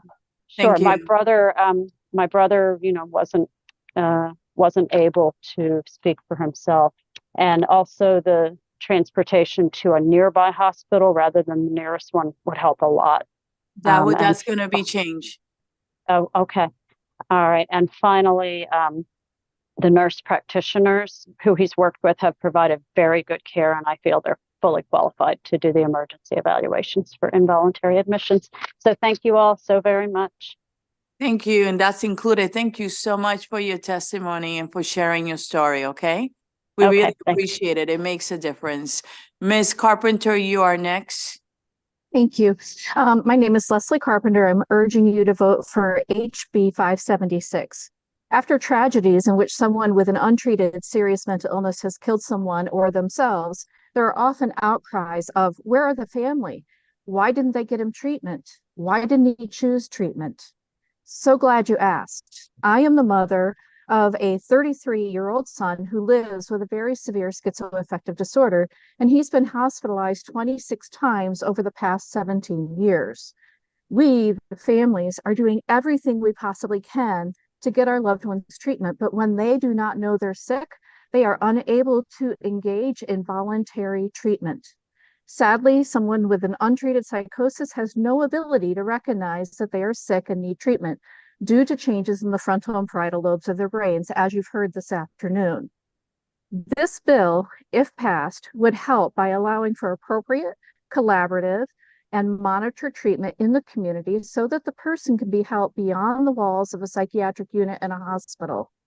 Many people testify against these bills because of traumatic inpatient treatment they received. I agree with them that trauma can happen in hospitals, but these bills are not to get more of that inpatient treatment. They are to limit the need for that by allowing for treatment in the community as outpatients. We started Iowa's first AOT program, and over the first 8 months of our program, we reduced hospitalizations by 81%, from 129 prior to AOT to 3 after AOT. We reduced the hospital days by 78%, from 699 days prior to AOT to 29 after AOT. This was for the 12 patients that we've helped so far in Johnson County, Iowa. Please vote for this bill to take the first step to save the lives of people who desperately need this medically necessary treatment. You can restore their human rights for treatment and sanity. Thank you very much. And I want to tell you, thank you for sharing your story and for being with us today to give us those numbers because they're impactful. Thank you very much. Thank you. Ms. Pagliano, you waited patiently. Thank Why don't you. you go ahead? Okay, I'm just going to read my prepared testimony, if that's okay. That's okay. Okay. My only son, Zachariah, was stricken with schizophrenia in 2009 as a junior in high school. Unlike many who become seriously mentally ill, my son was mostly compliant with treatment, but very affected by illness and eventually became medication resistant. In early 2012, he stopped taking medication because he believed I was poisoning him. There was absolutely no remedy for this. Neither his doctors nor I could convince him to continue care. As the weeks passed, he became critically ill. He stopped eating and drinking due to fears of being poisoned. His delusions told him his ankles were pulverized, he had developed a brain tumor, and his back was broken. By the time I was able to use Maryland's emergency petition to get him seen in the ER, he had been in bed for 10 days with only ice chips and small sips of water. He could no longer walk without assistance. He entered the hospital in a wheelchair. He was 20 years old, a former athlete, pianist, and drummer. Though hospitalized, he refused poisonous medication and he was allowed to. On day 11 of this inpatient stay, insurance tried to dismiss him. He was mute, catatonic, and in a wheelchair. The hospital petitioned the courts, but there were no laws to protect us if the courts sided with the disability rights lawyer who insisted that my son could make his own medical decisions. I would have taken home a grown child who could not speak or move in a wheelchair and spoon-fed him until ultimately he died. In total, he was hospitalized 86 days. That's how long it can take just to restore competency. When an individual is too sick to know he's sick, he absolutely needs family to be able to keep him in care. Instead of incurring hundreds of thousands of dollars in medical bills over that 3-month stay and letting his brain sustain more damage, my son could have been court-ordered and resumed medication fairly quickly under an AOT law. I host weekly family support meetings for caregivers of those with schizophrenia. Nearly every family in my group of over 100 families is facing a dismal outcome. There are exactly 2 success stories in my support group, and they are directly related to accessing AOT in New York and Michigan. Both families went from trauma, chaos, incarceration, and despair to watching their children become healthy, employed, loving individuals again. Our voluntary system of care only works if you are already healthy in some capacity, and our streets and gutters and morgues are filled with the evidence of what happens when you're too sick to ask for help. My son's illness was too much for him, and he died in his sleep at age 23. It's too late for my son, but you have to do the right thing for other families facing this ruin. AOT has proven successes. Please don't let other families experience our situation.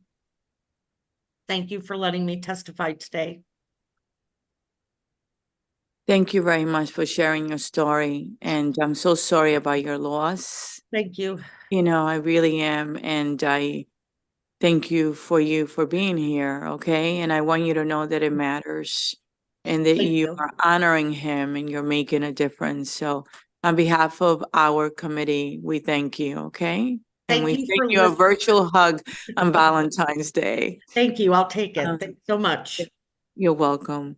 Are there any questions for this, for these witnesses? Seeing none, thank you very much for being with us. I hope you have a blessed and peaceful evening, okay? Thank you very much. Take good care of you. I have next Miss Mary Moran and Kate Faringholt, who are here virtually as well. Can you be so kind? They're not here? So Mary Moran, for the record, is not here, and Kate Faringholt is not here, right? Is there anyone in the audience that didn't get called for this bill? Seeing none, this actually concludes the bill hearing on House Bill 576. I want to thank everyone that was here. Thank you so much for the committee for being patient. We are going to go back to Delegate Kipke, who I am profoundly grateful for being so patient and for your witnesses who were also very patient in waiting. We're gonna go back to House Bill 767, Maryland Medical Assistance Program, Adult and Pediatric Dental Services Reimbursement Rates. And Delegate Kipke, since you were so gracious in letting us go first, can you recap why you're putting in this bill? Why is this bill being introduced? What are you trying to fix here? Thank you, Madam Chairman. Again, I want to just state that the purpose of the bill would be to require the Maryland Department of Health to annually review the charges and reimbursement rates paid by commercial payers in the state for adult and pediatric dental services and compare those rates to what's being reimbursed in Medicaid. And as I said earlier, we've expanded access to, initially in the state, to kids and most recently to adults, to dental services. But if we don't have adequate reimbursement, we don't have adequate networks in Medicaid. And that's exactly what exists in the state of Maryland today. I recognize that this comes with a cost to the state, but certainly there are costs related to untreated oral health problems, infections, and other issues related to that as well. So with that, I want to turn it over to the panel and thank you, Madam Chairman and members of the committee for your time. No, thank you for being patient, and everyone here, thank you for being patient. Good afternoon. Madam Chair, Madam Vice Chair, members of the committee, I'm Dan Doherty here on behalf of the Maryland State Dental Association in support of House Bill 767. I really want to thank Delegate Kipke for putting this bill in. He has become the advocate for the underserved in the dental world.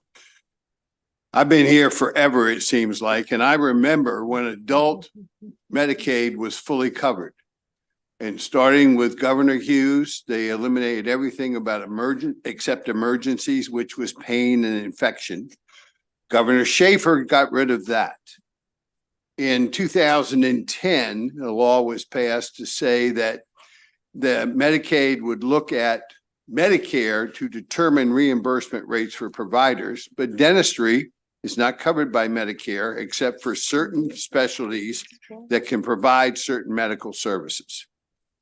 So since 2010, we really have had no rhyme or reason to increases that have come, and they have been few and far between.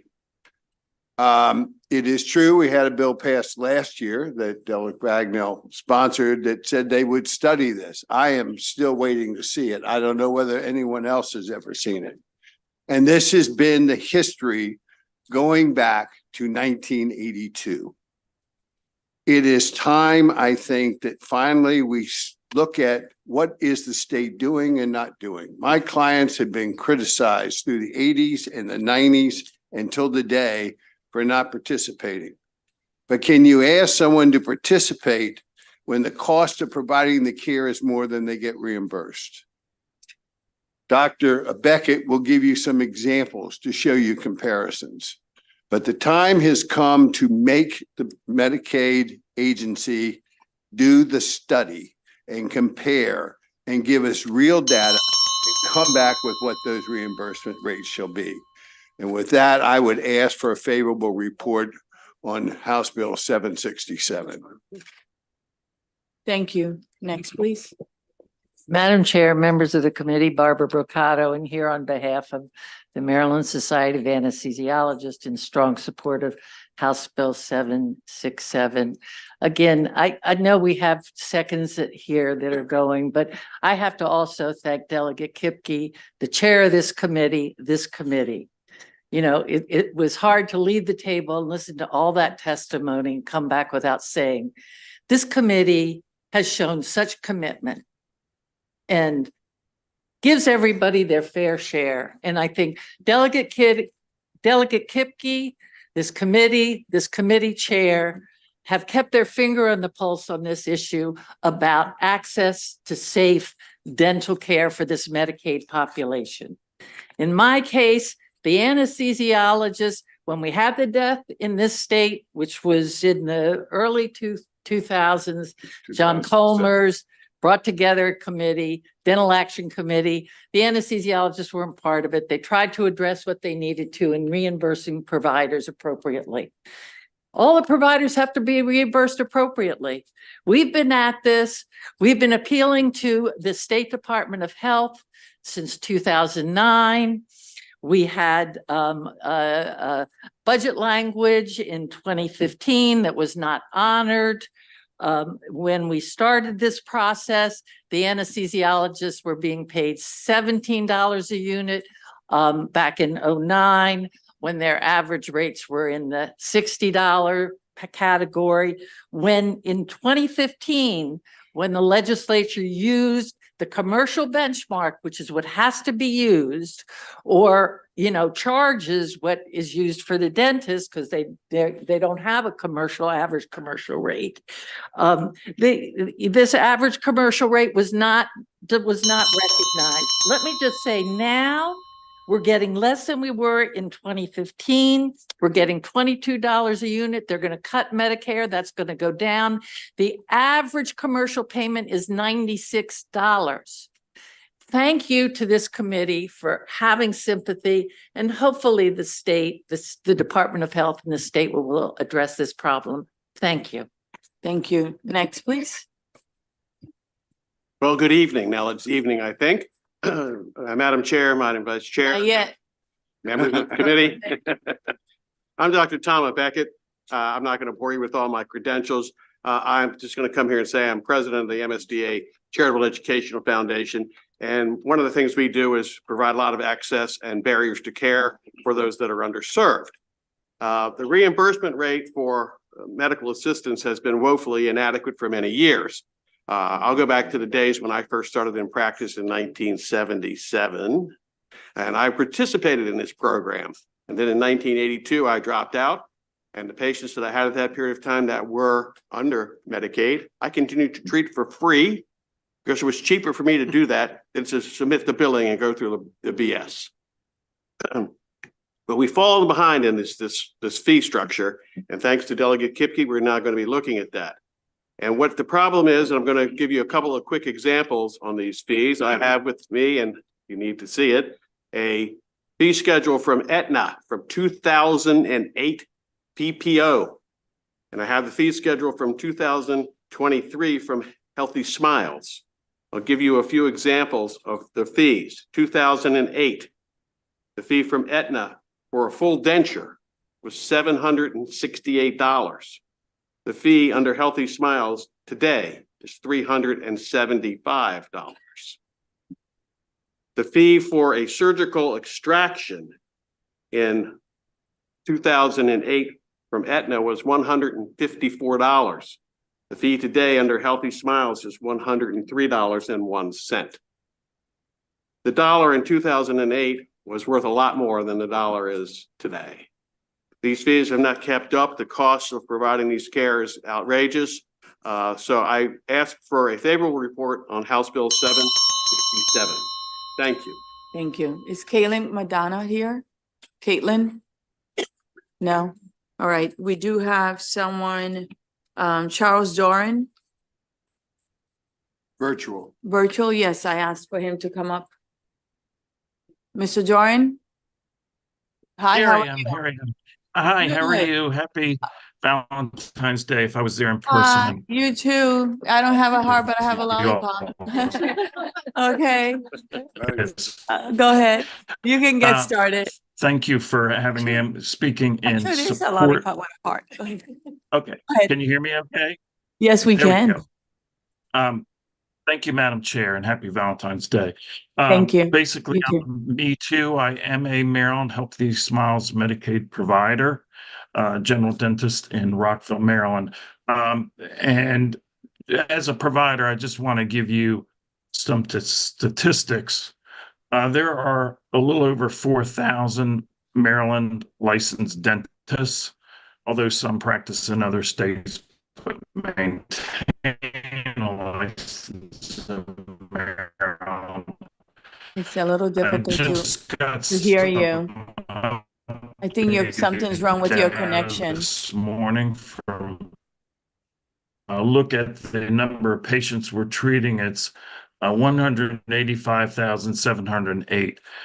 So we're getting close to 50% of the providers, dentists in Maryland providing care, but the main barrier is the low reimbursement fees. The American Association of Dental Education estimates the student loan debt at a little under $300,000. So when young dentists are considering this, they have to look, at paying loans, and it's very, very difficult to make these decisions until they're on their feet. For a favorable report on this, and again, happy Valentine's Day to everyone. Thank you.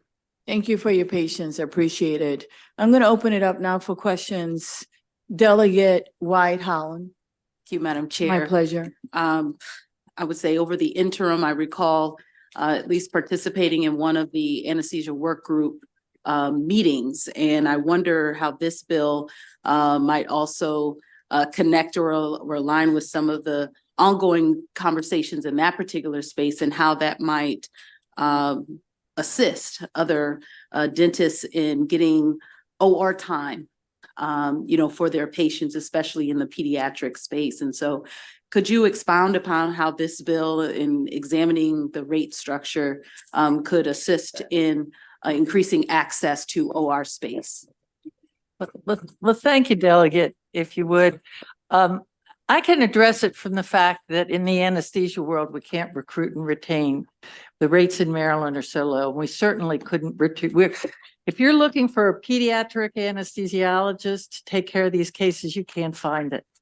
And so access, and these are I know adults just coming on, and we'll see, these are complicated cases. So as I said, when the average commercial rate's 96 and we're getting 22, and that's going to go down, you just can't make it happen.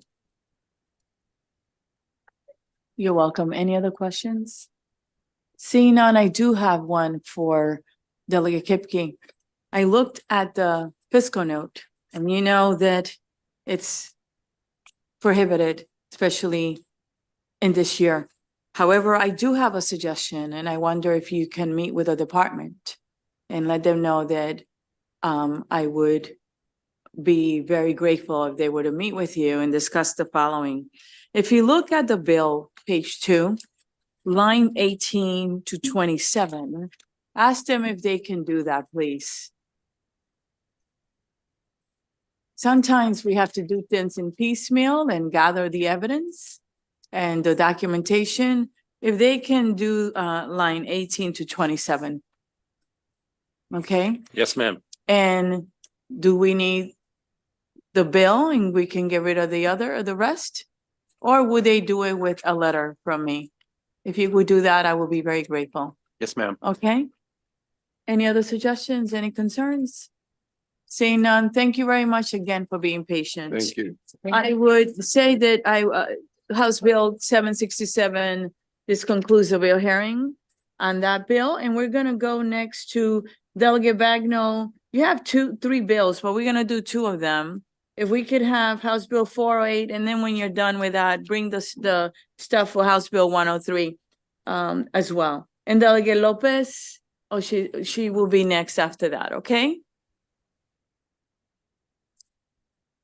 And House Bill 408 is what we're gonna do next. Mental Health Law, County Mental Health Advisory Committee's membership. Is there anyone here for that bill? Can you please come and join her at the desk? Thank you. I think it's just you. And you're enough. Go ahead. More than enough. That's right. I want to touch it. You know, excuse me. We need that to work. Thank you. Thank you very much. Thank you very much. Good evening, Madam Chair, Madam Vice Chair, and members of the Health and Government Operations Committee. For the record, I'm Delegate Heather Bagnall, District 33C, Anne Arundel County. I am very proud to be here to speak on House Bill 408. You have my written testimony, so I will quickly summarize. And we've just had a very long bill hearing on another tool in the tool chest of behavioral health. Well, this is another tool. 22 a day. That is the suicide rate of veterans across the country. 22 a day. That's one veteran every 65 minutes. I spend a lot of time in this committee trying to ensure access to a robust array of services in our behavioral health system. And I'm very proud of the work we've done, but I will say one of the more challenging populations to identify and connect to services is our military population. Veterans, active duty military, and their families have unique work-related challenges and trauma and a culture which makes it more difficult to access services and accept help. This is a bill that just makes so much sense. We have a mental health crisis, and right now, veterans, active duty military, and their families receive behavioral health services not through the VA, but through the Maryland behavioral health system. Generally, those services will be from a local provider under the auspices of the local behavioral health authority. Now, under Maryland law, each county in the state must have a mental health advisory committee made up of professionals in various mental health care fields that ensures that resources are available to those in need and is charged with advocacy on their behalf. This bill ensures the consideration of an individual who has experience in mental health care for veterans or current service members. Veterans and current service members frequently suffer from a wide range of mental health issues, such as PTSD, anxiety, and depression, impacting not only the service member, but their family, their community, and their quality of life. Providing effective behavioral health services for veterans and active service members is complicated by a myriad of factors: lack of providers with cultural competency to address the unique needs of veterans and service members, outsourcing of behavioral health services outside of the VA, and despite a lot of progress, remaining institutional stigma within the service community.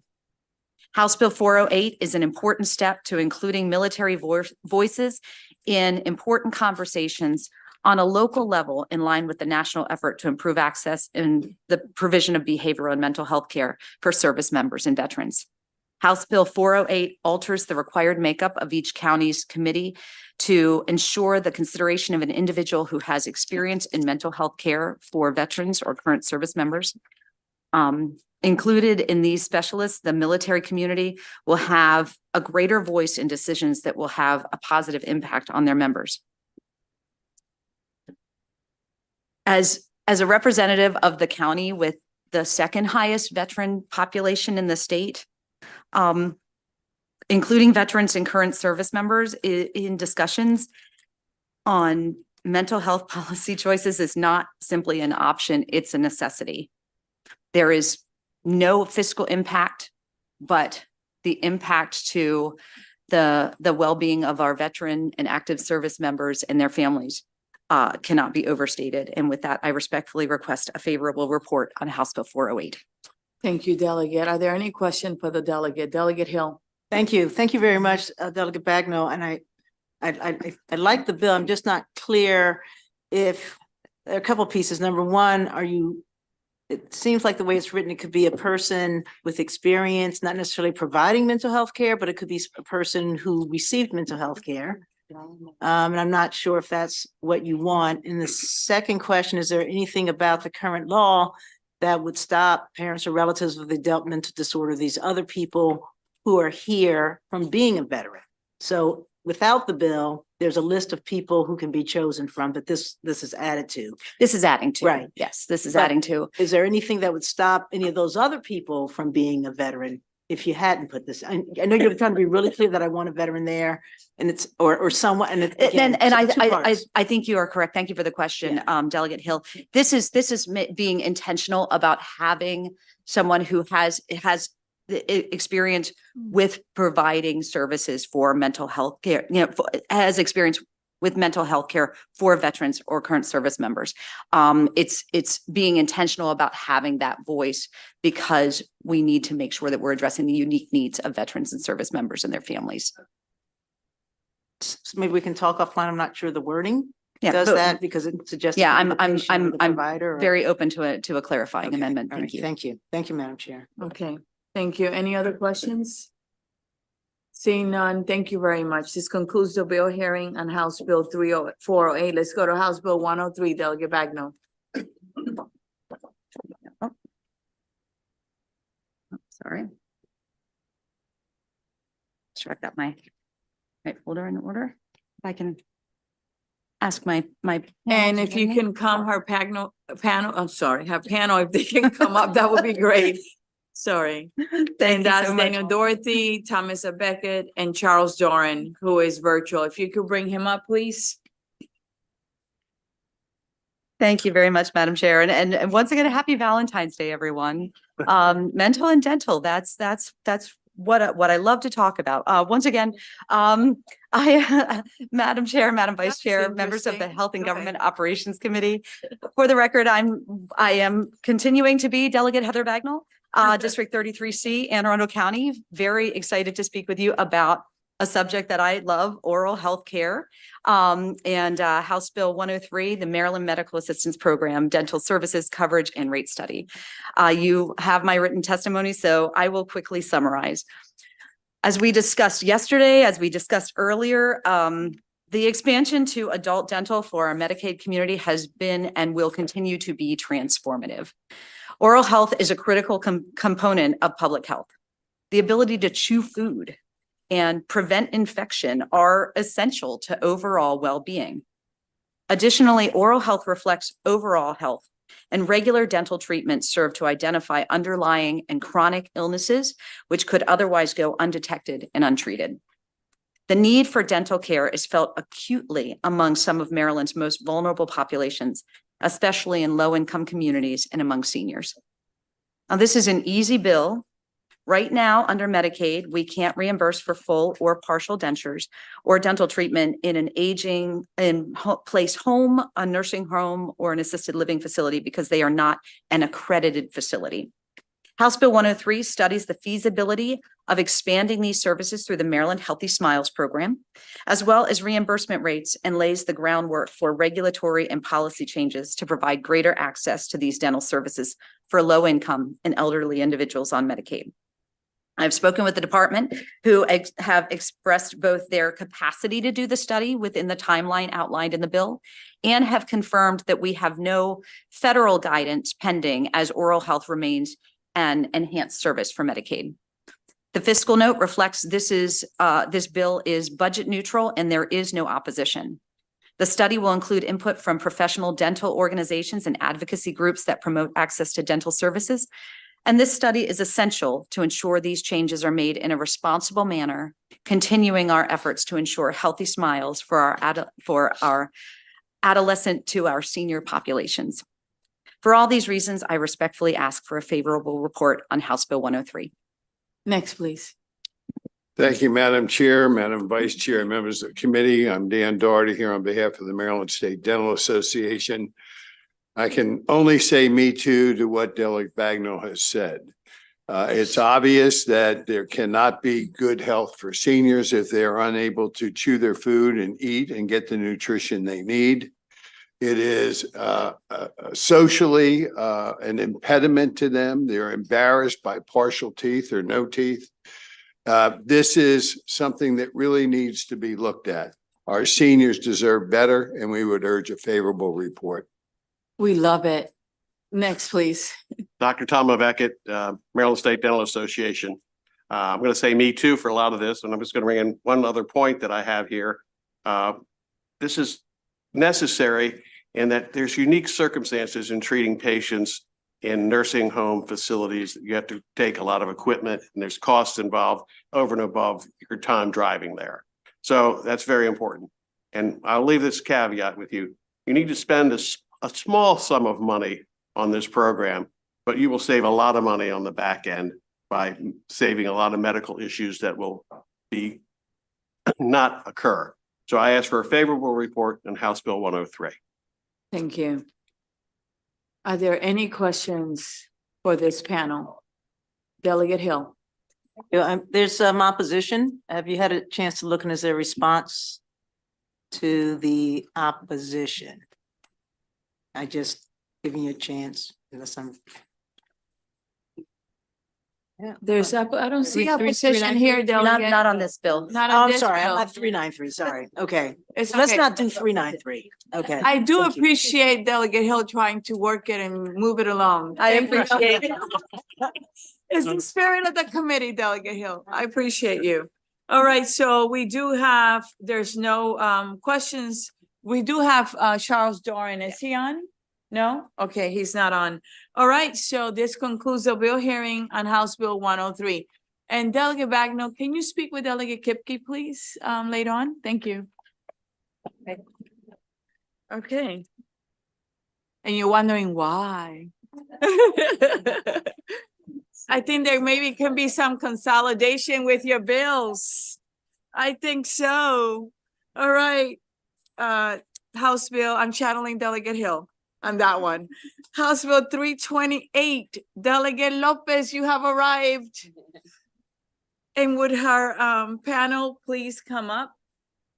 And thank you again, everyone that's left. We're almost there. May I have Hannah Salisbury, Tumith Alaklak, I hope I pronounced it correctly. If not, please correct me. Michael Patty. Oh, no, wait, that's the wrong one. Sorry.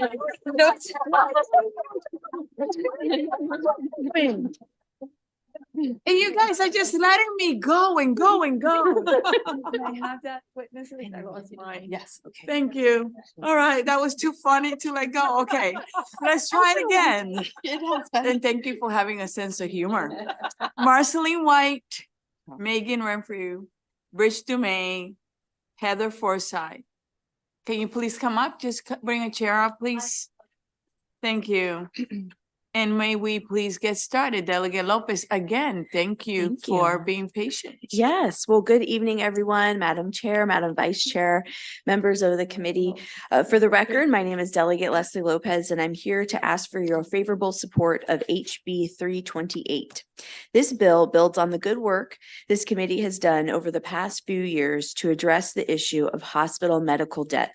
This committee has done tremendous work to expand eligibility thresholds for free and reduced cost care in order to ensure that more working families can enter a hospital for treatment and leave without crushing medical debt.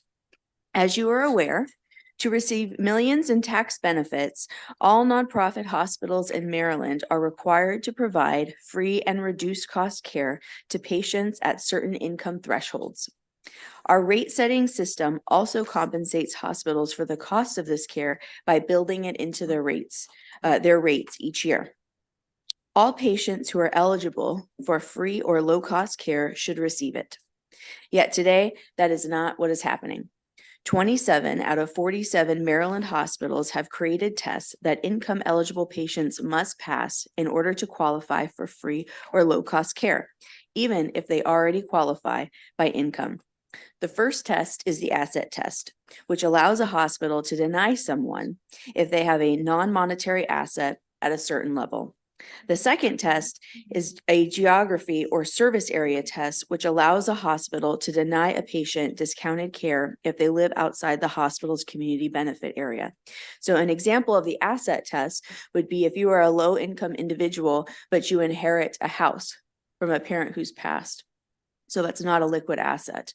The geography or service area test, an example of that would be if you are a low-income pregnant woman who perhaps lives in Montgomery County, but if you work in Howard County and go into labor there, you're not eligible for free or reduced cost care. These tests are unfair. Patients qualify for care by income and then must surmount another hurdle at some hospitals, but not at others. They are unnecessary. The fact that 20 Maryland hospitals do not use these tests indicate that there is no need for them. Both of these tests deny low-income patients the free and low-cost care that the General Assembly and that this committee voted to expand 3 years ago. So in conclusion, I thank you for your patience and urge your support for HB 328. Thank you. Good afternoon. Good afternoon, or good afternoon. evening. I don't know how we're defining this. It is 5:59. So go ahead.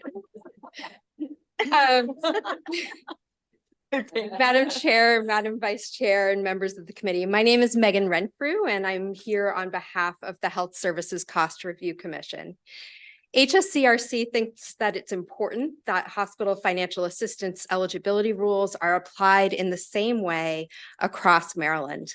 Whether a person qualifies for financial assistance should not depend on which hospital they visit. Our state is relatively small, and we have great hospitals that are centers of excellence.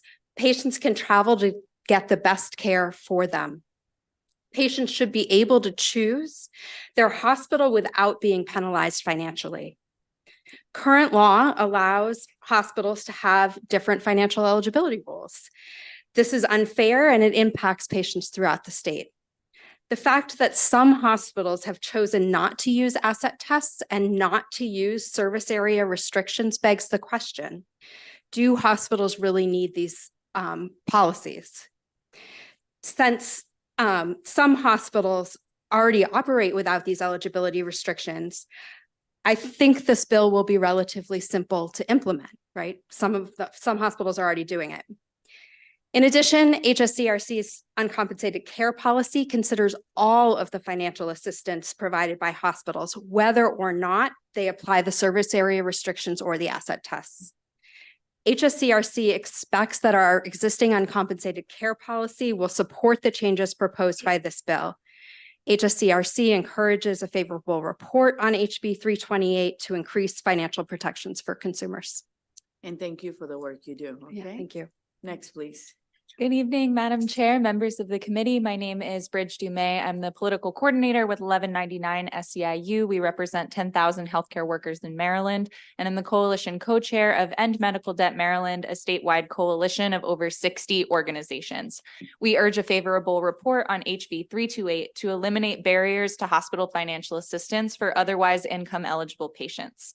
This bill is crucial for expanding access to affordable healthcare in hospitals and reducing chronic illnesses. Numerous studies have demonstrated that households without medical debt have improved health outcomes. Because low-income communities have disproportionate medical debt, reducing the burden of medical debt will help foster health equity across the state. Short staffing in Maryland's hospitals is at a crisis point.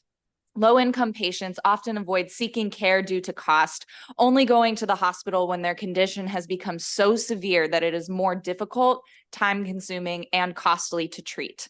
Improving low-income Marylanders' access to free or reduced cost care may encourage them to seek care earlier, potentially shortening their hospital stays, which can, of course, reduce the unbalanced worker-to-patient ratio in our hospitals and hopefully open up beds more quickly, which is important because of the long emergency department wait times we experience in the state.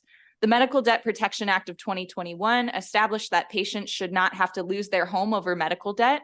This bill follows that same logic. Just as a patient should not have to lose their home for debt, a patient who's income eligible should not have to sell their home to access care they are entitled to.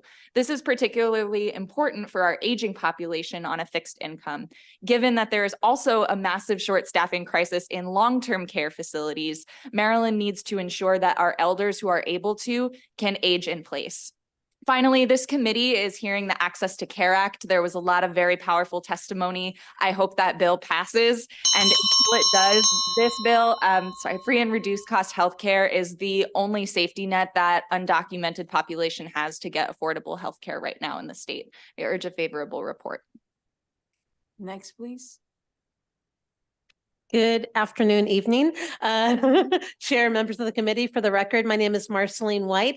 I'm the Executive Director of Economic Action Maryland, and I'm here in strong support of House Bill 328. House Bill 328 builds on the great work of this committee to make healthcare more affordable and accessible. In 2020, the General Assembly, led by this committee, passed House Bill 1420 to expand the thresholds for free and reduced cost care for working families. With passage of HB 328, all income eligible households will be able to get that free care without exception.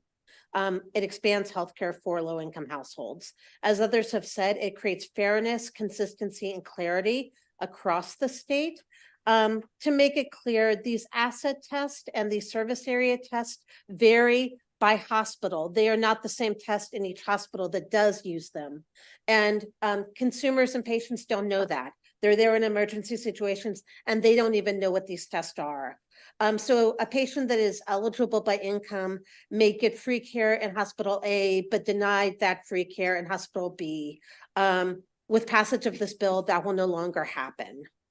It also reduces administrative burden, frankly. Hospitals struggle with onerous paperwork to administer financial assistance policies. The additional asset test and service area tests create more onerous paperwork for hospitals.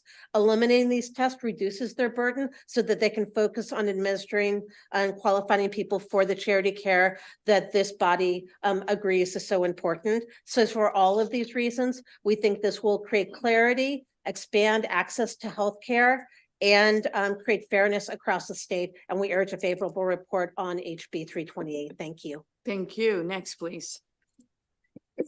Yep. That's probably easier. Thank you for being flexible. Thank you. Good evening, Madam Chair, members of the committee. Heather Forsyth here to support HB 328 and also to offer one amendment to the bill on behalf of the Attorney General's office. The bill, as you heard, offers two important changes to financial assistance policies. One is the change to mission and service area, which we strongly support. This was not intended to serve as a barrier to reduced cost care. And at the Health Education Advocacy Unit, where I serve as Deputy Director, we received numerous complaints from consumers who were denied assistance on that basis. So, and just as an example, we had a consumer who was denied financial assistance at a hospital that was 5.5 miles away from her home because it seems that she should have gone to the one that was 5.4 miles from her home. Another case that we had was a patient who went to get surgery at a hospital that was 19 miles from her home because that was the hospital that accepted her insurance. And they denied her financial assistance because she should have had her surgery at the hospital that was 9 miles closer to her home that didn't accept her insurance. And she was literally between a rock and a hard place, rock and a hospital, rock and a hard place. So the mission and service area kind of ignores the reality of life. You know, we live in one county, we work in another, we go to school in another, we go on vacation to another. The second change that this offers, this bill, is to remove assets altogether from the financial assistance eligibility. And we definitely support modernizing the asset test because research has shown that overly restrictive asset limits penalize savings and harm retirees and are counterproductive to economic security, as you've heard. But here we propose that instead of excluding all assets, that the policies should exclude monetary assets up to $100,000. It currently excludes monetary assets up to $10,000. We think the higher figure more realistically acknowledges today's costs and the reliance that lower income families have on savings to protect against financial catastrophe. I'll stop there. Thank you very much. And thank you for your patience. Thank you for being here with us today. I'm going to open it up for questions. Are there questions? Delegate Johnson. And I did look to the right, Delegate Kaiser. Thank you, Madam Chair. And Finally. Thank you, panel and delegate, for bringing this bill. Are the 27 hospitals that are adding the additional requirements, are they clumped together at all, or are they just sporadic across the state? Most of our health systems have system-wide policies. So we do see that systems will have the same policy across their hospitals. And so those generally are in similar location, like in similar broad geographic areas of the state. I didn't analyze that exactly. I do also want to say, so the 27 hospitals out of 45 is for the asset tests. On the service area, we have 8 hospitals that use service area. We have 6 that do not. And for 30 hospitals, their financial assistance policy is not clear. So I don't have a clear answer there on how many hospitals are using that restriction. Sure. Thank you. Yeah. Can you get that information? I have a spreadsheet. Yep. And where they are geographically. I'd like to see if they're in certain areas Sure. in the state or Absolutely. exactly what is going on. Yep. Can you get that to the committee, please? Of course. Thank you. Yep. Send it to the whole committee, please. Yep. Any other Delegate Bagno? Thank you, Madam Chair, and thank you for this bill. I don't know if you have had opportunity to see the opposition from the Maryland Hospital Association, but there are two concerns that I just wanted to see if you had a response to. One is that they're still in the process of the negotiations with CMS for the next waiver period. And two, that asset tests are common practice, that both Maryland Medicaid and Social Security supplemental security income require asset tests to determine eligibility. So if you could, I think probably the HSCRC to respond to that, because it's a little bit of a challenge on this issue already. Yeah, so I'll take the total cost of care model first. So we do have accountability to the federal government for a savings test, right? We have to generate Medicare savings.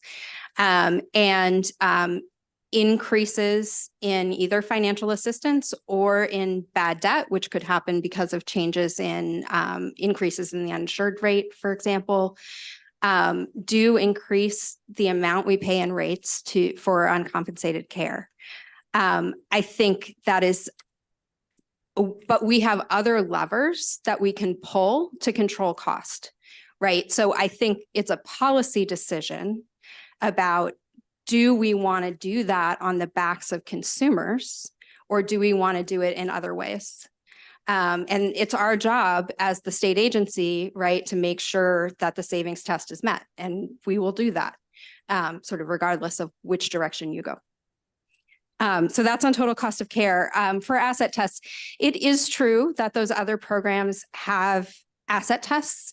There was some literature in the past about the very sorts of concerns that were raised here about the ways that impacts the ability of low-income families to generate savings over time, to generate wealth. When I look at the asset test protections that are in this law, and at this point, well, one person, one answer, right? I definitely have concerns that they're not sufficient. Like, we only protect in current law one car. And I think for those of you who live in rural areas or live in parts of urban areas that do not have good public transportation, one car is not enough for a family, a low-income working family, to maintain two jobs, take a kid to a doctor's appointment, get a kid to school, whatever it is that you need. So that concerns me. I think somebody already talked about housing equity and the concern about that. And I think as housing prices have risen very rapidly, people have more equity, but that doesn't mean they have the ability to access it. Thank you. I have Delegate Hill. Thank you, Madam Chair, and thank you all. Thank you, Delegate Lopez. I'm going to follow up on Delegate Bagnell's dissection of the Maryland Hospital Association. There's a third thing that they raise, which is at the heart of the bill. And they say to remove the option for hospitals to align their policies on reduced cost medically necessary care and payment plans in accordance with the mission and service area of the hospital is a problem. They say that hospitals need flexibility to set financial assistance policies to ensure they prudently allocate resources to the communities they serve. We heard some great examples of not so much. So that's the question. And then I also want to know if you consider the AG amendment a friendly amendment. Sure. So I haven't really had adequate time to process that point and what that means. But I would say it is certainly a problem to not have hospitals aligned, and the alignment that needs to happen is removing barriers to eligibility and making sure that there's uniformity and alignment with this threshold. So that's, I think, the alignment that needs to occur. In terms of the appointment from OAG, I see them as friendly amendments. They're not of a negative, significant consequence. And so I think if it's helpful in order to make the bill work, I'd gladly accept them. Any other questions? the hospital submitted written testimony Mhm. and they're not here right now. Okay, and I know Jake Whitaker submitted the testimony. Delegate Lopez, will you please meet with Jake Whitaker, please? All right? Thank you so much. Appreciate it. And let him know, I'm sure he's watching the hearing. Yes. Thank you very Sure much. is. We have next, Frank Snyderman and Ms. Kess from the NAACP. I know they were here earlier. Okay. They were favorable anyway, both of them. All right, great. This actually concludes the bill hearing on House Bill 328. Next, we're going on to the last bill of the day of the evening. House Bill 393, Delegate Wagner, Higher Education, Maryland Dental Care Program eligibility. And you have with you, if I may I have the following people please come forward? Hannah Salisbury, Thomas Alacott, Michael Patty, Robin Elliott, Caitlin McDonough. Will you be so kind? And if I did not pronounce your name correctly, please correct me. Also, Jan Creep, is she here from the Maryland affiliate of the American College of Nurse Midwives? She's not here? Okay.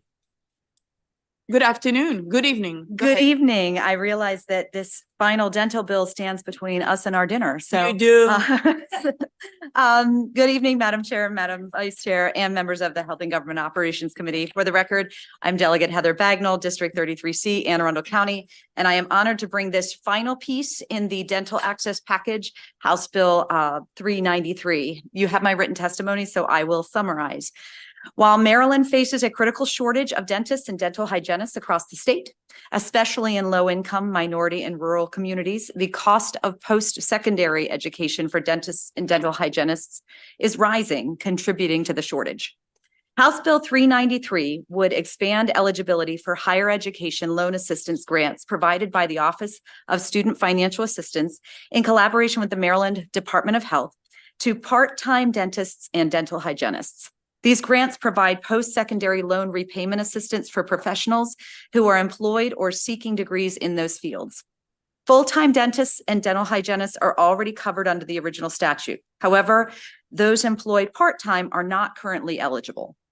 By including those who are employed in dentistry but are on a limited license or employed part-time, House Bill 393 will expand the pool of available dentists and dental hygienists in Maryland by easing the burden of student loan debt related to the profession.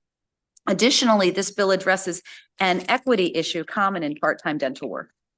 Now, the statute already requires that the applicant demonstrate financial need and that at least 30% of the patients treated by the dentist or in the practice in which the dental hygienist works each year for a 3-year period in a private practice or clinical setting will be a Maryland Medical Assistance Program recipient.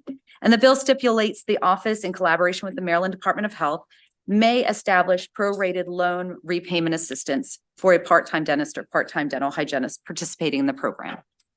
By expanding the loan repayment program to part-time dental hygienists, we are expanding opportunities to women who make up 93.1% of the profession. House Bill 393 is an important step towards remedying sizable shortages in dentists and dental hygienists in Maryland, while addressing issues in equity of access for women under the loan repayment program. Now, this bill is budget neutral because this bill only addresses eligibility. In other words, it expands the pool, but not the pot. Now, you're going to hear opposition to the bill related to the underfunding of the program, and the appropriate appropriation is a discussion I welcome and we will continue to have, likely every budgetary session. However, I don't believe we should limit a tool to attract and retain quality providers when the need is so great by limiting the eligibility for loan repayment assistance.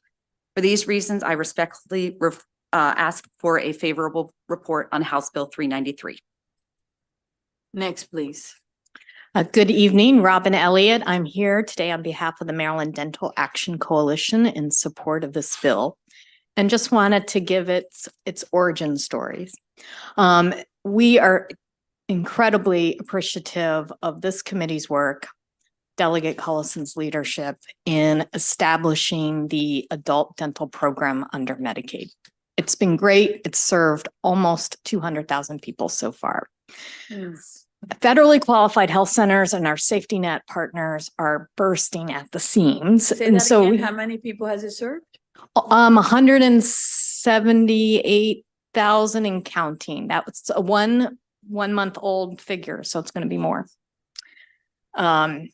Incredible. So our partners, both in private practices and community health centers, are bursting at the seams. So we asked the community health centers and the local health departments what they need. And they told us they need the flexibility to be able to recruit and retain part-time dentists and dental hygienists. And so that's what you'll hear today from the rest of the panel. And I'll just quickly note, there are some locations which are only open part of the time. For instance, school-based health centers, local health departments may not be open every day. So in order to have someone work there and for them to be eligible for loan repayment, the only way to do it is to angle the program so that it also addresses the part-time need. Thank you. Thank you, and thank you for your work. Next, please. Hi, my name is Hannah Salisbury, and I'm the Dental Clinical Quality Director for Top Tank Community Health Systems, a federally qualified health center on Maryland's Eastern Shore. I'm also a lifelong Maryland resident. When I'm not being referred to as the professional titles I just mentioned, I'm commonly referred to as mom, wife, sister, and daughter. And I feel strongly that whatever title I am being called, either professionally or personally, that they are both equally as important. I am testifying today on behalf of my dental hygiene colleagues who feel the same sense of equality of importance in both their professional and personal lives. I would like to highlight that individuals accessing this benefit have put down roots and are also lifelong Maryland residents like me. A 2023 study by a well-known recruitment agency estimates that 93.1% of dental hygienists are female, and anecdotally, in my 2.5 years as a recruiter, I have yet to encounter, hire, or come across a resume for a male dental hygienist. Yet what I have witnessed is that about half of the applicants I have interviewed, all of which have been female, have been interested in a part-time dental hygiene position to foster a positive work-life balance. With loan repayment programs being a primary benefit for working in federally qualified health centers, I have to wonder how many of these applicants could we successfully transition into employees if the state of Maryland loan repayment was an option for them? And how many other organizations in Maryland are asking themselves this very same question? By not extending loan repayment to part-time dental hygienists and dentists, as well as internationally trained dentists, in the state of Maryland, I believe we are negatively impacting patient access to service that we FQHCs can provide. We have a real opportunity to offset the shortage of dental hygienists and dentists in Maryland when we know there are offices all across the state with vacancies for these positions. I urge you to consider supporting this bill. And Madam Chair, I would like to say that I love your fashion sense. Thank you for your time. Oh, thank you. Well, you have very good taste. Next, please. Good evening, everyone. Good evening, Madam Chair and Vice Chair. I'm going to say my name right. My name is Dr. Tumuh Al-Allak. I hold many hats in Chop Tank Community Health System. I am the Associate Clinical Dental Director. I am the Director of Advanced Education and General Dentistry Program, Residency Program, and I am the Director of our Preceptorship Program for International Dentists. I'm here to support the bill and to answer any questions or clarification is needed by the committee members. Thank you. Thank you, Dr. Al-Allak. Really appreciate you. Next, please. And Michael Patty here on behalf of the Maryland Community Health System, a network of federally qualified health centers across the state. And at this point, me too. We are so grateful for that testimony. That's the best one. Yes. Caitlin McDonough, not here, okay. And then we have, do we have someone virtual that is favorable? There's no one, there's not a Jan Reeves there, okay, not here. All right, so we're gonna open it up for question. Delegate Hutchinson. Thank you, Madam Chair. You're welcome. My question is for Ms. Salisbury. First of all, where do you live? I live in Cordova, Maryland, in the beautiful Eastern Shore. Eastern Shore of Maryland. Would you say that this will help us get desperately needed hygienists, dentists to come over, set up roots, live on the Eastern Shore, stay, and provide to our constituents? I would say yes. Thank you. Great questions, Delegate Hutchinson. Any other questions? Delegate Rosenberg.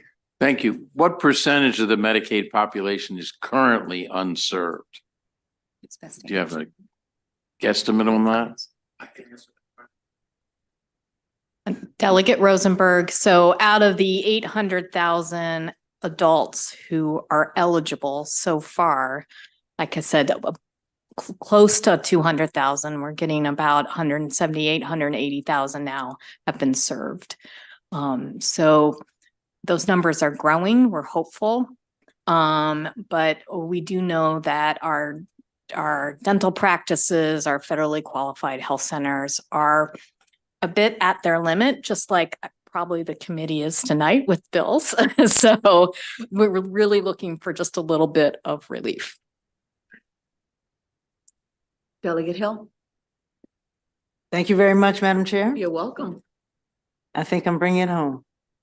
Let's do it. Okay, Ms. Elliott, the numbers that you gave for how many have been covered, are those unique patients or multiple encounters of those unique patients? Can you just clarify those numbers? Unique patients. So an incredible success in just about a year. And that's really a testament to you all and the commitment of all the stakeholders working together. So thank you. Any other questions for this panel?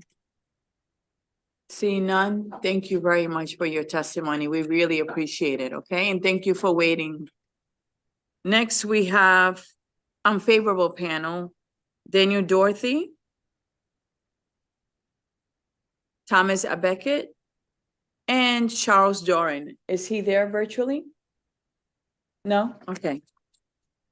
And the other lady's not there. There's no one virtually right now. Okay, great. You're it. Thank you. Thank you. Madam Chair, Madam Vice Chair, members of the committee, I'm Dan Doherty here on behalf of the Maryland State Dental Association.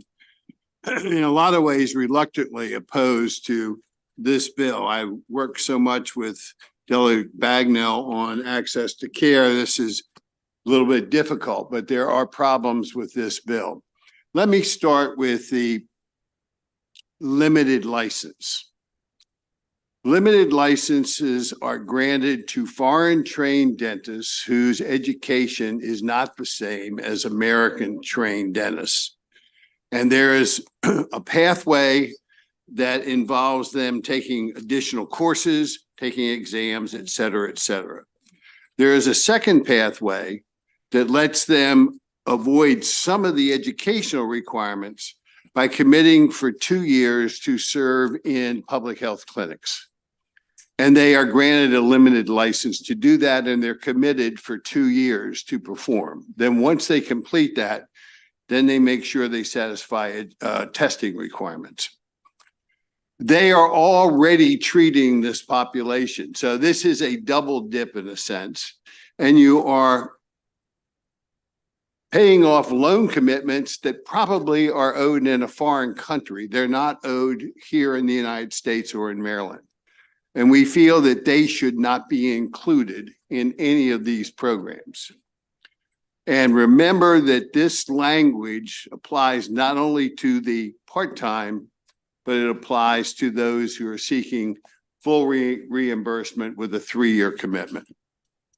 Secondly, it is our belief and what we have seen that the commitment of staying in a community is basically more likely to occur when the dentist or dental hygienist commits to a 3-year commitment full-time. And by the time that is finished, they have really established their roots in the community. And we feel that when there is such a paucity of funding, that the part-time approach in this bill is premature. And we would want to see it delayed until the other part can be implemented and we have the data to show what we can accomplish. So for those reasons, we're opposed to the bill. Next, please. Again, Dr. Tama Beckett from the Maryland State Dental Association, asking for an unfavorable report. And I will answer a question that was answered earlier.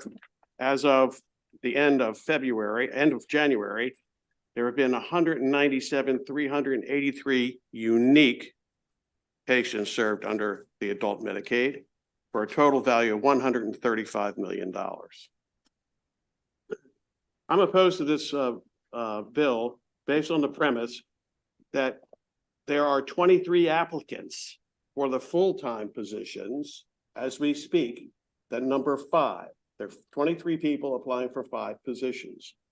Now, granted, I can understand why you might want to put part-time into it, but at this stage, we have 23 individuals that are willing to devote as a full-time practitioner to this program. I think this program needs to expand, but the problem is the funding is not there. And that's another story because the funding comes through the Department of Education and the applicant pools and everything is through the Department of Health. So the right hand does not know what the left hand is doing.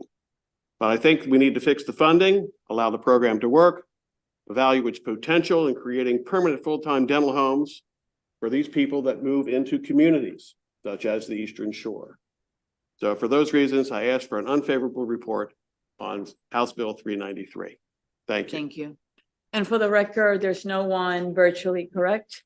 All right, and I'm going to open it up for questions now. Are there any questions for this panel? Seeing none, I do have perhaps not a question, but because it's late, you're the last witnesses, I'm going to go for it. You know how they say we pick our battles? Yes. Right. I like you to sit down with Delegate Bagno and see what we can do. Because there's a real shortage, right? And there's a shortage in certain areas where it's so difficult to recruit. And even if the loans were in another country, the fact is that they took the loans, right, to get that education and they have the skills. So even if you compromise and come up with some language, I think it's worth exploring seriously. And you know that we are so supportive of you, but we do have a shortage. So I am respectfully asking you to sit down with the sponsor and as soon as they're finished, can you go follow them? I think it's important, all right? It is. I just want you to sit down. I think Delegate Bagno will agree. We have been talking. We have always willing to continue to talk. Yeah, I will like that, okay? And I thank you for being willing to do it. Seeing no other questions from the committee, this actually concludes the bill hearing on House Bill 393. And I want to thank the committee for your patience today.